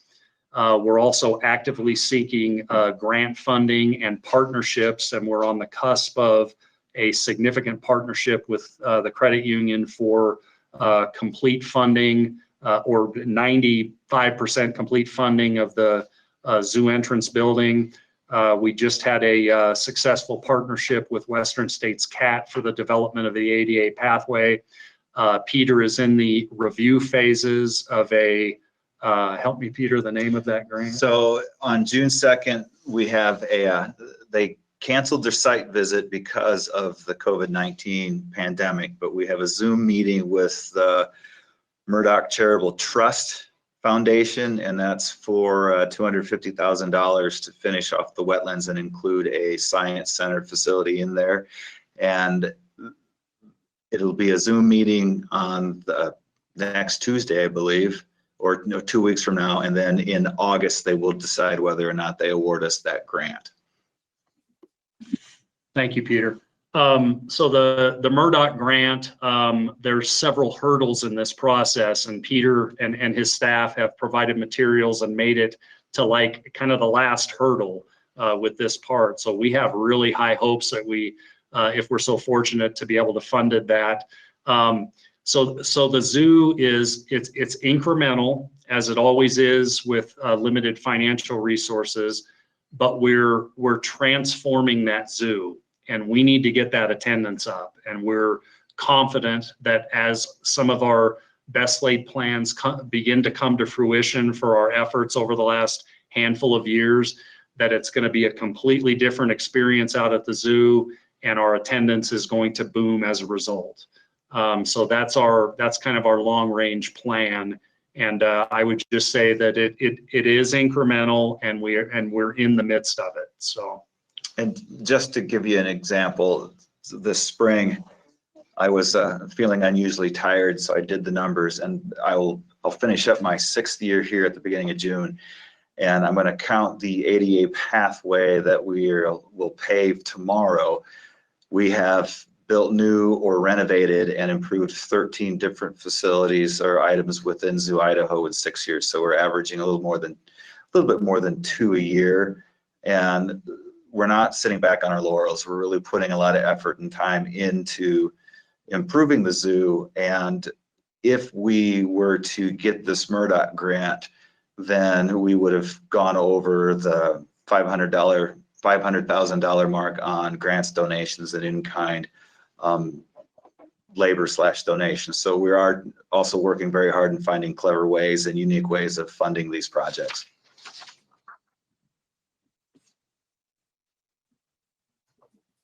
Could I ask another question, please? Sure, go ahead. Okay, so do you happen to know what our attendance trajectory looks like? What was it last year and maybe the previous year? And I understand if you don't have those at the tip of your tongue, but I would really be interested in seeing those. Right, I don't count 2014 because when I got in here, it was in June and we had just really started on the open season, and previously attendance numbers weren't necessarily accurately kept. But since I've been here, they've been stable, and they've been going up anywhere from 3 to 5% every year.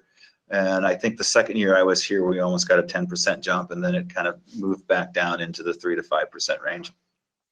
Okay, I don't need to go back that far, but I just kind of like to get a sense of, are we level, are we up, are we down as a general trend? Because I'm sure these things vary from year to year.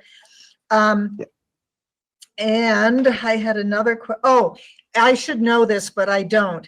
Is there currently an entry fee for the zoo? Yes, there is. And what is that? Again, I apologize for not knowing this. It's $6 for adults, that's 13 and above, $4 for children, 3 to 12, and then we've got a senior, military, and ISU student discount at $4.50. Okay. All right, thank you. Sure. Chris, we have those attendance numbers and readily available. It's just a matter of putting them in a chart, and we'll be happy to provide those to you. I'd say from my observation, it's kind of a steady slight increase, or maybe you level off 1 year depending on the numbers in the free day. But we seem to be kind of slowly trending in the right direction. But I think the major game changer improvements for the zoo, kind of the establishment and maturity of the wetlands, the new zoo entrance building, this potential Murdoch grant facility are kind of on the horizon, as well as Peter's final draft of his zoo master plan, which kind of charts the course over the next 20 years, which we'll be bringing to council for hopeful final approval here within the remainder of this fiscal year. It's already been brought to a work session previously. We're confident and hopeful. Hopefully confident in our attendance numbers kind of increasing with these new amenities and the popularity of the zoo because of them. So I really feel strongly we're going in the right direction. It's just kind of the groundwork is just starting to come into fruition because of the need to be so incremental about it because of resource limitations. Are we going to have a goose problem in the wetlands? I mean, we've got so many geese everywhere. I'm just wondering if we're gonna create another goose breeding ground. No, so with Canada geese control, the Canada geese are protected under the Migratory Bird Act, Right. and you can actually go on to go to the Fish and Wildlife Services and get it's an oiling permit where you can oil the eggs for in the spring for 2 months, and what you do is you keep track of how many eggs you've oiled, and then you report back. And I got that permit this year, and we have been actively oiling Canada geese eggs, and we don't have the numbers, but walking outside right now, I would say we've probably had an 80% reduction in geese in our wetlands. And the thing is, you leave the eggs in the nest so they don't relay, and then when basically nest season is done, those that didn't have chicks, those Canada geese leave. Okay, thank you.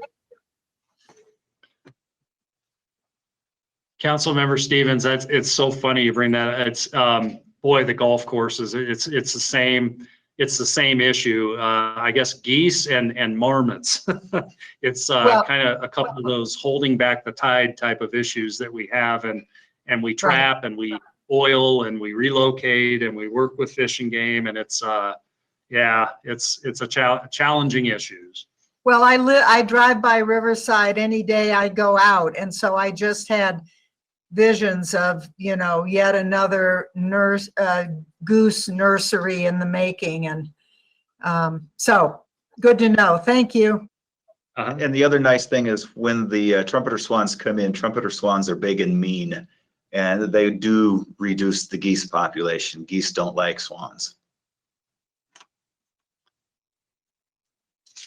Ashley, we can move on if there's no more questions. Some of the key accomplishments for the Zoo Idaho this year: they developed a new contact yard, the petting zoo, via some grant funding from the IF Foundation. And once again, we have a trend of kind of constructing these amenities in-house, using our in-house staff expertise to keep the costs down on these significant improvements. So last year, Peter and staff and a huge volunteer contingent accomplished the preliminary planning of about 23,000 plants via some Partners for Fish and Wildlife grant funding and volunteer efforts. And we've got a secondary planning that's going to be occurring in a safely, socially distanced way this coming spring and kind of leading into the summer. We've also were awarded kind of a handful of other grant opportunities from various partners, which have allowed us to develop exhibits and also establish some new outreach programs. We've worked with the Rotary clubs to solicit their volunteer labor for some refurbishments and improvements at the zoo.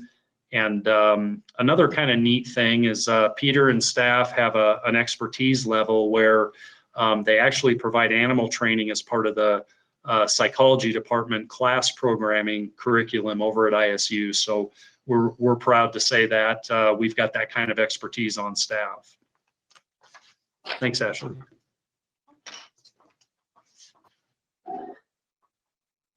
Some of the issues and concerns. Hey, John, before we go on to that, we are about an hour behind, and I know the council is probably ready for lunch about an hour ago.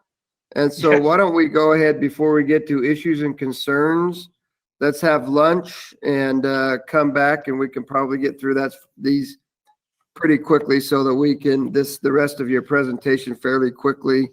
Yeah, So we can absolutely. get, well, we're not gonna even be close to on schedule, but we can get hopefully closer.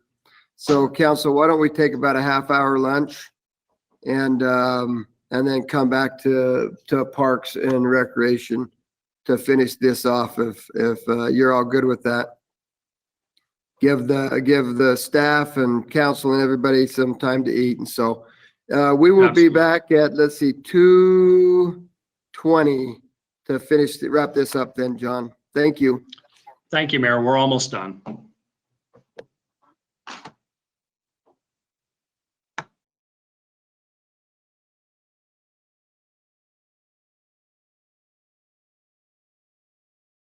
As soon as you're ready, Will, give me the thumbs up.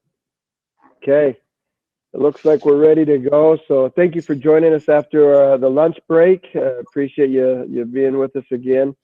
John, we'll go ahead and, or Ashley or John, who needs the floor right now? Probably John, right?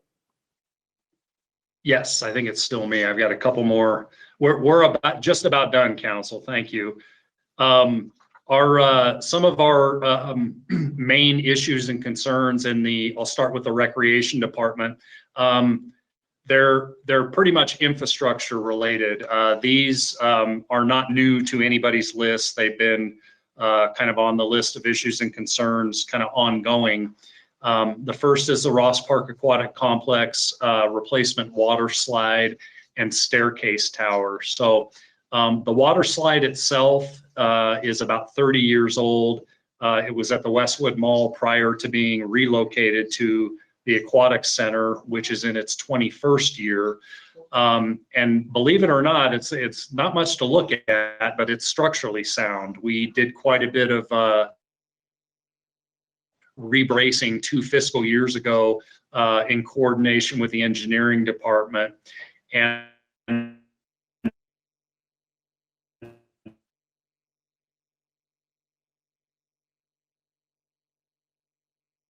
I just lost you, John. that thing is structurally sound and safe, and everything is good there. The staircase tower, however, is pretty rusty, and we made some wholesale kind of rebracing attempts over the years to, the rusted out parts where you just have nothing to secure to anymore. Let's weld and install some new braces to make the thing safe. So we've been doing that for a couple of years, and it got to the point this year where we had so much apprehension that we actually brought in a structural engineer who has deemed the staircase unsafe for use, which as far as the COVID challenges, we would not be opening that facility anyway until further notice. So it's not good news, but I guess if it was any year, this year would be a good year to find that out. It's an expensive amenity to replace the staircase. The structural engineer has given us an estimate of about $135,000. The cinder block tower itself remains structurally sound. A part of me, well, actually a big part of me feels like this might be throwing some good money over bad. Putting a new staircase in kind of the old tower with kind of the 30-year-old structurally sound, but yet again, 30-year-old slide. This is one of the top items on our partnerships list, and I do have hopes of creating some momentum in town and some excitement, and maybe approaching maybe one of the larger businesses for a naming rights ask.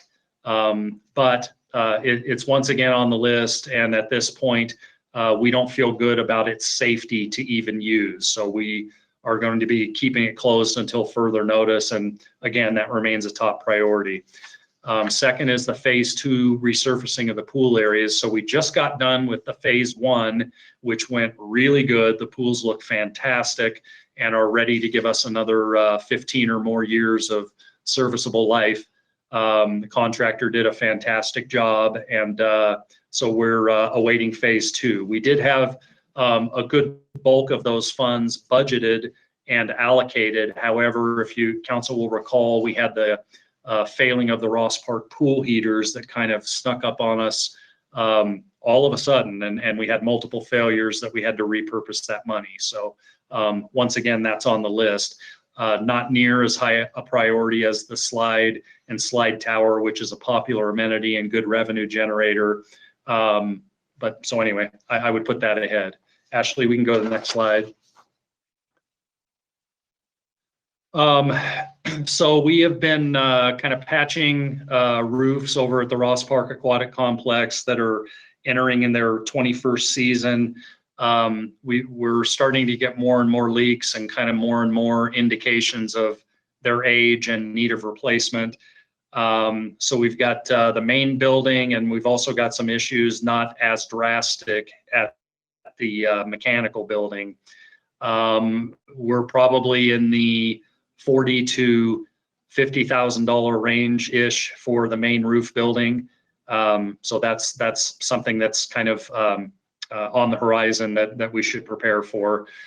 And then lastly is the Riverside Golf Course. So this situation has a tiny bit of background. I'll try and be brief here. In 2011, the city, this was prior to my arrival in 14, the city entered into an agreement to pipe excess surface water from the current Riverside Greens subdivision to allow for homes to be developed in that area. The thought was that the relocated water would create kind of a neat water hazard and pond feature for hole number 17, which it did. Over time, however, the relocated surface water levels have increased to the point where they're regularly exceeding the capacity of that pond. So what was happening is it was flooding out the number 17 fairway and creating all kinds of issues for playability. So for about a year or so, we had kind of extravagant pumping procedures that we did to try to pump that water to other parts of the golf course that weren't so impactful.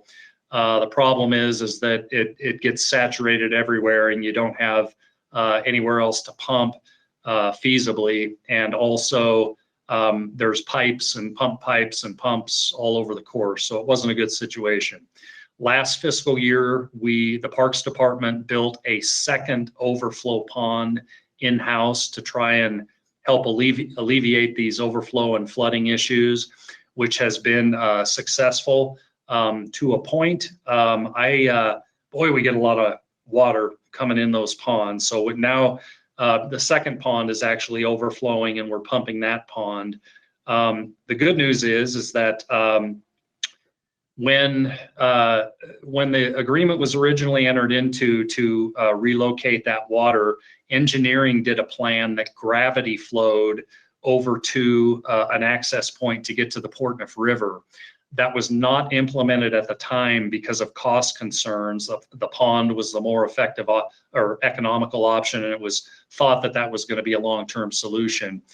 So with the development of the second pond, it kind of gets us closer to where we could pick up to that original design and gravity flow it down to an area where it will collect and get to the river without the need for extensive federal permitting. So we put a cost on that to, I guess, kind of permanently solve that issue of about $100,000.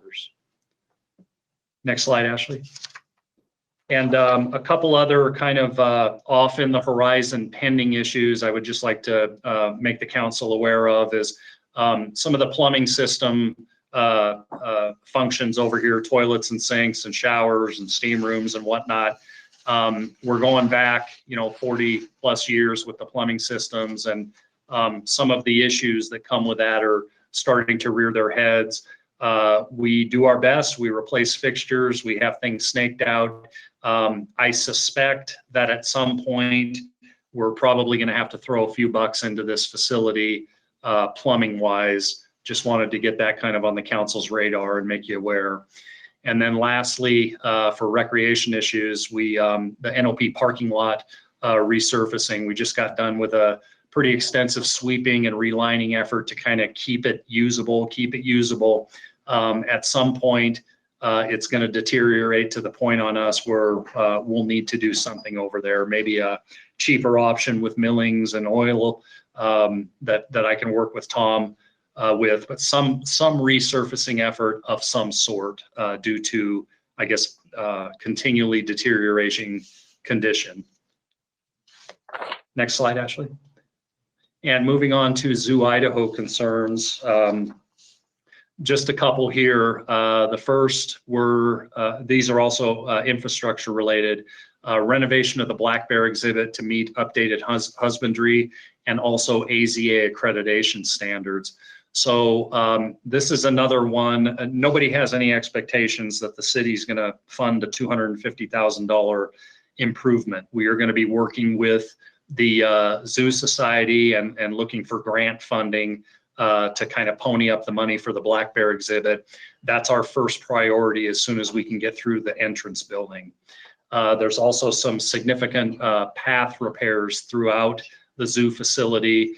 Again, kind of an NOP situation just at the zoo, which we're hopeful if that Murdoch grant, if we were to be so blessed that that would come through, would solve a lot of these issues as well within that project. But assuming that we don't get that, we cost estimate that at about $150,000. It's a big zoo. It's a 25-acre zoo, so there's a lot of paths out there. And then lastly, a quarantine facility that's able to handle new animal acquisitions, large carnivores and hoof stock, and that's also needed for AZA accreditation. This is something that we can do in-house, and we cost estimate the supplies needed at about $50,000 for that facility. And I think you're up, Ashley. All right. So personnel, you can see there is a slight decrease, and this is just due to some turnover and some changes in medical mostly. And you can see that about 55% of recreation is labor. All right, and then because there are so many department divisions, you can see a breakdown per department division of how many employees they have and also how much part-time dollars they have as well. And then you can also see the departments that don't have any labor associated with them. And then on an operating budget side, you can see that everything has remained flat, but there's just been some movement between the lines, and that's just, you know, a way for them to be able to manage their budget a little bit better. All right, and then revenues for the recreation fund, you can see they get about 1.5 million for property tax. They get a little over $500,000 for rentals, charges for service, miscellaneous, and some other financing sources. So we just kept these at zero. Once the fee schedule is approved, we can, which we'll go over. If there's any changes, we can go in and add those at that time. All right.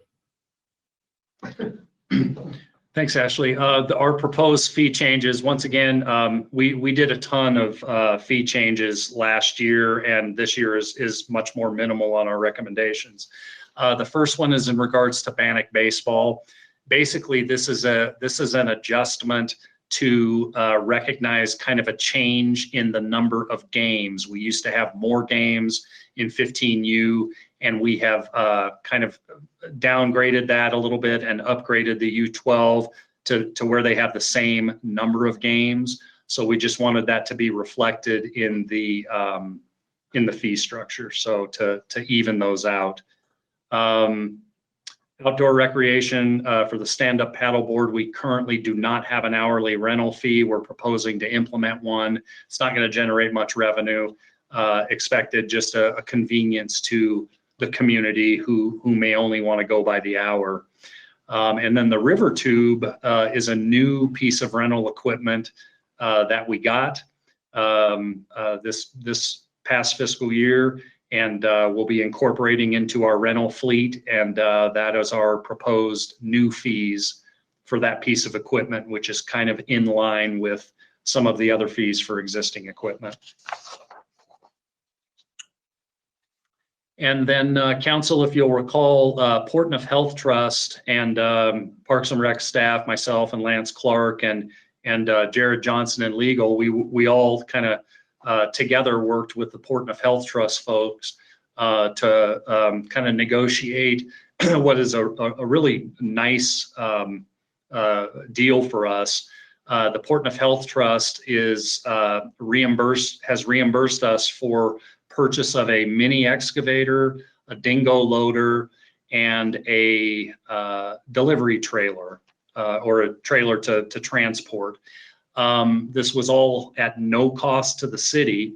And the deal was that we would, as a department, make this equipment available to the BLMs and the Forest Service and the county qualified certified operators for use in the development of new expanded trails for our system, and also in the maintenance of our existing trails. So we just got this stuff, and Lance and staff has already put over 100 hours on it and developed significant stretches of new trail up in the Highland kind of East Bench area. And then also up at Mink Creek and City Creek, done some significant repairs with this equipment. So we're housing it, and we would administer the rental of this equipment, and the revenues per agreement with the city and the health trust were to go to maintenance and eventual replacement of the equipment. So what Lance did is he went out into the rental market and kind of came up with what their rental rates are, and it was Portneuf Health Trust's request to us that we undercut that a little bit and make it more affordable for our public sector partners, which we've done. So these are good competitive rates, and they're all new proposed for fiscal 21. We can go to next slide, Ashley.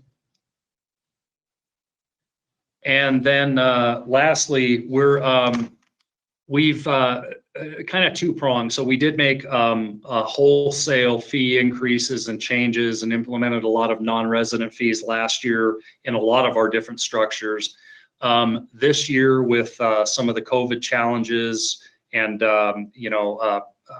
assumed difficulties it's creating on families, we've tried to be really strategic and minimal with our fee increase recommendations. With that said, however, it's been about 10 years or so. Never changed. Well, Stacy's telling me never changed since she's been here. So certainly 10 years or more since we've changed the fees over at Ross Park. So we felt a kind of a modest fee increase. We're still well below our competition at Lava, would be appropriate. It also, I guess, with some of the lost revenue concerns, might help the city kind of recover a little bit more revenue and recover from some of the COVID challenges. So we are proposing some modest increases to the Ross Park general admission between 50 cents and $1 going into fiscal 21. And we estimate that it'll generate an additional about $35,000 in revenue. And this is assuming that we have maybe, we're back in 19 again with kind of the standard levels. I guess if there's lingering residual with the COVID concerns, that number could go down. But assuming that we get back to normal at some point, that's what we estimate. John, we've got a question by Roger. And then Rick. John, on that fee structure, is there a differentiation between residents of the city, the taxpayers, and the non-taxpayers, those who live outside of our city? No, there is not a differentiation on the Ross Park fees. A lot of our other fees, there is, not on this one. We were a little nervous that this has been kind of the thought process for years, that we do have some competition up in Lava, and they also kind of have the river floating aspect. And if we we love to bring in the non-residents because it's just, I guess, more enjoyment and I guess, additional revenues for the city. We were a little nervous that if we get too much higher, we're getting to the point where we might push those folks over to Lava because there's maybe a little bit more amenities over there and we might lose out altogether. So that was kind of our thought process on that. Whereas other areas of our fee structure, we felt it was appropriate. So that was the train of thought. I would just say that there's a reason why we charge non-resident, because they're not participating in the backbones of the structure they're using. And so I understand the thought, but I'd also encourage us to give more thought to what non-residents should be paying for city services. Sure. Roger, we'd be happy to bring back another proposal and kind of compare where we might be versus the competition. If you'd like to see, maybe at a future meeting, we can bring back a possibility, and if the council would like to move that direction, we'd be happy to do so at the council's direction. Well, I'm one that thinks that a city that advertises the discount of taxes supposedly, and then has residents that expect to get into Pocatello services provided off the back of our taxpayers, they should expect to pay more. So that's where I'm coming from. So I'd like to see a comparative thing. So John, why don't you, in regards to that, because next month we'll be having the discussion about the fees and all of that stuff. When we talk about the wants and the cuts and all that, we'll have the discussion about the fees. If you'll give us some thought and look at some comparisons, and let's bring that to the council for that discussion, that'd be great. Rick and then Chris. Thank you. Rick and then Chris. I just wanted some clarification. That military service $2 discount, that's off of the adult and senior proposed rates? Yeah, so on that one, the military service, we had it at 4, but that didn't kind of account for maybe an active duty service person or a senior veteran or whatever. So we thought to kind of equally apply that amongst the different categories, that we would go with a discount to kind of accomplish the same thing. So I think it's probably about a net wash. You might realize a little bit more revenue on the adult 18 to 59, but we thought it was a little bit more of a fair way to do it. Go ahead, Chris. Yeah, on the resident, non-resident thing, I'm looking at the proposed fee adjustment page.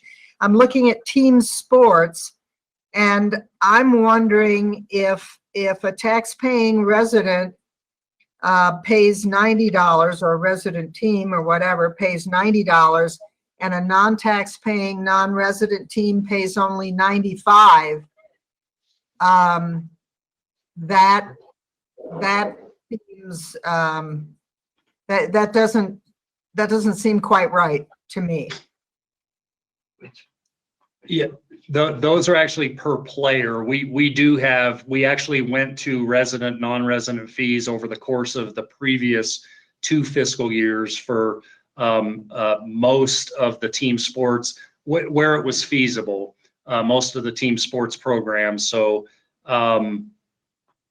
yeah, we stepped it up, usually between $5 and $10 for the non-residents. Right. I guess it's essentially the same observation that Roger was making, that if we're charging a resident tax-paying player $90 and we're charging a non-resident, non-tax-paying player $95, I don't know. I mean, it seems to me we could add at least a few dollars to that. Just a thought. Yeah, we've raised those fees 2 or 3 times in the last 3 or 4 years, and we did implement. I hear what you're saying. It's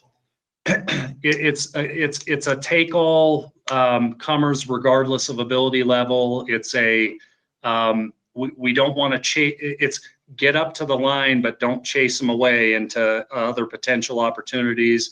It's nice to have a healthy non-resident population paying a little bit more for the health of your gaming circuits. It's no fun to play in a 12-under league with 2 teams of residents only. So there's a lot of things that go into that decision. the main thing is that we were conscious of financial limitations in not only Pocatello, but the entire kind of surrounding communities. So we felt that the between $5 and $10 was reasonable. So that was how we based those decisions. If if the council would like to see more, I would caution that you may chase yourself out of some revenue in general if you go too far. That would be the one caveat I would say. Well, or we could drop the resident by $2 and raise the non-resident by $2. I mean, that's another way to think about it. Yeah. So anyway, thank you. Ashley, I think I was ready for the next page unless there was any other questions. So the 5% reduction for the recreation and zoo divisions was about $54,000 and a little bit of change. Once again, our operational budgets, have been flat for, the 5 or 6 years that I've been here. Trying to find places in an operation budget without severely devastating operations when there's no meat on the bone is very, very difficult. So we were looking to the capital items once again and just kind of pushing out, the accumulation of resources for replacement of aging infrastructure. So we're proposing that 30,000, if need be, come out of the Gulf CIP budget. And this was funds that were being stockpiled for badly needed Riverside Clubhouse replacement, and also stockpiling funds for eventual wholesale replacement of irrigation systems that are getting to be in the 20-25-year-old range. The second would be over at Zoo Idaho for the remaining $24,026. This would cause some delays in accumulating resources for asphalt pathway repairs. Those are our proposed reductions, however. Okay, thank you, John. Chris looks like has a question for you. No, I don't have a question. I would just like to ensure that we, as a council, spend some time talking about the long-range outlook, financial outlook for Parks and Rec, for Ross Park, in particular, the skate park, because I think that this is another can that we can't afford to kick down the road without having a plan, because 15 years probably won't impact any of us as decision makers, but I sure would hate to have participated in creating a situation where all of a sudden there's a $10 million outlay needed, or we can't open the pool at all. I really feel strongly that we need to have a very clear budgetary plan in place, looking to a big bill in the future. And plus, I think that plan is very necessary because it obviously dovetails with the redesign of Ross Park. And I think we've got to do that if we're going to be responsible for future generations. Okay, super. Thank you. Thank you, John. Why don't we go ahead and move on then, Ashley, to non-departmental. Oh, no, it's transit. Transit, yep. Sorry about that. I got ahead of myself. Sorry, Skylar. No worries. I'll forgive you, Mayor. All right. Mayor, Council, good afternoon. Skylar with the Public Transit Department. Next slide. The mission of our department is to provide safe, reliable, efficient, and coordinated public transit to our customers while being responsive to our user needs and careful stewards of our limited resources and of the natural environment. Next slide. This is just an overview of the employees, the staff that we have in the public transit department. Just because of time, I won't go through this unless there's any questions. But in all, we have 19 full-time employees, and then 41 part-time. Our part-time staff make up 69% of our staff that we have here in our department. Just a brief overview of the services that we provide. We have two services: our fixed route service, our motor bus, and this is open to the general public. All vehicles are ADA accessible, which is the same for all of our vehicles in our department. This operates during the weekdays from about 6:20 a.m. to 6:40 p.m. and then on Saturdays from 9:20 to 5:40 p.m. During September to May, when we don't have COVID, that is, we have 7 routes that are operating, and then we have 3 school tripper routes that we run. And then during the summer months, June to August, we have 5 routes. The other service that we provide that is required under the Federal Transit Administration to go hand in hand with the fixed route service is our demand response. This is our door-to-door service. That's the ADA paratransit, persons with disabilities. As our seniors, those that are 60 and older can ride.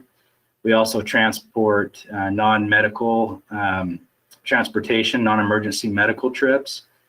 And in our rural program, these trips is open to all of the general public, so anyone can ride. Where in town, in the urban program, Pocatello, Chubbuck, that has to be a certified to ride that. Again, this service operates during the weekdays and also on a Saturday. Next slide.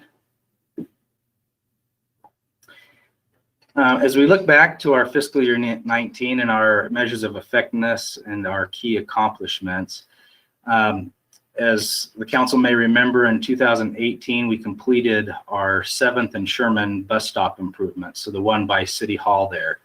One of the things we were able to do this last year was to complete that by adding the shelter. This was a neat project because there was really no cost to the city because of grants and in-kind match. And so that's projects that we've continued to do. We have day and grant that's currently happening right now. Again, no cost to the city. So we try really hard to not have any impact in the city to the extent that we can. Last year, we worked with UTA, that's the Utah Transit Authority. We were able to obtain 5 coaches from their agency. These were coaches that were past their useful life. In conjunction, we were able to get them donated through them. The good thing about that is it cost us about $900 between wages and fuel to go and drive them back up here to Idaho. But it yielded at least $60,000. We estimated about $60,000 in parts that we could utilize on buses that we had already here. So ultimately, it was a big thing for us, saved us a lot of money, and these buses we've also been able to utilize. Also, with these buses we picked up, there was no Federal Transit Administration funding in them, so we're able to utilize them for virtually any service that we may need to do. We also purchased a used bus, trying to be good stewards of the city's money. We were able to purchase a 2010 bus for about $5,500, and it had about half the mileage, less than half the mileage than some of the buses we've had of that same year. And normally we wouldn't be able to find something like that for less than $15,000, but this was an auction through the Idaho Falls that we were able to get. Also last year, we were able to, we purchased the 7 new low floor buses. Those are 5 of those that you have seen in town here. 2 of which was DEQ as a grant that funded 100%, and those are being utilized in our rural program. The nice thing with that is that after this next year, in February 2021, we'll be able to utilize those buses in any of our system, and they won't be required to be in rural or urban. We can utilize it anywhere. We also were able to purchase 2 new accessible vans. There's a picture of one on the right there. And again, DEQ purchased one of those.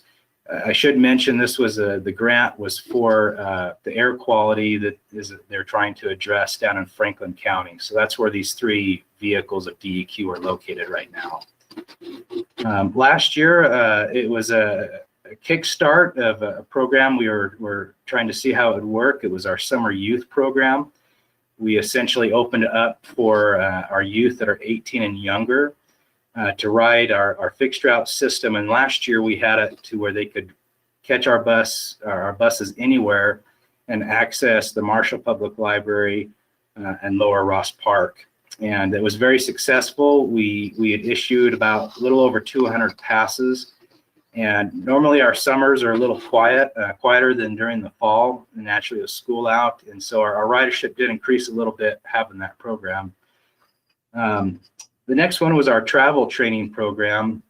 That was really successful. Over the year, we had about 30, excuse me, we had about 30 different training presentations that we were able to do throughout the community. This included schools, human services, agencies, senior centers, and so forth. And ultimately, it's very educational about our system, how to use it, and to break up the nervousness or the scariness, if you will, of going and riding a bus. Our next one there was the coordination of ISU shelter maintenance and wraps. If you've been on campus, you'll see that many of the bus shelters have been wrapped in ISU colors. We coordinated with ISU, and we worked out, instead of us having to send staff over to clean the shelters, to maintain them, we allowed ISU to essentially wrap the shelters, and in turn, they also take care of the maintenance. So that was an important thing for us because it was staff time that we didn't have to send our staff out to do. Next slide. We also had, every 3 years, we have our triennial review with the Federal Transit Administration. We had that this past fall, and it was very successful. We had about 7 deficiencies, which is pretty normal for us. The time before we had 11, so we were pretty happy with 7. Fortunately, these were very minor deficiencies that they had found, and so 6 of the 7 we were able to have completely resolved before they even sent the final letter out. And then the one that we had left was only delayed because of the time frame it took to do that. Ultimately, approval on the FTA side. So we were able to close that out very successfully. And in 2019, we did not have any reportable safety or security incidents. And so we definitely love to have that number of 0. We also were able to certify 55 new ADA certified riders. And again, that was in our urban program here. And so our total now is at 1,234. Another thing we wanted to highlight is that with the addition of some of those vehicles last year, that 86% of our urban vehicles now have wheelchair ramps. You'll know that on our buses, it's either a lift that deploys out and goes up and down, or it's a ramp that essentially goes out and there's no stairs. This has become really important because of the efficiency that we had found with our drivers. They're able to pull up to a passenger, whether it's on our fixed route system or door to door, and board them in much less time than it takes with a lift bus. And additionally, it's much safer when we have to pull or stop on a busy road and deploy the lift. If we're sitting there very long, it becomes a safety concern, where this allows us to be much quicker and efficient. On our last one there, this is our operating cost per hour. And I'll highlight this a little bit farther in the presentation, but this continues to remain the lowest in the region, which is something that's really important. And again, we'll come back to that. Next slide. This is our service summary of ridership that we had in 2019. Our fixed route system had 206,271 boardings. Our demand response in the urban program was 32,453. Our rural program was 45,333. And then our charter services was 5,171. So this is a total of 289,228 boardings. This was slightly down from the previous year in 2018, but it tends to fluctuate up and down each year.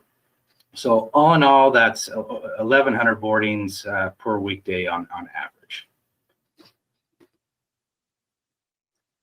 Excuse me. This is our service summary and some of our operating statistics. Our average fleet. Hey, Skylar, Yeah. Claudia has a question. Sure. Could you tell me, when you say rural, Yes. what exactly does that mean? Yeah, sorry, I should have clarified that. So what it means by rural is everything outside of the Pocatello and Chubbuck boundaries, city boundaries, is what we consider rural. And so we operate in 7 different counties, or pretty much all of southeast Idaho. Okay. All right. Thank you. Yeah. And I should mention in the rural program that there is no city funds used in that program. It's completely separate from our urban. So coming back here, the average fleet age, when we look at our fixed route system, that's 12.3 years, and our demand response is 7.1 years. This is a concern for us because the average useful life for our buses of our smaller ones are typically 3 to 5 years. These stats used to be a little worse than this, and so we've worked pretty hard to reduce that and bring them back up to appropriate numbers. Going on, our vehicle revenue hours in the fixed route system, we had just over 22,000 hours, and then on our demand response was just over 33,000. Our vehicle revenue miles was almost 300,000 on the fixed route, 296,000, and then 435,000 miles on our demand response. When we look at these statistics and we break them down, that gives us our unlinked trips per hour. So on our fixed route system, and what that means is that if we take all of our boardings and these stats, it gives us about 9.3 passengers on the bus per hour during our operating times on our fixed route. And then on our demand response, that's 2.3 passengers. And so with that, we also are able to break it down to our operating cost per hour. So on our fixed route system, that comes out to $41.96 and $52.87 on our demand response. And so, as I mentioned a moment ago, with our cost per hour, I like to show this chart here because this is in comparison to other systems. You'll notice at the bottom there was Salt Lake and Boise. Those are larger agencies, but they're still, those that we're working with and within our region. And so when you look at Pocatello, or our agency, we are significantly less than most of the other routes.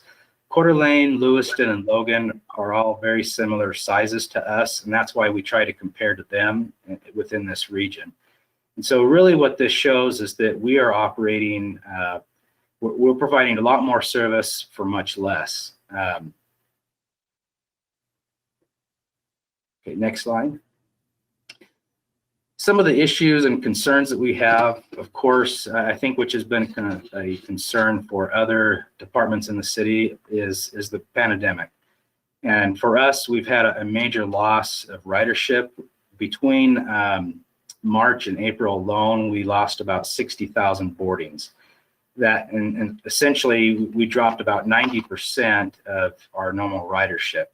That's come up at this point. We're running about 90% of our passengers, our ridership, than compared to what we would have been expecting from this time last year. We do anticipate that within the next year of getting closer, if not fully back to our full ridership. But it is slowly returning, but it's definitely, the COVID has definitely impacted our department in regards to our ridership. Another issue, these next two things, I just want to mention them. I'm not asking for any kind of, to replace these right now or to make changes, but at least to have it on the radar for the council to consider in the future. In this last year for fiscal year 20, I should say, we removed the operations manager position. Essentially, this was my old position before I became the director. This was done ultimately to save money, and also I felt that we could manage our operations by taking that position out for the time being. As we've been able to become a little more stable and understand our staff and where we're at, we are seeing that in the future, we are going to need to look at replacing that position. And so just something for the council to consider in the future. For right now, we are making it work. But to maintain our standards with the Federal Transit Administration, it is something we're going to have to consider in the future. Another one thing I wanted to bring up is our part-time drivers. Our department's unique in the sense that our part-time staff work year-round. They do the same tasks, they have the same responsibilities as our full-time drivers, but they get paid significantly less. And so it's something that I feel important that the council will at least consider in the future of equaling the pay if at all possible with our part-time staff and our full-time staff because they are year-round and also because they are performing the same tasks. For me, it's almost become an ethical question, if you will. On the next one here, the budget reductions in relations to our FTA grants, I wanted to make sure to help the council understand and know, in case you didn't know, our department is definitely unique when it comes to other departments in the city because we are grant funded. Just to give you some ideas, our operations are covered 50-50, so 50% federal grants, 50% match. When we look at capital is 80% grants and then 20% match. And so anytime that we have reductions, if it's the 5% we're looking at for this next year, the city doesn't get back as much as they may think we get. You know, if it's 40,000, really the city's only going to see about 20,000 of that because of how the grants work. And as you know, with the approval of the CARES Act, that is a grant that is essentially covering our department pretty much 100% of our operating and so forth, and covering our employees. And so that's a major thing for us. The last item there is the bus stop improvements. We've been working on improving our signage around the community. If you've seen our bus stops around town, there's some pretty old signs that are really faded and quite sad to say the least. This is something we've been working on, and the Bannock Planning Transportation Organization is currently doing a bus stop analysis for us and going through to find out are our stops ADA certified, or not necessarily certified, but are they accessible for ADA, and what kind of improvements we can make. So we can put some dollar figures to that as we prepare to replace signs, look at shelters, benches. We have a lot of major stops now that we can't place a bench on the sidewalk because of the clearance, and so building cement pads. So it's all things that we're looking at, and we're looking hopefully in the next couple of years to have good dollar figures to where we can start making a number of improvements.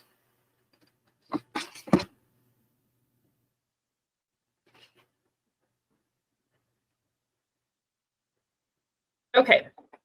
So you can see there is just a slight decrease in personnel for rural, and that is just due to a change in position, like a different person coming in. They're about 50% labor, 50% operating, which makes sense because they're paying, you know, a lot for the buses and for the gas and those types of things. In rural, there are four full-time employees and $235,000 in part-time. Lee? All right. Sorry. We've got a question from Claudia. Yeah. I'm maybe I misunderstood, Skylar, but didn't you just say that rural isn't funded by the city? It's not. Okay. This is all federally funded. The rural end of it is all federally funded. Is that right? It's federal funds and local match. So we get match from the counties that are using this service as well. Correct. Okay. Okay. And then going on to operating, there is a decrease, and this was just due to, I believe, a capital outlay that was built in last year. We were having some issues with our spreadsheet, so we will double check and make sure that all of that is correct. Basically, the way that we build grant fund budgets is we kind of see what we're going to get in grant money, what we're going to receive in match, and then just kind of build the budget to follow those numbers. So you can see the rural fund, there's charges for service, intergovernment, and miscellaneous. So this is going to be grants, and it's also going to be county match. All right, and then moving on to the urban fund, maybe. There is an increase. I believe this is due to a planned retirement, and because we have to budget for the payoff in there. And then some changes in medical, which is what we budget for when somebody is leaving. We budget them at full family. The urban fund is 67% labor, and the rest is for operations. They have 16 employees and $366,000 in part-time dollars. And then you can see the operating. Again, this was just due to a decrease in capital items, which we will double check those to make sure that that is correct. The funding for urban, you have charges for service, intergovernment, which is going to be your grants. There's a little bit of interfund revenue, some miscellaneous revenue, and then this other financing source is the money that comes directly from the general fund to fund the urban operations. And I will go over that a little bit more in the next presentation on non-departmental. Are there any questions?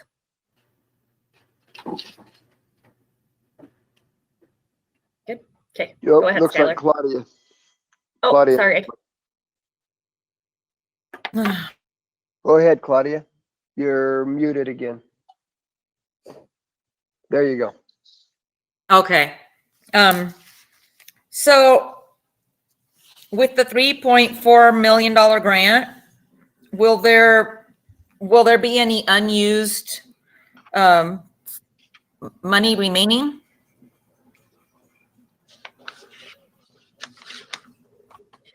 For like the CARES Act or just the regular grants? Yeah. Yeah. The CARES Act, yes. CARES. Yeah. Skylar, do you know? Yeah, I'll take that. Thank you. Yes, our regular grant, which is our 5307 grant, essentially is being put on hold. And it becomes quite a big buffer for us because we'll be using the CARES Act funding. And so, yes, in answer to your question, yes, that money's being put on hold essentially. Hopefully, does that Okay, answer thank your you. question? Okay, Thank Chris, Chris had a question also. Yeah, can you just, I want to make sure if I boil this down to the bottom line, so there is no city money involved in the rural transit aspect of this, no fuel, no maintenance, no nothing. Correct. We have two different funds, Fund 8 Right. and Fund 9, and that's why it's because it completely separates out those costs. Right. Yes. How much taxpayer money, if any, goes into any aspect, I don't care what aspect, of the urban operation, including fuel maintenance, et cetera? That was the 518,000. Okay. Thank you. Mm-hmm.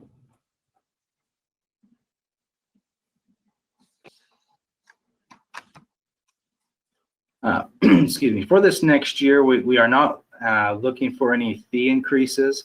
We are asking for additional budget authority. This is due to we've had a coach that was having mechanical issues, and we found out through the CARES Act, through the funding that we received, that 3.4 million, that we were able to purchase a new coach to replace this one. So this is a really important thing for our department and for the city, because normally of this amount, we would have to pay 20% of that in match, where this will be 100% funded with the CARES Act funding. We did already receive the green light from the Federal Transit Administration, and so with the approval of City Council, the city would ultimately upfront pay the money upfront, and then it's reimbursed just like all of our other grants. And so with that, again, no local funds will be used. Mr. Mayor? Yeah, it looks like we've got Linda has a question. I don't have a question, but I was wondering, can we, since that is no local funds and it's CARES Act funding, can we just go ahead and approve that one? Today we aren't approving anything today, Linda. Okay. So, but yeah, this will be back in front of us and stuff, and it's really, we're kind of the pass through it is what we are. So yeah, it's Right. kind of a no-brainer. Claudia, you have a question, it looks like. I do. A few slides back, you said that you're right, getting about 9.3 passengers per hour on the fixed route. Correct. Did I understand that right? So why would we need a 29-foot bus to accommodate less than 10 passengers an hour? Sure, and that's a really good question. And ultimately what that does is the 9.3 is taking our total boardings and then it averages out by hour. And so what it isn't calculating is, for example, our A and B routes, we are generally getting about 130, between 130, 150 boardings a day, pre-COVID again, on those buses. And so we're looking at anywhere from 10 to 20 passengers an hour that are riding on those buses. And so ultimately that is these coaches are about 28 seats on those. So it's ultimately coaches for our main routes that have the bigger ridership. Okay.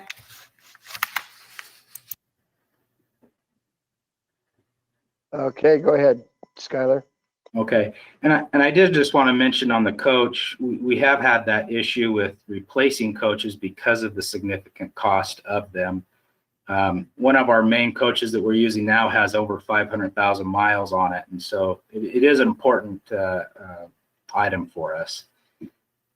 For the 5% operation budget, we're looking at 37,752. You'll see that we would be making adjustments to some of our services, and this is services that would have very little impact to our system. We do have some ridership, but ultimately it would be pretty minimal to our system. So under our fixed route adjustments, we would look at reducing by $21,085. And you'll see on each of those three routes, we would either be shortening it or making adjustments either in the morning or the afternoon of certain times. And it's times that we identified that we have very little ridership. Our demand response, this is our premium service. So this is service that's above what we're required to provide under the Federal Transit Administration. And we would be looking at concluding our evening services by 9 instead of 10, and then by 6 instead of continuing that on till 7 on Saturdays. So you can see that was reduced by $15,967. And then also we would be reducing our advertising by $750, leaves us about $300 in that line item. Skylar, it looks like Rick has a question. Okay. No, I don't, Mr. Mayor. I lost my connection for a moment. Thanks. All right. What does it cost to ride the bus, and what does it cost for the premium service? So I'm assuming the service you're referring to is the demand response. So during the regular hours, it is $2.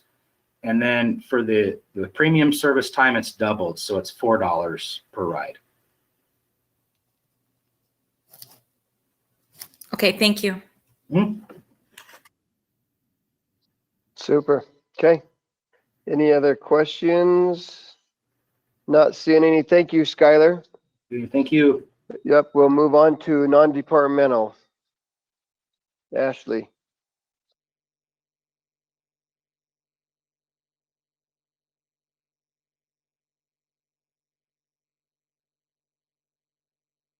All right, let me just get this pulled up really quick. All right, so I'm just going to be presenting the non-departmental budget for FY21. So basically oh, sorry, I think it's paused. Hold on. There we go. So the mission of this fund is to provide support to city functions and supporting organizations that cannot be identified within our existing fund and department structure. So that it's generally for like the benefit of the city as a whole and not for just one certain department.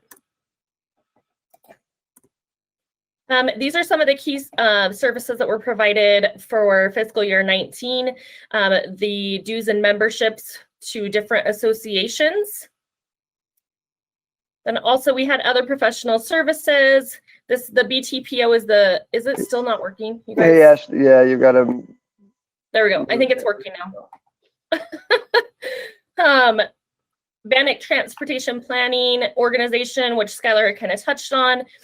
School district crossing guards, 50% of that we are reimbursing.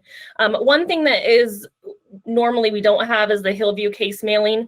We basically just pay that out of non-departmental. And so that was about $7,200 for those mailings to go out. All right, and then some of the contributions that we gave for fiscal year 19 are listed below. These are generally given on an annual support basis. And so you can see the amounts, and these generally just roll over into the budget for the next year. So these should be what is in there for fiscal year 20 as well. And then there's a few transfers that come out of this fund. The big one for fiscal year 19 was the Hillview settlement case. We moved money from the general fund into its own fund so that we could track that separately.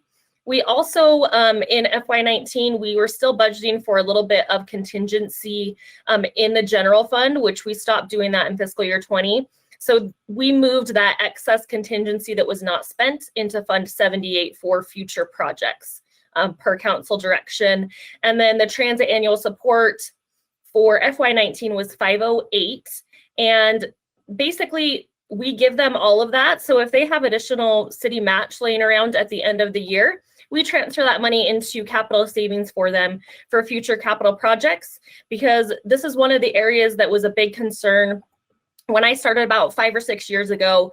Was our capital was not in the greatest shape. And so we have been planning and trying to make sure that we're putting money aside, so when the opportunities come up, we have the money for the match on these projects.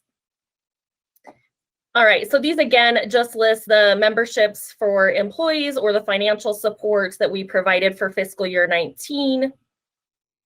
And then within non-departmental, we have there's 0800 and 0801. 0801 is for economic development. We do have the economic development manager in there, and the 117,000 is for the salaries and benefits for that position. We also built in an operating budget of about 53,000. We also contribute to Bannock Development Corporation and Ready Group. And Ready Group is looking at changing their fee structure. We're still not sure if it's for FY21 or for 22, but the $35,000 is more than likely going to go up significantly based on their new fees.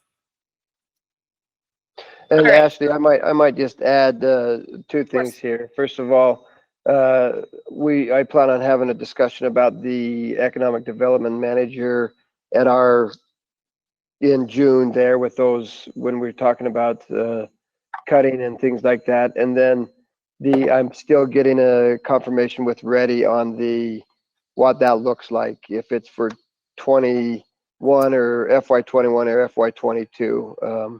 I think they have a typo in their contract they sent to us. And so I will get that, hopefully have that report for you and the council next week. That'd be great. Thank you. And Chris has a question. Yeah, for how many years have we budgeted in the economic development person? I believe it's been, I know for sure 18, 19, and 20. So 3 years. And so that would have been budgeted in at the numbers you're showing? The 52,871 and the 117,134?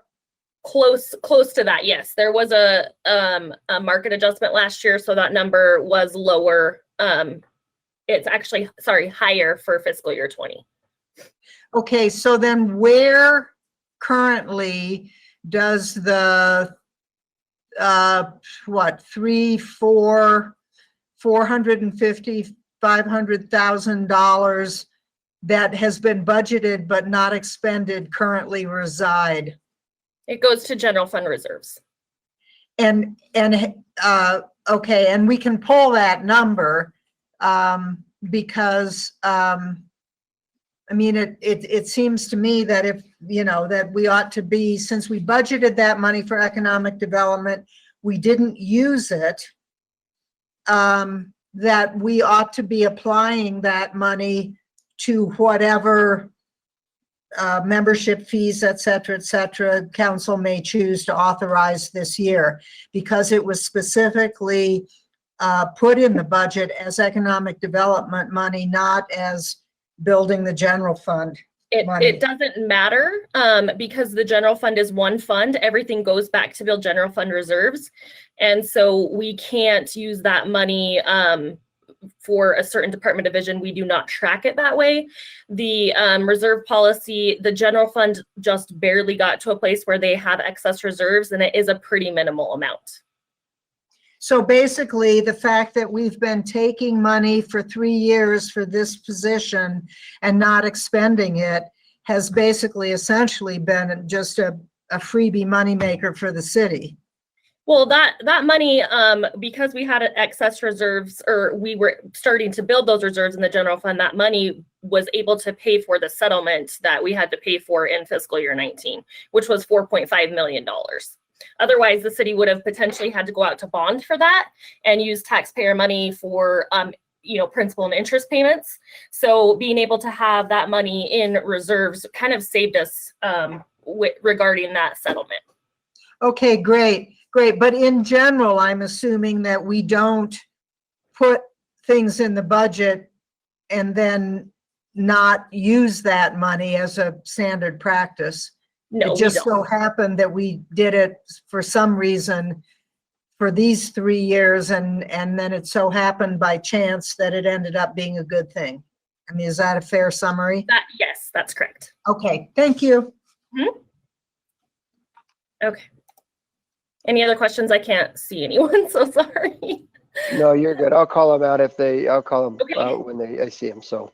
Thank you. So we haven't made any adjustments in non-departmental. So you can see that everything is flat. There's no movements in between the lines. This is just kind of more of an informational to get council's direction to see how we want to build this. And then the economic development, you can see this is the budgeted amount for the personnel and wages. There's just a slight decrease, and I believe that's due to a change in workers' comp rate. And so about 41% was for the one position in that department.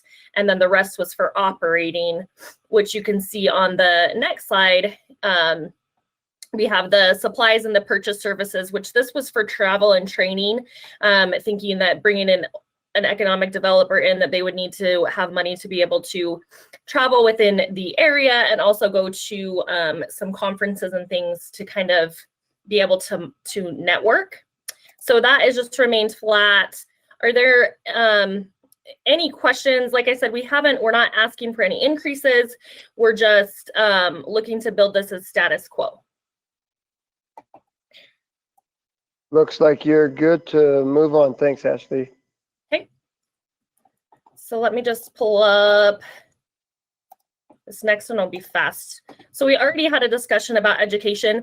We just wanted to give you a little overview of kind of where we're at with that fund. So let me pull this up.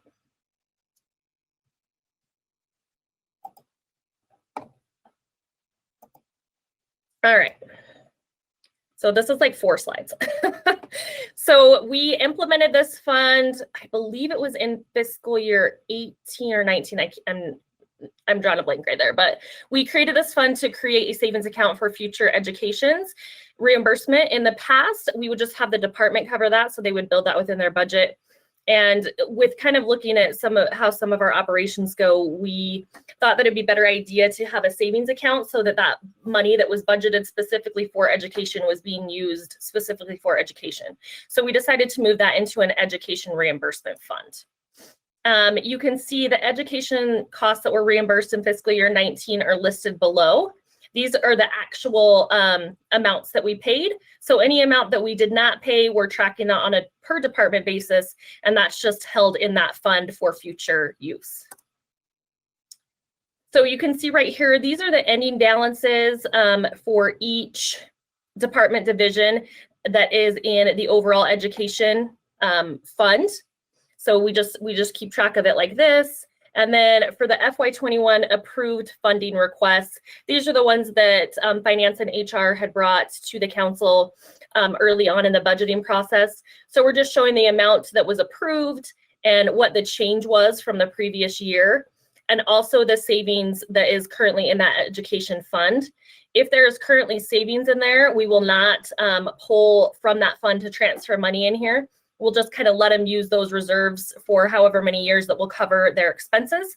And that way we can kind of cut down on some potential tax dollars. It's not a huge savings, but we're just trying to make sure that we're really analyzing and trying to save money in as many places as possible. So this is just a list of all the requests, and then, you know, just kind of some data to show you if they do have savings in there, that'll offset the amount that has been approved for fiscal year 21.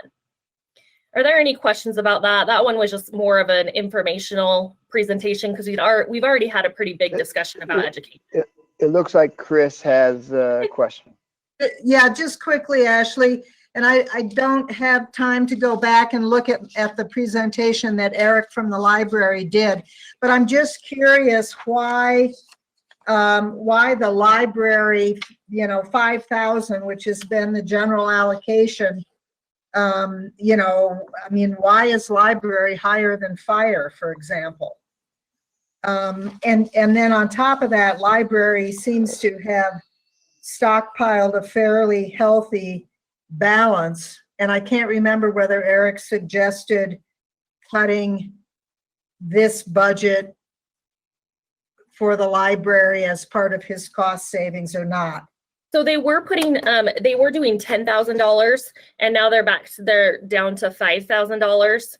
So that has been cut in half already as requested for fiscal year 21. Right, and I'm just, why is it so high? Do you happen to know? I mean, it is just based on employees submitting requests for tuition reimbursement. And so they submit requests early on in the budgeting process, and we just bring all of those to council. So if there was, you know, because fire is 11,000, library is 5,000.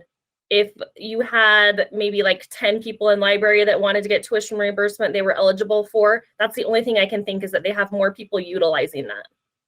do we have in other arenas where I've been part of a reimbursement opportunity, it was always, there was a capped amount and it was first come, first serve. Is that how we do it here? Or if they ask for it, we try to give it to them? We do not have a cap that I know of. Heather, do you? So there's actually a 3-part process to apply for education funds. You have to submit for council consideration, and then we hold that money in the account. Then people who requested then can ask to use the funds, and then they ask for reimbursement. So it's a first come, first serve based on application. If someone does not attend and we have some extra money there, the department head can allocate that to another employee. Okay, thank you. All right, are there any other questions regarding this? Thanks, Heather. I'm not seeing any. Okay. So let's go ahead and move on to police. Yep, just let me pull this up really quick.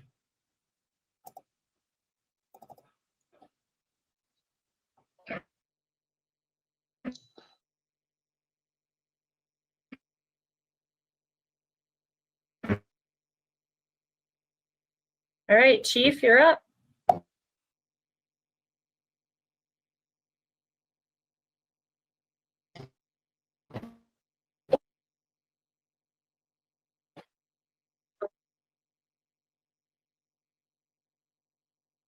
Chief? All right. Yeah, Chief, you're frozen. We might need you to come over to the light and do your presentation over here on this side of the city hall. No, I think he's gonna come over. Yeah. No. Yeah, can you bring your stuff over here, Chief? We can't hear you and can everybody hear me okay? There you go. We can hear you now. But you're frozen again. We're gonna need to have you come over. Yes, I'm here. Yeah, we got a great picture of your badge right now, but that's about it. So you're frozen in time.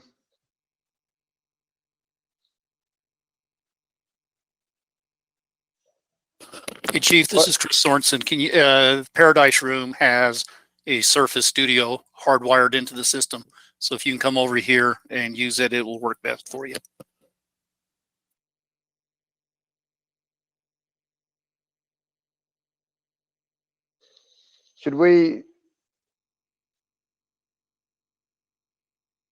I'm just wondering if we should jump while he's moving his stuff over. I don't know how much stuff you have to move, Chief, but I'm wondering if we should jump to fire real quick.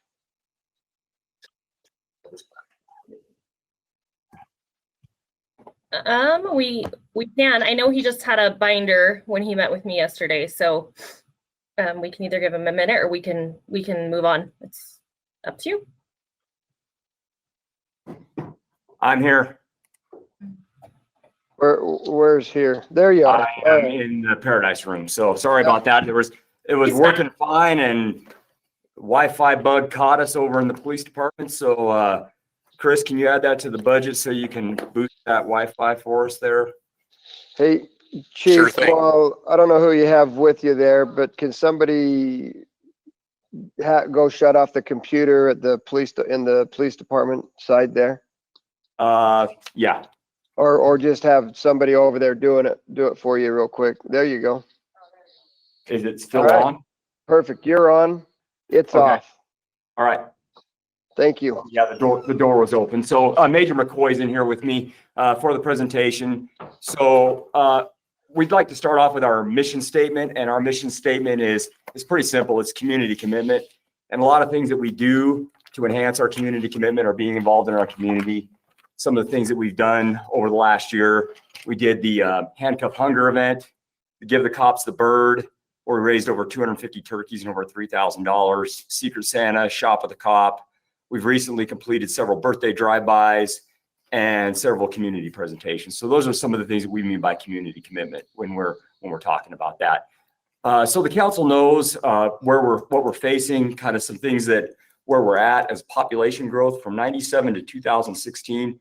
In the United States, we've seen a 21% increase in population.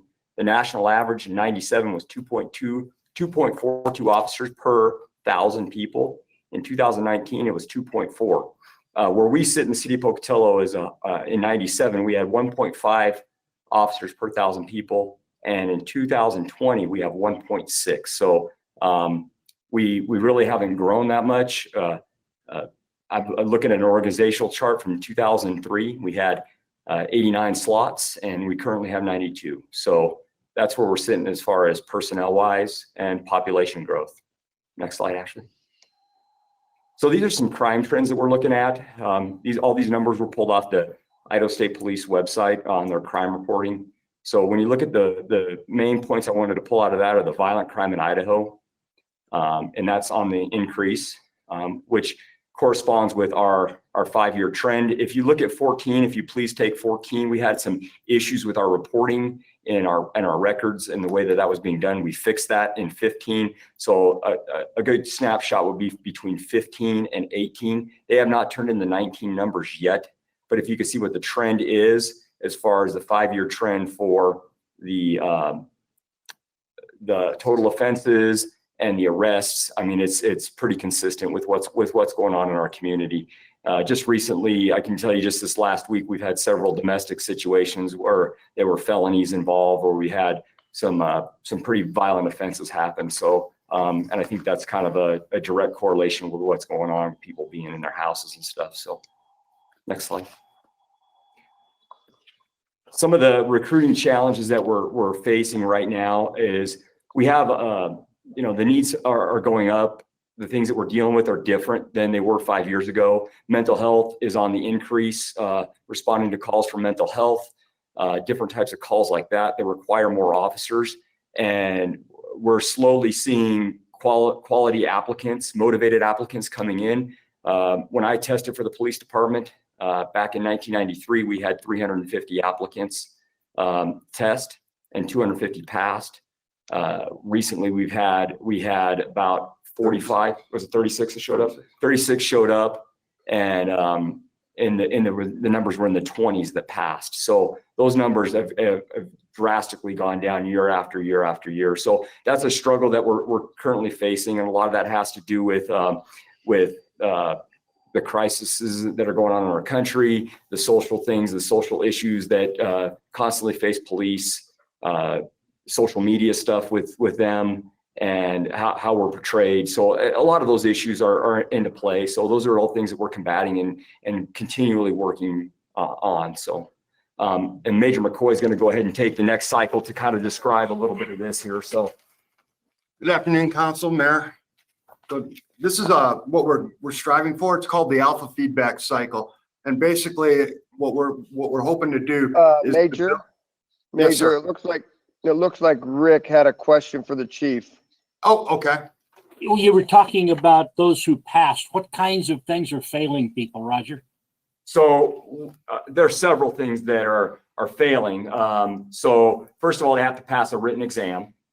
So if they don't pass that, they can't move forward. If they don't pass the interview portion, they can't move forward. If they don't pass the psychological exam or the medical, the lie detector portion, the background portion, we have several people that fail at different stages. We get some people that come in, and this just recently happened over the last year, where we've had somebody who's made it through the academy, they made it through all the background stuff, and they get involved in field training, and they realize this isn't for me, and they quit. So it's at various stages of the game. Thank you. And that's going to directly, that's a great question, because it actually ties into what the major is going to talk about here with the alpha and beta feedback cycles. Okay. So the alpha feedback cycle is what we're striving to get to. And what it allows us to do, it's a continuous cycle. We want to be able to select highly qualified and motivated individuals. One of the things, to answer your question, what people are failing, is one of the things that we're finding is that people who are testing, normally they would come back in the 50 percentile of intelligence when they take their tests, or above.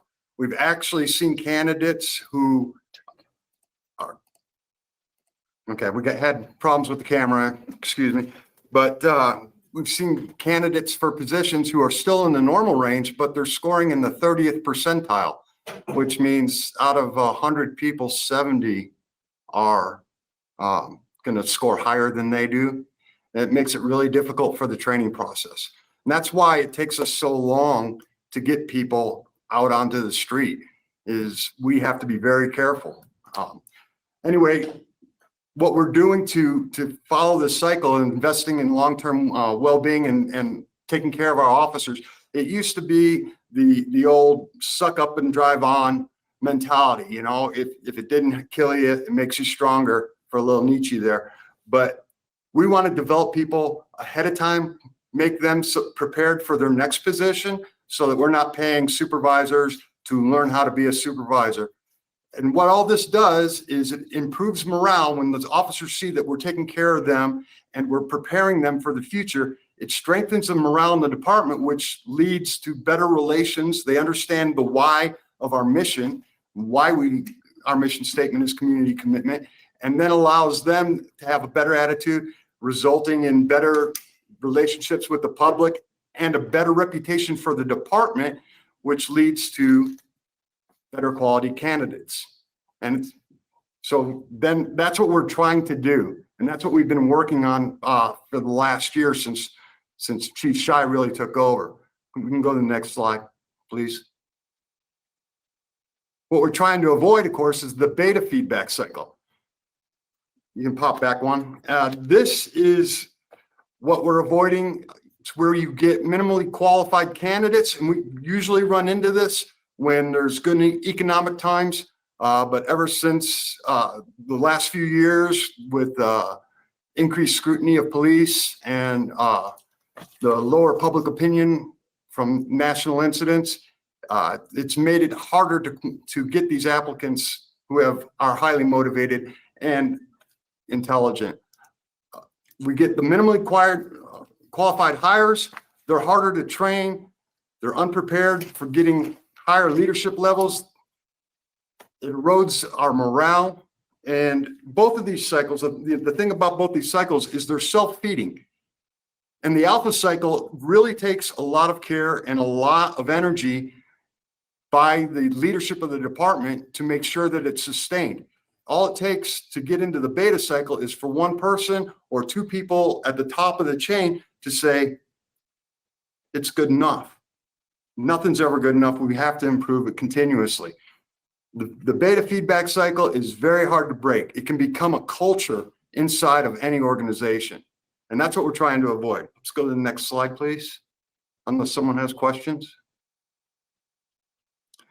This is our proposed organization chart for fiscal year 21. Breaks down, we have the chief of police and then me. Underneath in the gray boxes, you'll see all the different programs that each of our administrators handles outside of just their office.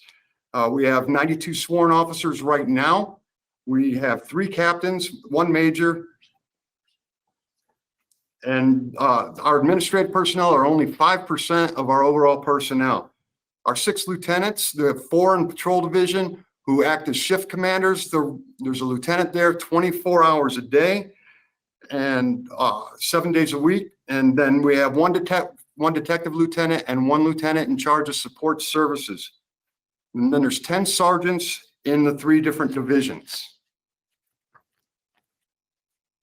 Next slide. Chief Shy is going to talk about the patrol division. So our patrol division, that's the backbone of our department. Those are the guys you see in uniform out in the patrol cars, the black and whites, taking calls for service and responding, light sirens, responding to actions, things like that. That division is compiled of 62 sworn individuals, 6 different teams on 3 shifts. We're 365 days a week, 24 hours a day, first responders, and the calls for service that we cover are various. And within that division, we have other programs. We have our field training program. We have our traffic program. We have our canine program, our bicycle program, our mobile field force. And so when you look at the lieutenants that cover that, they cover the city 24/7, 365. The average years of experience for our lieutenants are 23 and a half years. So we have well-seasoned people that are taking care of the city while during the off hours and during the times where they're needed to respond. Our captain oversees IRU, our COPS program, K9, FTO, bicycle, traffic, mobile field force, our drone program, and part of our policy review. Each team's led by a sergeant, and that sergeant is responsible for the field supervision, that direct supervision. So the reason we have that supervision there is obviously because of several Supreme Court cases that are out there that talk about negligent retention and fail to train, fail to supervise. There's several Supreme Court cases out there. So those are all reasons why we have that they're out on the scene. So when there's a critical incident, they're there to oversee it. A use of force, that's one of the big things, 1983 violations that we can get sued for. That's why we have that direct supervision out there. Any questions on that? Next slide. So some of the services that we provided, when you look at that, the calls, 24,299, that's just calls that were entered. That doesn't include like traffic stops, field interviews, foot patrol, community presentations, or anything like that. That's where a report was generated. So there's several things that we deal with where a report isn't generated, such like a traffic stop, that's a traffic citation. So some of the things that are up, welfare checks, those are dealing with people with going through mental health crises mainly, or children that have been left abandoned, where we go and check their welfare. Disturbances are obviously fights, and those that's pretty consistent with what we're seeing this year. Is they're both on the uptick. So the calls that we're going to are a little more complex. So one officer calls dropped about 4% last year. So that means that calls for service with 2 officers and then multiple officers is going up. So it's about 53% of our multiple officer calls that we're going to where we respond. Some of them are 2 officer calls. So the majority are more than 1 officer that's responding. And that includes they're getting there, taking the report, the follow-up, collecting evidence, and all of that different things that go along with the call. Our canine, we have 4 dual purpose canines. We use them for demonstrations, apprehension, and sniffing for drugs. So when you look at what they've done, and you have the grams of drugs that they've seized, they're on the slide, as well as the money and automobiles. So what we do is we take those cars to auction, and then that money goes back into the seizure fund. Any questions on that slide? Okay, the Major's going to take care of investigations.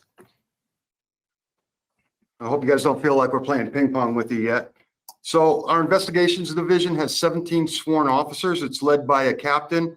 The captain chairs the HIDA task force. We'll be talking about that in a few slides from now. He also is in charge of our officer wellness program that we're putting together and putting a lot of emphasis on to take care of the mental well-being of our officers as well. He's also in charge of the U.S. Marshals Service task force that we're a part of, and our technology improvement program, as well as evidence accountability. Our lieutenant, who works under the captain, is responsible for 2 sergeants and confidential Fund 88, as well as the 9 support personnel. The 17 investigators that we have, you can see the slide. I'm not going to read off all the different types of investigations, but last year, their average caseload, active caseload, was 13.2 at any given time. This year, that caseload is up to 18.3. Like I told you, Mayor, in the phone call last evening, I wish I was a fireman, because apparently they're not doing any business right now. We are. You can go to the next slide, Ashley. So last year in fiscal year 19, we had 1 homicide. You can read through that. 30% of our cases last year that the investigations division took care of were had prosecution pursued, or the case was either transferred to another agency. Only 8.5% of our cases had prosecution refused. The number of reported frauds and closed cases is going to continue to rise as we get online reports. Online reports have saved us a lot of time for our officers, but we don't always get the quality or quantity of information from the citizen to allow us to do a really good investigation into it. Also, there's been an increase in CPS cases. What that is due to is Health and Welfare has decided that any case they get, they automatically refer to the police department, even if it's a closed case or a no action case where they're not going to do anything about it. They're shifting that to the police department, and we're obligated to avoid any liability to look into the situation before we can close it. So they've kind of, I guess if you want to be cynical about it, you could say that they've shifted their workload onto us. But we're taking care of that, and that is added to the caseload of our detectives. Our narcotics unit, last year we had a great year. You can see the amount of marijuana, heroin, meth, amphetamine that we've taken off the streets. They work with the HIDTA task force and work together with them quite well. We'll go to the next slide and I'll explain the HIDTA task force. Yeah, Chris has a question. Yeah, could you just go back to the last slide for one moment, please? Thank you. Sure. So can you dig a little deeper into the marijuana cases? I mean, are we talking about, you know, half a kilo or a kilo on each one of those, or, you know, somebody with 2 joints in their back pocket? Or, I mean, how does that break down? Well, if our narcotics officers aren't worrying about somebody with a joint in their back pocket. No, these are basically cases where it's distribution. They're bringing up loads from out of state or from, you know, all these states where it's legal and selling it. Okay, great. Thank you for that. And then under property seized, Mhm. so I'm assuming, but I don't know this, that that you dispose of the firearms in some way. I mean, is there any revenue accrued from the vehicles and the firearms? Yes. So what happens is anything that if we pull over a car and it's got a kilo of methamphetamine, Right. if that car is free and clear, it doesn't have a lien on it. And just so you know, the criminals are getting smart. They're using rental cars a lot more. But we'll seize the vehicle. We'll seize any of the firearms and any of the cash that they might have that they can't explain. Like if they got $50, we're not going to touch it. But if they got $10,000, we'll grab it and seize it. And then a judge will look at the case and they'll either award the money or tell us to give it back to them. The vehicles that are awarded to us are held and then they're disposed of in auction with the city property. Okay, and we get quite a bit of money into our confidential fund from that. The firearms, as long as they haven't been used or evidence in a violent crime, what we will end up doing is after a projected period is we will sell them back to our firearms dealer and get a discount for new weapons for the police department and other equipment. So is that going to show up as somewhere in the later in your budget presentation? I can't remember, you know, in your line items, are we going to see a line item for seized property? No, that's all goes into the confidential fund. Okay, you have to help me out there. It's the narcotics fund. And Okay, and it goes from there to what? the money in the confidential fund is used to fund our narcotics investigators. Anything drug related, they can use that money for. I can't use it to buy a patrol car. I can't use it to get new batons for our officers or light bars or anything. It has to be for the narcotics investigation. Right. So does that appear somewhere? I realize it's hard to figure out from year to year, but I guess I'm just wondering, you know, does that show up somewhere? It is a revenue line item, but we generally don't discuss it. It's not a huge slush fund. No, I'm not suggesting that. I'm just curious. Yeah, no, I've actually been pushing them because they're a little behind what's projected for this year, and they need some new vehicles, and they're not going to be able to fund them unless they get on the stick. All right, thank you. Okay. So the HIDTA task force, a high intensity drug trafficking area. Southeast Idaho is covered by what we call badges, or our Bannock Area Drug Group Enforcement Squad in 2019. And just for clarification, the numbers you saw under our investigations, that was just our narcotics officers working alone.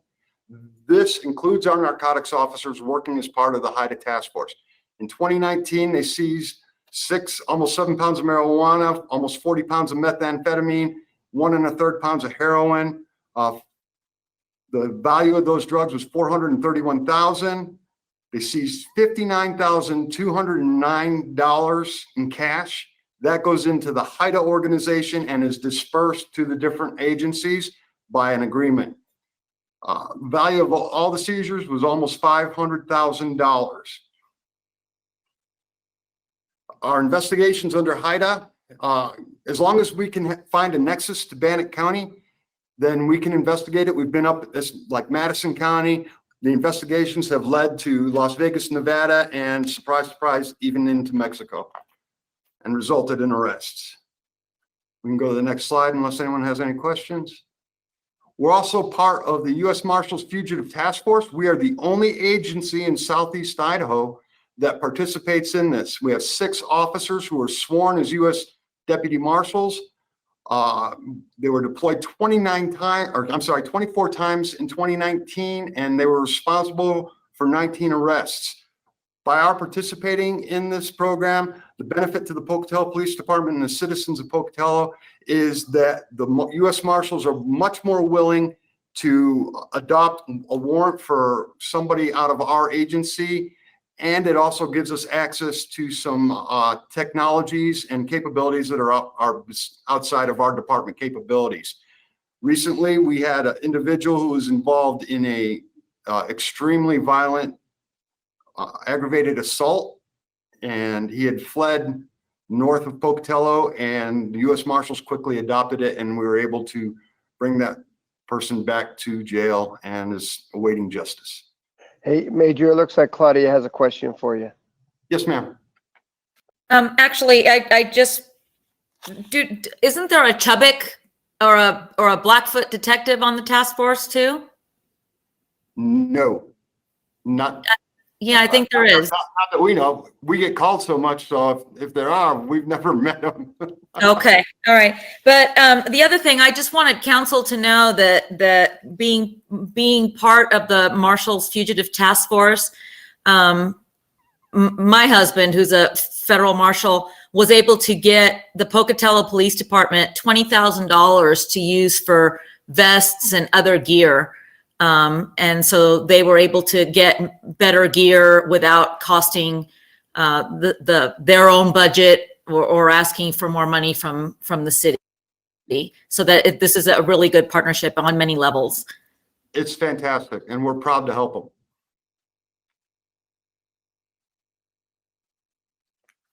Next slide. Oh, Chief Guy is going to talk about our support services division.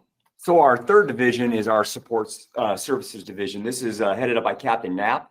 And so he is over a lot of things. So one of those things is our dispatch center, and where we have 19 dispatchers, 9 records clerks. So, and let me go back to the dispatch portion there. So some of the things that they are over, we have to make sure we're in compliance with ILETS and NCIC. So he has to make sure that we meet all the federal, state guidelines so we can maintain our license. Our records division does all of our coding for our reports. So all the numbers that get turned into the FBI, NIBARs, and the state are all driven through our records division. He oversees our school resource officers, licensing, code enforcement, training, hiring, our TSA grant, our drug take-back program, our community outreach program. And on top of that, now that's where the animal shelter also reports to him. So he is all over the place. And some of the things that we've been able to do recently with the shelter animal control officers, and this has been a topic of discussion. I know that Councilwoman Stevens has brought this up, as well as Councilwoman Ortega, where we have combined a lot of the things that we're doing.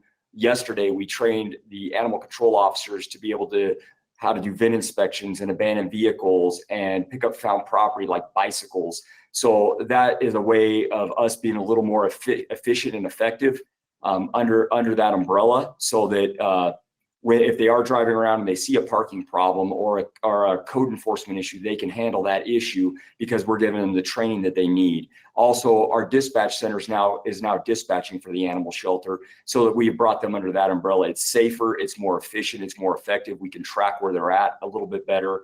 They have a radio history that dispatch enters when they check out somewhere.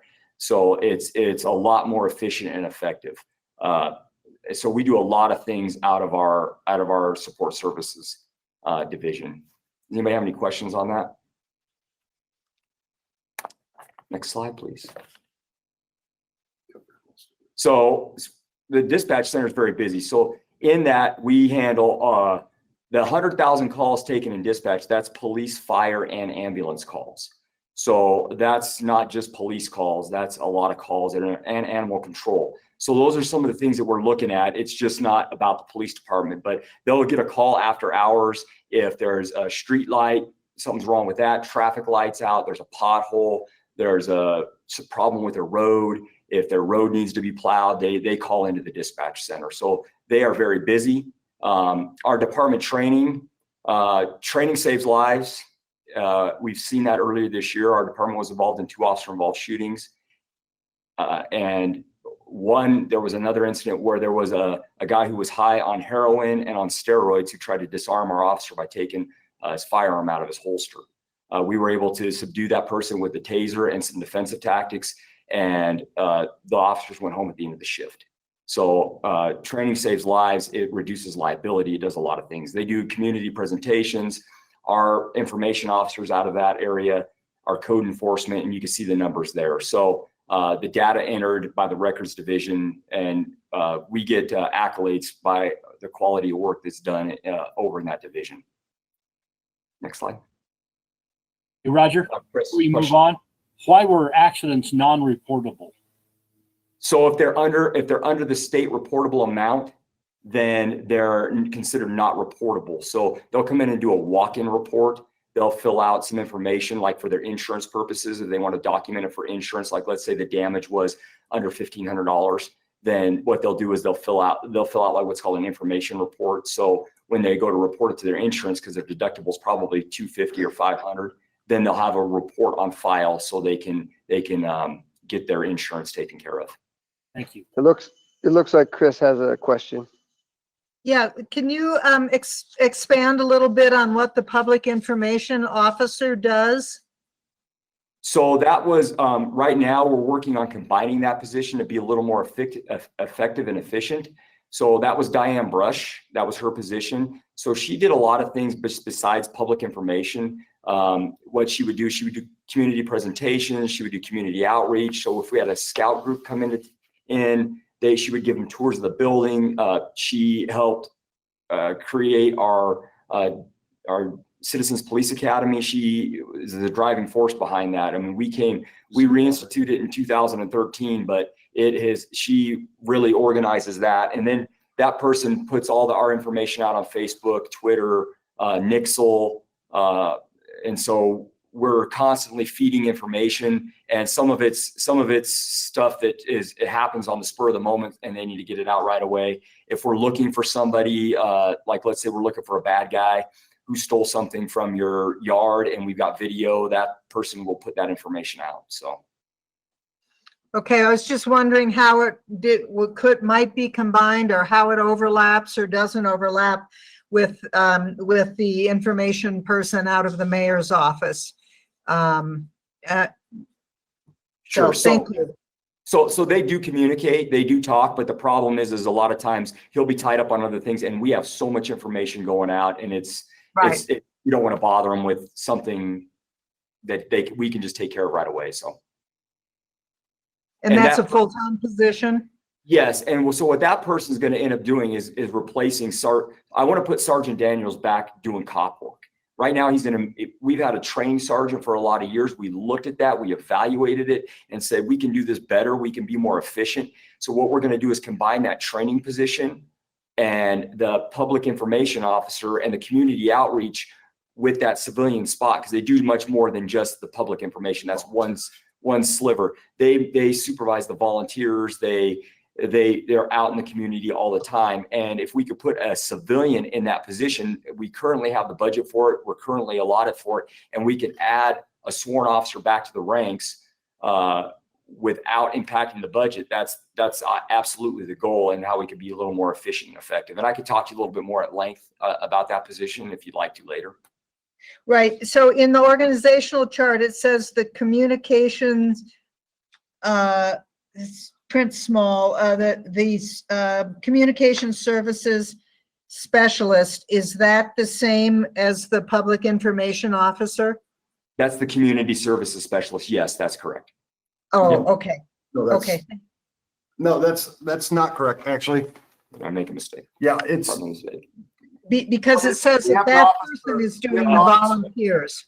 Yo, yeah. So we have a civilian position and we also have a sworn officer. They work hand in hand, and that's a community resource officer. So they're the ones that are they're the uniformed officer. They're the uniform side of it. And we recently put Officer Cates over there. He replaced Corporal Schutz that was over there. So yeah, that's two different positions, but that's not going to increase our manpower by doing that. So. Thank you. Yep.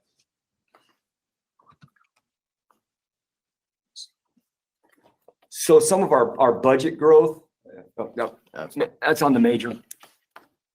okay, so looking at our budget growth over the last 5 years, in 2015, our personnel costs were 10,000,006. Our operating costs were 1.7. Our capital costs 325,000. Came out to 12,736,000. In 2019, our personnel costs are at 11,980. Our operating costs are 2.3 million. Capital costs are actually less than they were in 2015 for a total of 14.5. The real growth rate is 5.39% in 2015 dollars over the last 5 years. And the rate of inflation over that same period has been 8%. So I'm telling you, we've already made half of our budget cut.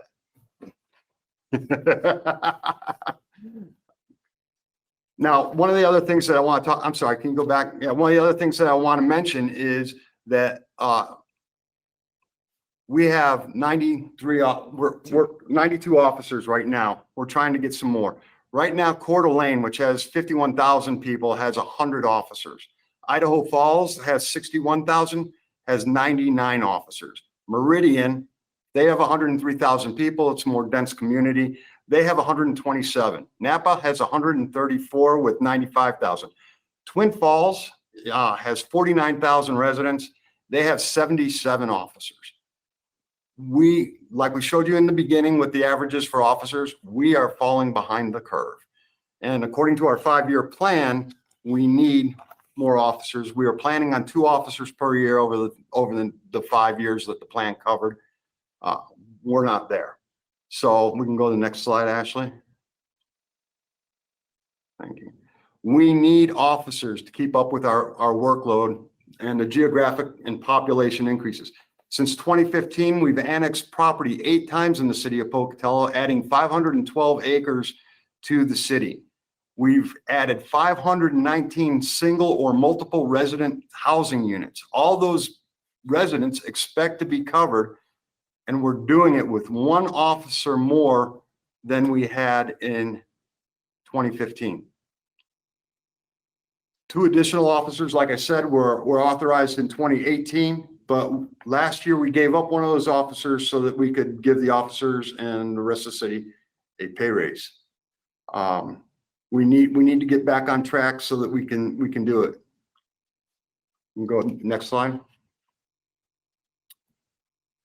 We also want to, yes, Chris.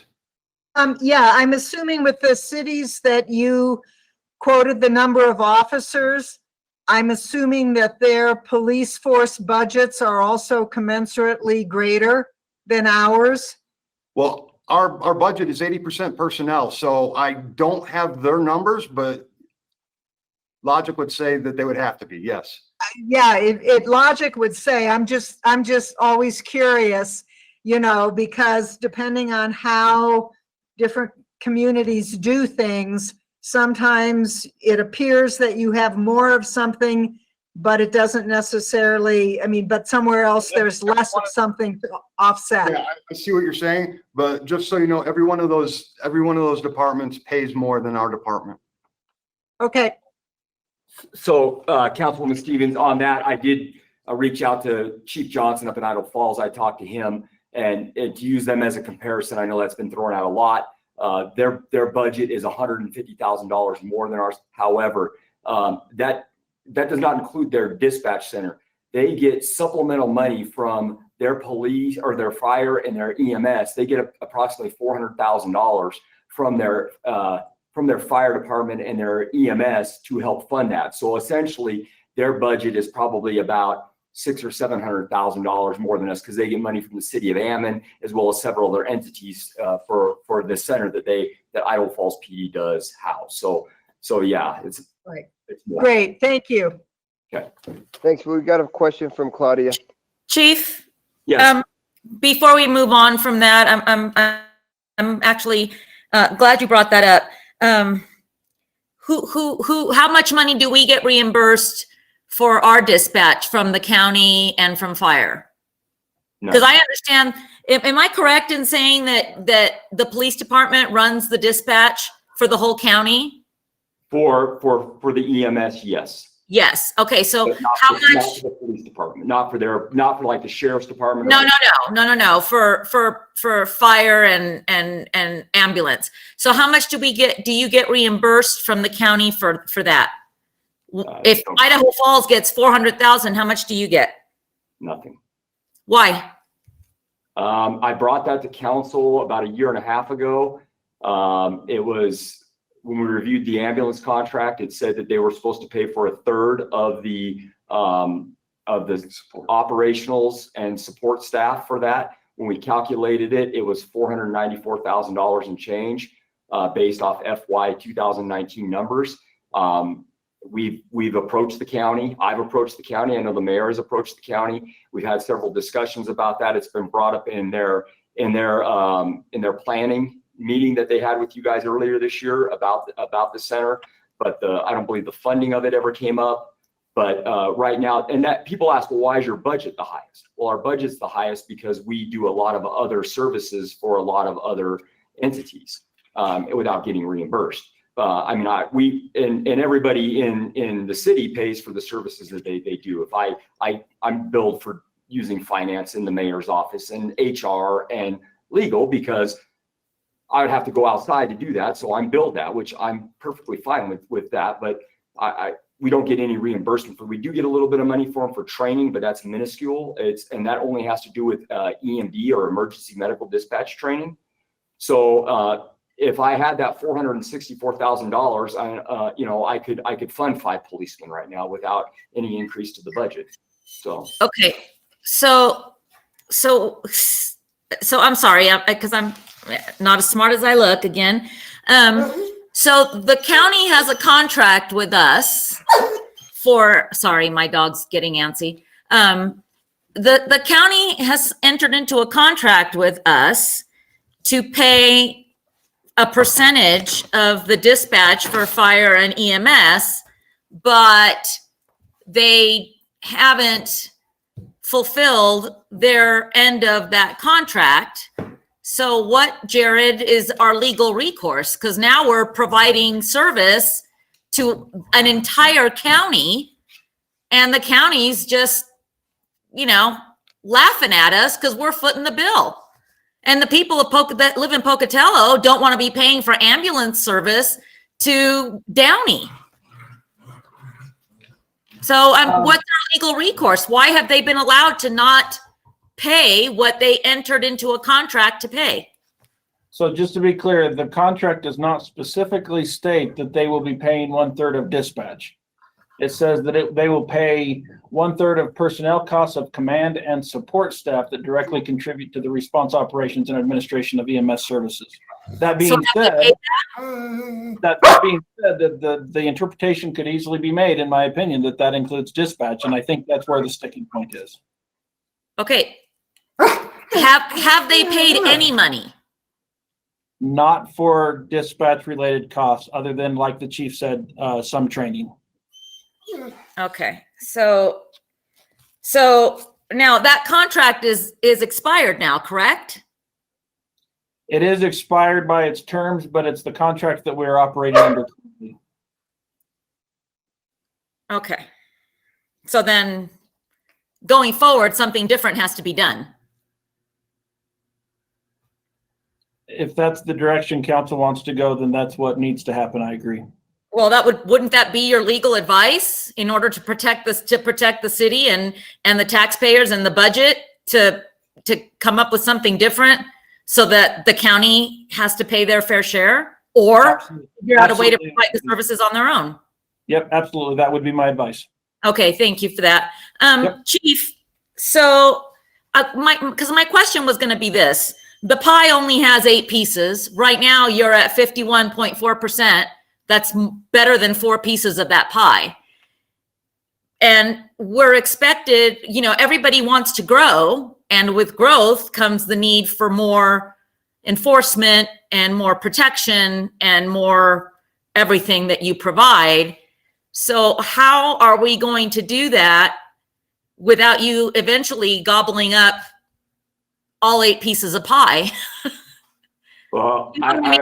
I'm just I don't want to gobble up anybody's pie. I mean, but at the end of the day, you know, I think that if we were to maybe put another slice of pie in there, right? And by everybody helping with the lift. And I know that when you say, well, like when you guys talked about a 5% budget cut, well, that affects me a little bit more, but because I have the bigger budget, but because we're doing so many different things and we've been tasked with other things to do. We also have code enforcement and licensing that's been, you know, that is in our, under our umbrella, that is out of our budget. And we've been taking care of them for several years because of the way that flows. It leads to citations and officers. So it makes more sense to have them over in the police department. And that's ping pong back and forth. And it's been over at the police department for several years now. But to answer your question, it would be to help with the lift. We would need a little bit more to help with the lift. So if they were to do like Idaho Falls does, and they would help contribute to the dispatch center for the services that are provided.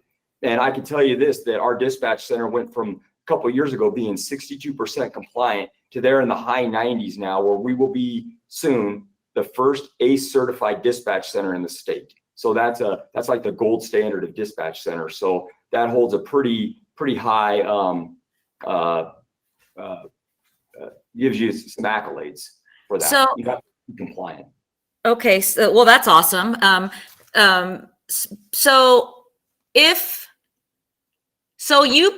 When you get services from other departments, your department gets a bill. Correct. Well, gets a bill, or there's an interfund transfer. Okay. So your department gets billed for it. Correct. Okay. So when you provide services to other departments, do you bill those other departments as well? No, we don't. We haven't made it a practice to do that. And that's why. I mean, for me, it's just that's what we do. If somebody needs help, we go. If somebody says, hey, there's an alarm activation over on the city side, we respond because that's what we do. If there's right, but if somebody takes out a fire hydrant and street services needs you to, or public works or whoever it is needs you to go over there and direct traffic or close the street while they fix it. If they needed you, they bill you for something, but you're giving them that and you're not billing that department, right? No, not that I know of, unless there's. So then part of the reason why your section of pie is bigger is because you have to pay every department for every little thing that you get from them, but you're not able to recover that at all. Is that a fair assessment? I guess that would be correct. Okay. Okay. Thank you. We've got Chris and then Roger and then Ashley. You might want to explain a little bit about the interfund stuff again. So Chris. Yeah, Mr. Mayor, this is probably for you and Jared, not really the chief, but it sounds to me as though the issue that we talked about in terms of water treatment and Chubbuck this morning is somewhat analogous to this dispatch situation where we continue to provide services. And in the case of the water treatment, you know, they're in the process of working, I assume, with Jared to come up with a different agreement or to at least put them on notice that they're nearly out of their nutrient capacity. I'm curious whether, and I'm hearing we don't have any analogous process in place relative to dispatch and EMS for the county. And I'm wondering if there's a plan, what the plan is. Is there a timeline? Who's taking care of helping to move this down the trail? So Chris, I could probably answer that. I know that Dave or Chief Gates met with the county yesterday, and he talked to them about the need to get this contract moving forward and stuff. And so in his presentation, I think the chief will talk a Mayor, little I'm bit. on, and if you would like me to talk a little bit about it, I'd be happy to. Hopefully, so we can stir clear of some of this. And okay, all right, and that would then affect police budget, even though it's a fire negotiation with the county. I'm just confused. It's the contract with the ambulance district is what you asked about. Who is moving the contract with the ambulance district along?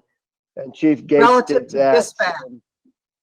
Well, Chief Gates, it's the entire contract anyway, and Chief Gates did that and had a discussion with him yesterday. And so, Chief, why don't you take just a couple minutes and then you can answer that question. And then as soon as you're done, we've got a question from because I Roger. think we're misconstruing a lot of things. And I think we need to start with the fact that Idaho Falls is running the entire dispatch for the entire region. They're doing what's called a unified or central dispatch center. If you look at, that's what Lewiston is currently doing. And so we're unique in that we have actually, well, I'll call them 4 dispatch centers. We have Pocatello PD, we have Bannock County Sheriff, we have Chubbuck, and then ISU dispatches themselves.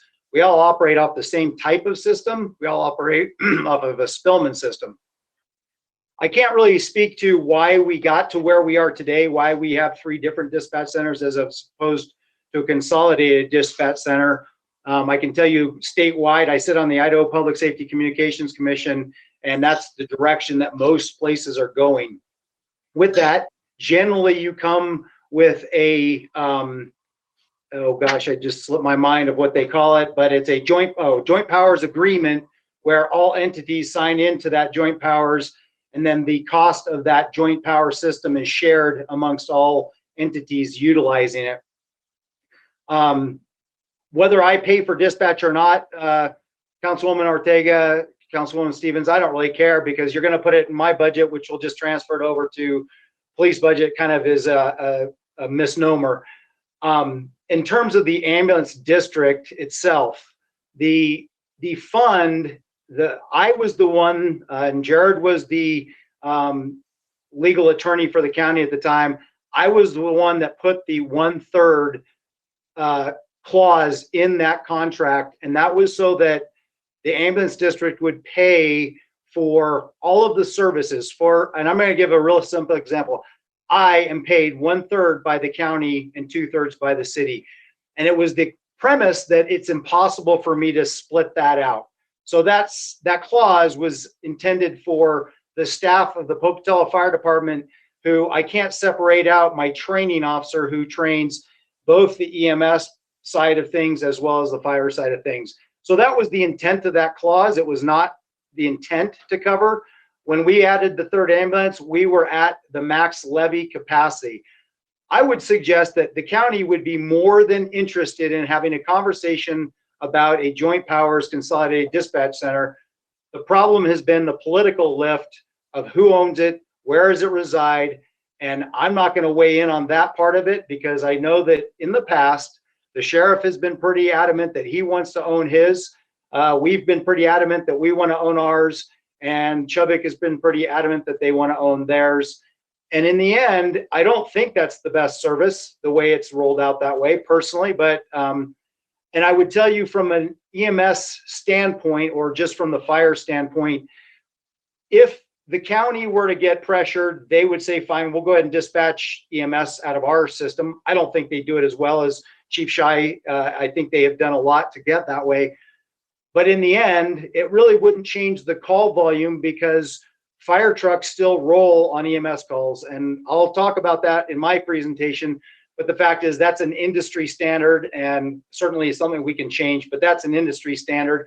So all the calls that are going would be then, we would literally be sending a call to Pocatello PD to dispatch the fire trucks. And then we would be sending the same call to Bannock County Sheriff to dispatch the ambulance district. And that doesn't make a whole lot of sense since we're sitting in the same house. I'm not saying that we shouldn't be paying our share for dispatch. So don't get me wrong on that. It's just, how do we get there and what does that look like? And so with that, I stand for questions. I do. No, we're not going to have you take any questions right now because it's police department's thing here. I just wanted you to explain the dispatch a little bit. So we'll get to you when it's your shot there, Dave. Thank you for the explanation though. Roger, you had a question. I would comment, first of all, I think we're doing the taxpayers of all of our locations a disservice by not consolidating our dispatch. We're paying for redundancies that we shouldn't be paying for. Having said that, I've tried to understand the page that says budget growth, where it compares 2015 with 2019. When I plug it into the inflation calculator with the 12,736,527, it comes out that in those dollars we should be paying 13,777,515, which is below the 14,524,151.9 that is listed. So I'm trying to figure out. I looked at two of our budget digests, and the numbers, I don't see where all these numbers are coming from. It seems like we got different sets of books that we rely on. And because I don't find the 12 million in the 2015, and I don't find the 14 million for, and I assume we should be saying 2020 budget, 2019-20 budget, instead of just 2019 on the other column. So I just really messed up with the numbers. Come from finance. Okay, so we got our numbers from finance, and those numbers that you're looking at, so those are the actual numbers. That was the end of our actual budget at last year. We didn't spend all of our budget. We gave some money back. So I believe our budget was, and if you give me just a second, I can look at our service level report that we well, in our budget digest, it has 16,236,877 as the total for the police department. Okay. I believe that is the interfund transfers that Claudia, that Councilwoman Ortega talked about. Okay, and when I add the personnel cost, I just don't find it all adding up to what we're being presented. And I don't know where the fault lies.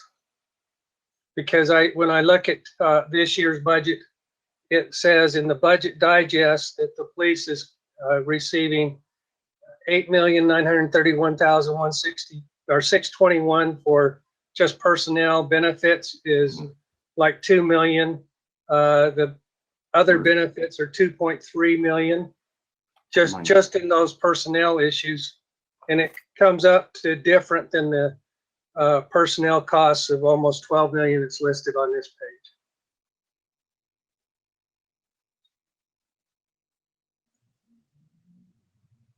I can't see that. Yeah, that we can't see that, but you've got those numbers in that, Roger. Is that Yeah, what I'm looking on my other computer right at our general fund department detail financial year 220 or 2020, and reading the line items that I see there under personnel benefits, medical benefits, other, and I don't know that adds up to the nearly 12 million. This is fiscal year 19, not fiscal year 20 that we're talking about right now. So that's maybe why the numbers aren't adding up, because it's an approved budget, Roger. It's not an old budget. It's the one we're working under this year. But what I think what Roger's saying is the report today, the report is on last year's FY19's budget. So do you have the FY19 budget numbers up? Well, why would we be using a year-old budget when we're under a present budget?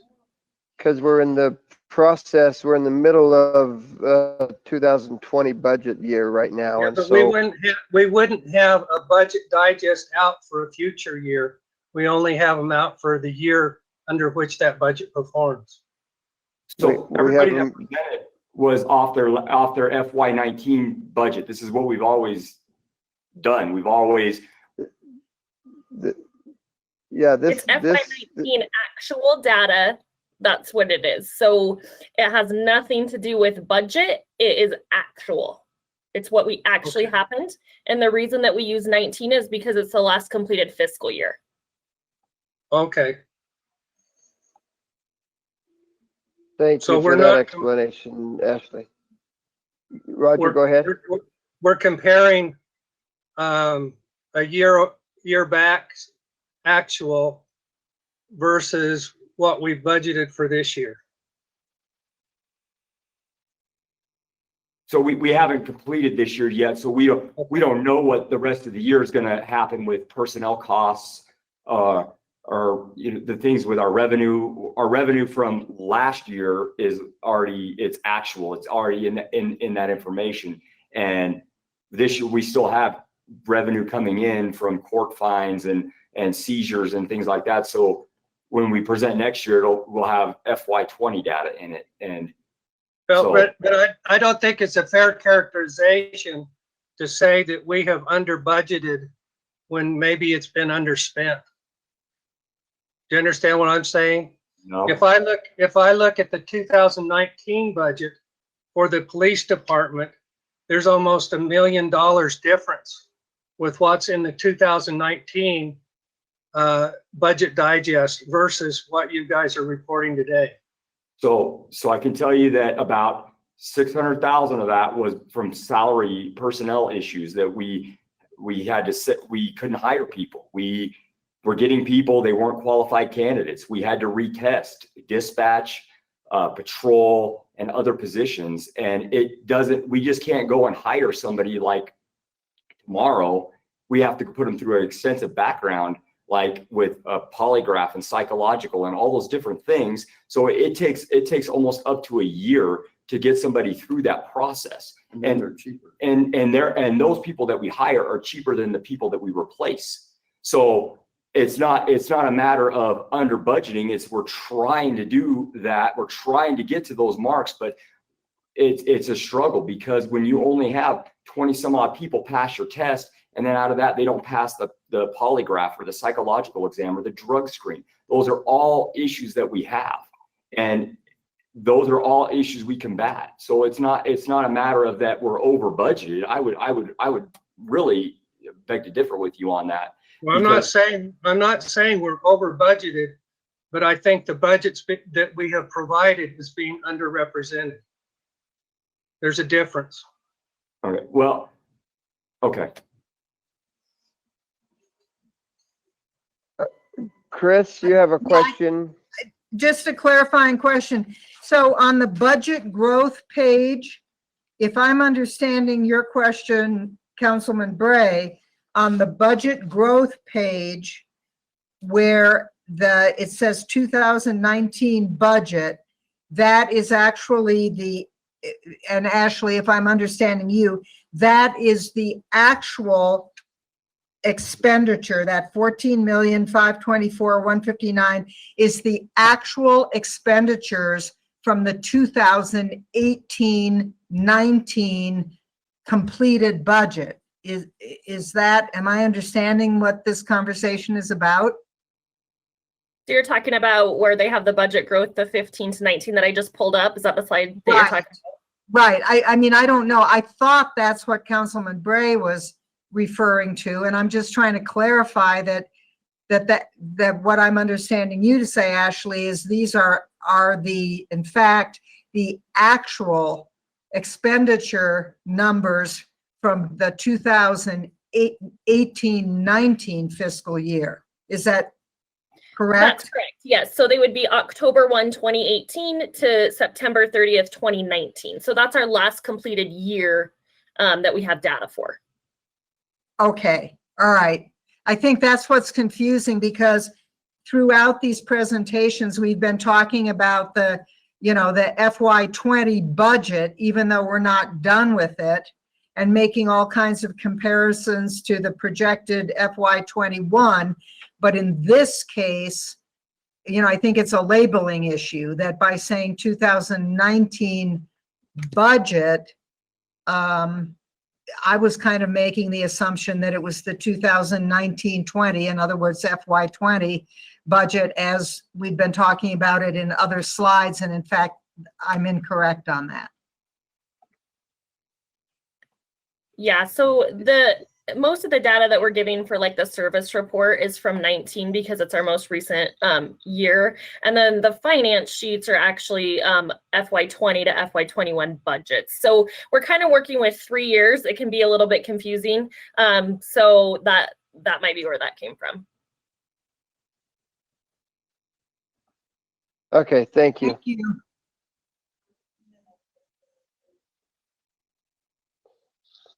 So you can go ahead and go to the next slide, Ashley. We can go ahead and move forward. So one of the things that we're working on right now, this is an efficiency thing, and the major has been working on this program called Smart Force, and I see that the time's getting quickly on us. So just so you know, real quick, this is a new program out there, zero impact on our budget, more efficient, new software, new technology. So go ahead and go to the next slide, please.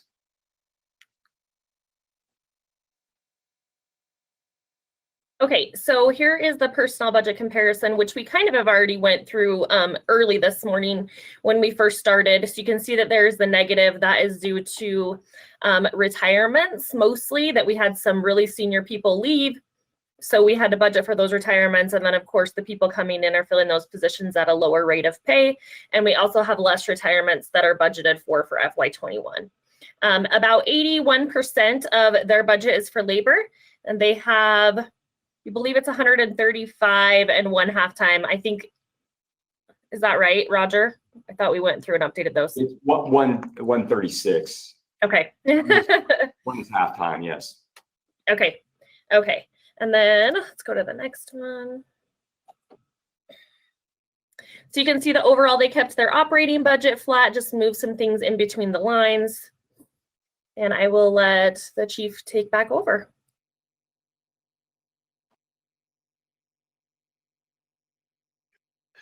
All right, so some of the things we're requesting for fiscal year 21, we've talked about staying in that alpha feedback cycle and our officer wellness program. What we want to do is fund a application that the officers will have on their smartphone.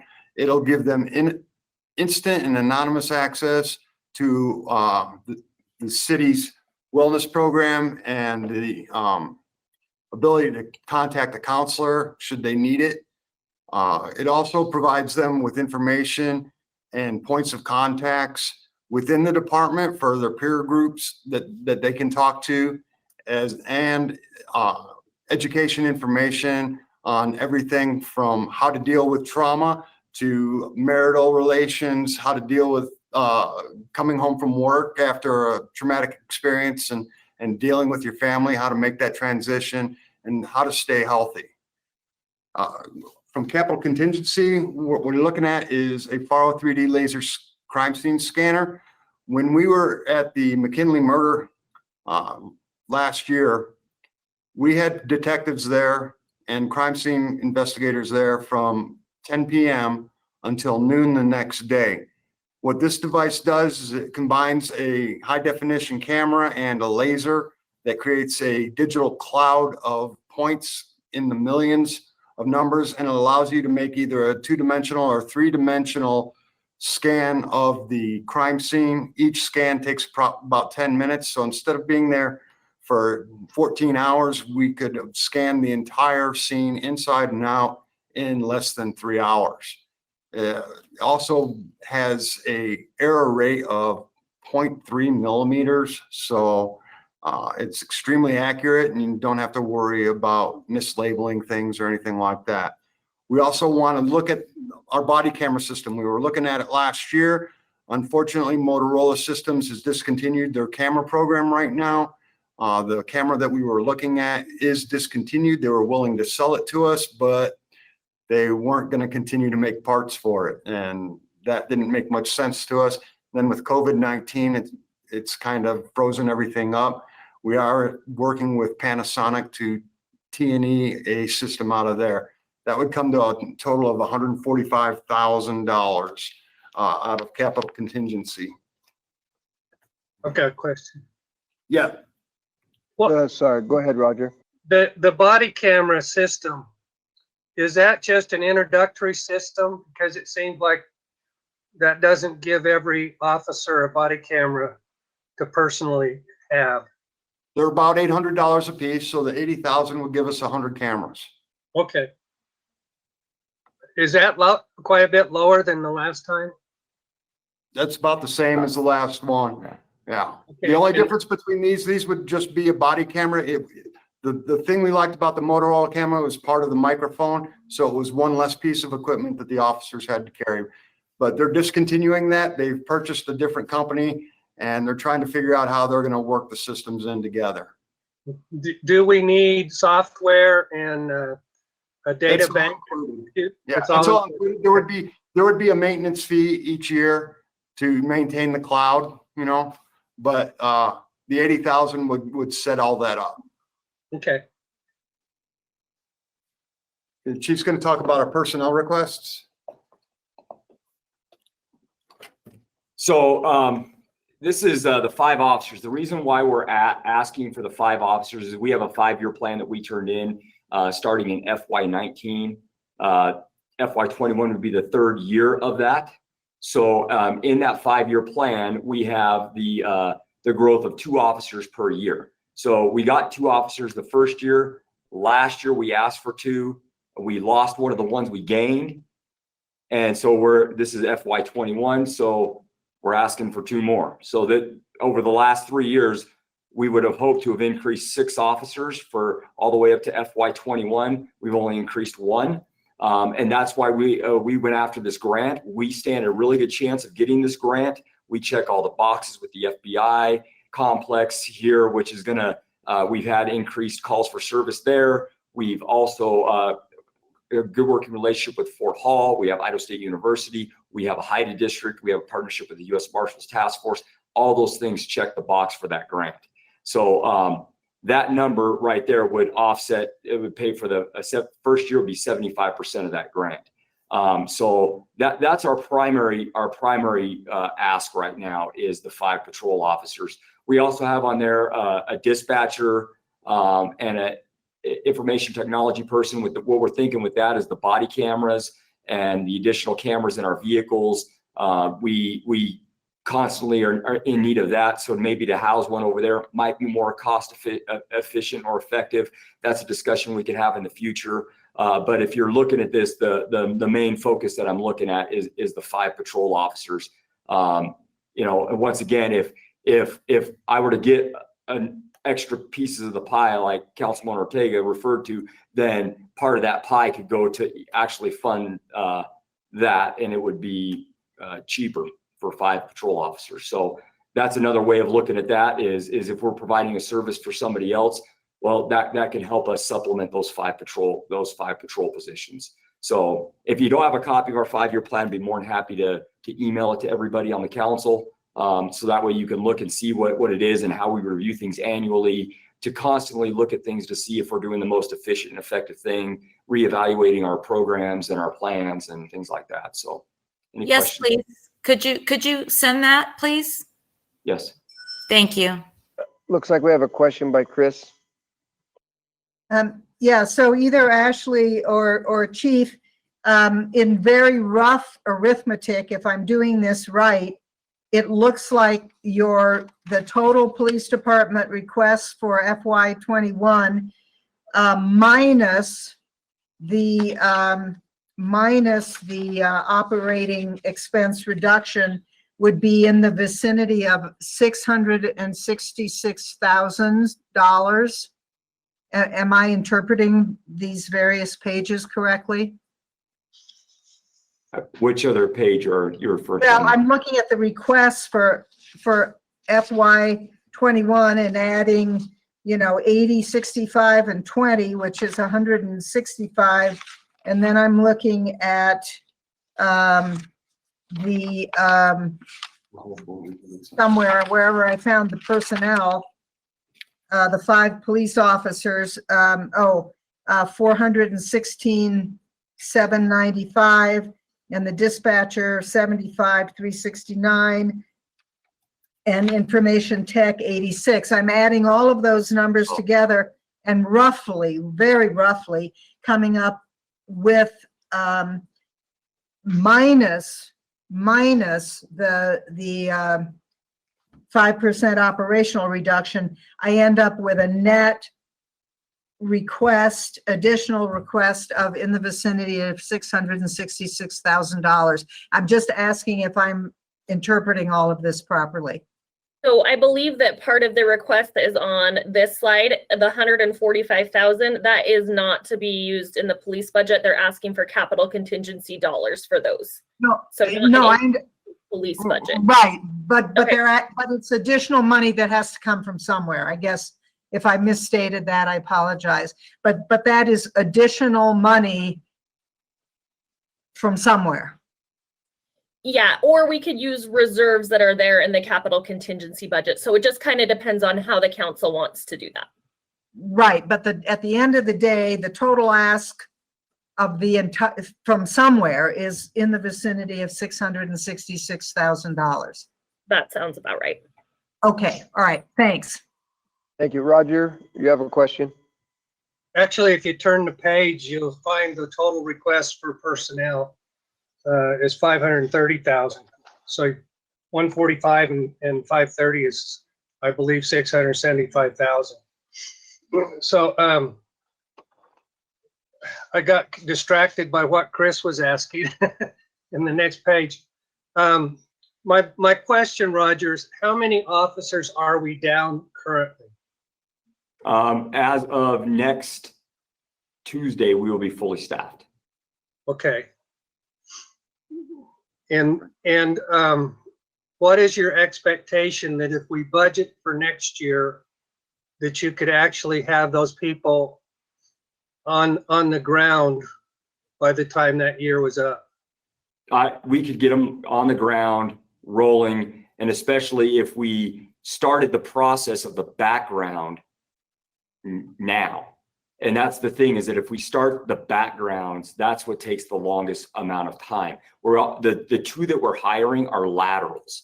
They're from other agencies. So meaning that they're going to be a little less time training. And we're working on finding a balance between laterals and new hires. So you get that good mix. And then if we could start the backgrounds now, getting those investigations done, getting all the preliminary stuff done, so that when the next budget year rolls around, that we could have them either in an academy prior to them being on the street. I mean, they have to go to 15-week academy, so that's something that takes just 3 months out of the year right there, plus their field training, their pre-training, all that stuff. So the chances are good. If we know right now what's going to happen, we can make those adjustments. Absolutely.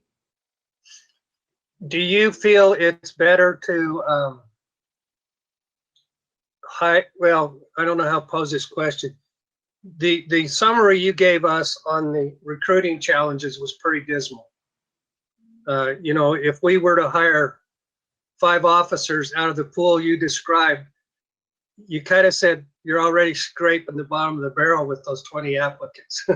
Well, I wouldn't say it's scraping the bottom of the barrel. I think that the amount of qualified applicants is less than what we have. The people that we have hired have been absolutely phenomenal. They're great employees. They're great people. It's just that there's a lot less of them out there right now. And then that goes back to competitive wages and benefits and all those other things too. When they're looking at the big picture of things, do they go to work for us, or do they go to work for Meridian or Boise or Coeur d'Alene or Idaho Falls or wherever. So we're competing regionally, or Ogden. We're competing regionally with other agencies. So that's part of the other issue too, is remaining competitive on both ends. So, and we understand there's constraints there, but we do a good job of going out and we're working on improvements of recruiting. That's in our 5-year plan. We're going to be working on going to some military bases, other colleges, and recruiting there. So. Okay.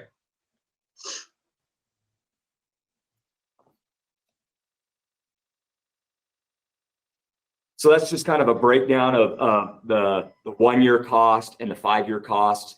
Obviously, if we get the grant, it's going to be a lot less than that. It'd be a 3-year grant where it's funded.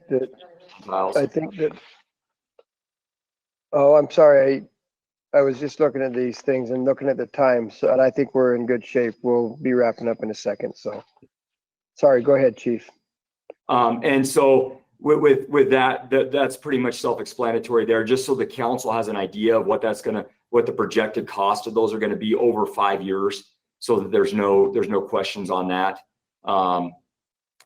Is there any questions on that slide? We've kind of already discussed that right there. Chris? Yeah, my kind of perennial question. When you look out 5 years from now, ostensibly there will have been growth other places, but certainly, hopefully, in the Northgate area. So do you think this is realistic, and what are your thoughts on what happens as Northgate builds out? So trying to look to the future to make the small adjustments so we don't need to make the big adjustments when something like that explodes and gets big. We will continue to monitor that. And those are things where I know we're having a discussion on impact fees. That's something that we can maybe look at the future to use. Other grants that are out there that are available. I don't know what's going to come down the pike from other grants, but we are constantly researching those, looking at other avenues to fund those things, like maybe some other places that we're providing a service to provide us a lift to get to where we need to be. And also our partnerships. I've had conversations with President Satterley about eventually having an ISU division, but they're in no shape right now to do that. But that's another 6,000 people that are brought to our community. And when you look at that 1.6, add 6,000 that we provide a service to.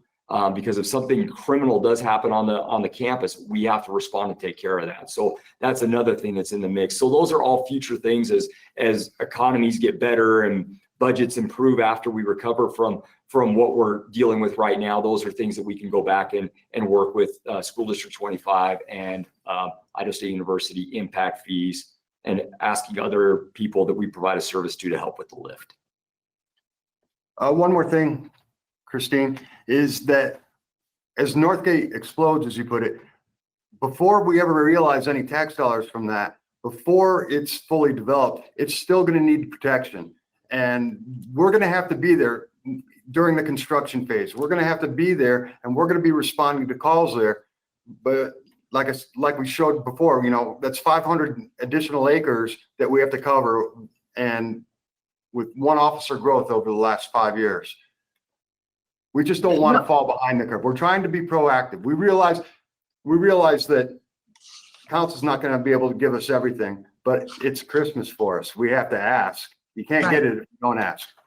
Right. So, no. Thank you for substantiating the point I was trying to make, is that, we've got responsibilities whether we have income to cover them or not.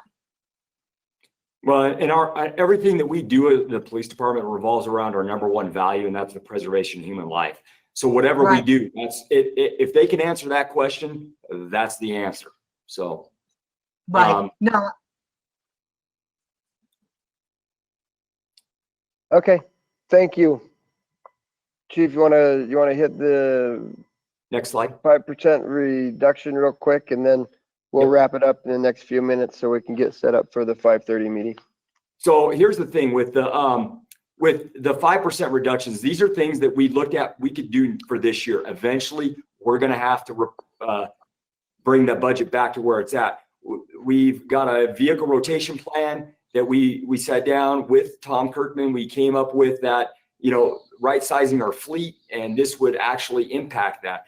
Some of our stuff like our training and our leadership development and all the things that we talked about could be impacted by this. Some of our munitions and SWAT stuff, it could be impacted by that. Public education, community outreach, it's so big to reach out to that. But we would look at that. We would look at some of the facilities maintenance and upgrades that we're looking to do to keep up. So I guess, I've listened to Councilman Stevens talk about kicking the can down the road. This is what we would be doing with this, because we just found out this morning, that our ILETS cost from the state is going to go up $6,000 next year. That's something that we have to pay. We don't have any choice. A lot of things in our operating budget are things we have to pay. Spillman, that's something we have to pay. That's our computer system that we use. We have to pay. Ammunition costs are going up. We've kept that budget flat for a lot of years. And I know, people on the council, especially ones that like to shoot, know that ammunition costs are going up. Some of the things that we do with our radios, we just found out we're probably going to have to do a reprogramming with our radios here within the next year. We could probably find the money out of FY20's budget, but reprogramming and warranties on our radios is going to be $20,000 that will come back in 22 to ask for. Those are future needs, because the thing is that as we continue to move forward, we can't control what ILETS or Spillman or these service agreements that we have to have increase. So, but those are that's where the 5% reductions would look like. That's where they would come from. We have those actually broke down into specific line items, and we can email those to you if you'd like that. Okay. Council, any quick questions? All right, thank you very much. It's been a great day. We're going to have to pass on fire, so fire will be next week. I apologize. I know, Dave, you've been there. I apologize to fire for having to put you off until next week, but we just run out of time. We have our 5:30 meeting that will start in about 20 minutes, and so we'll go ahead and end this meeting and get set up for our 5:30. Thank you very much, and we'll see you in a few minutes. Goodbye.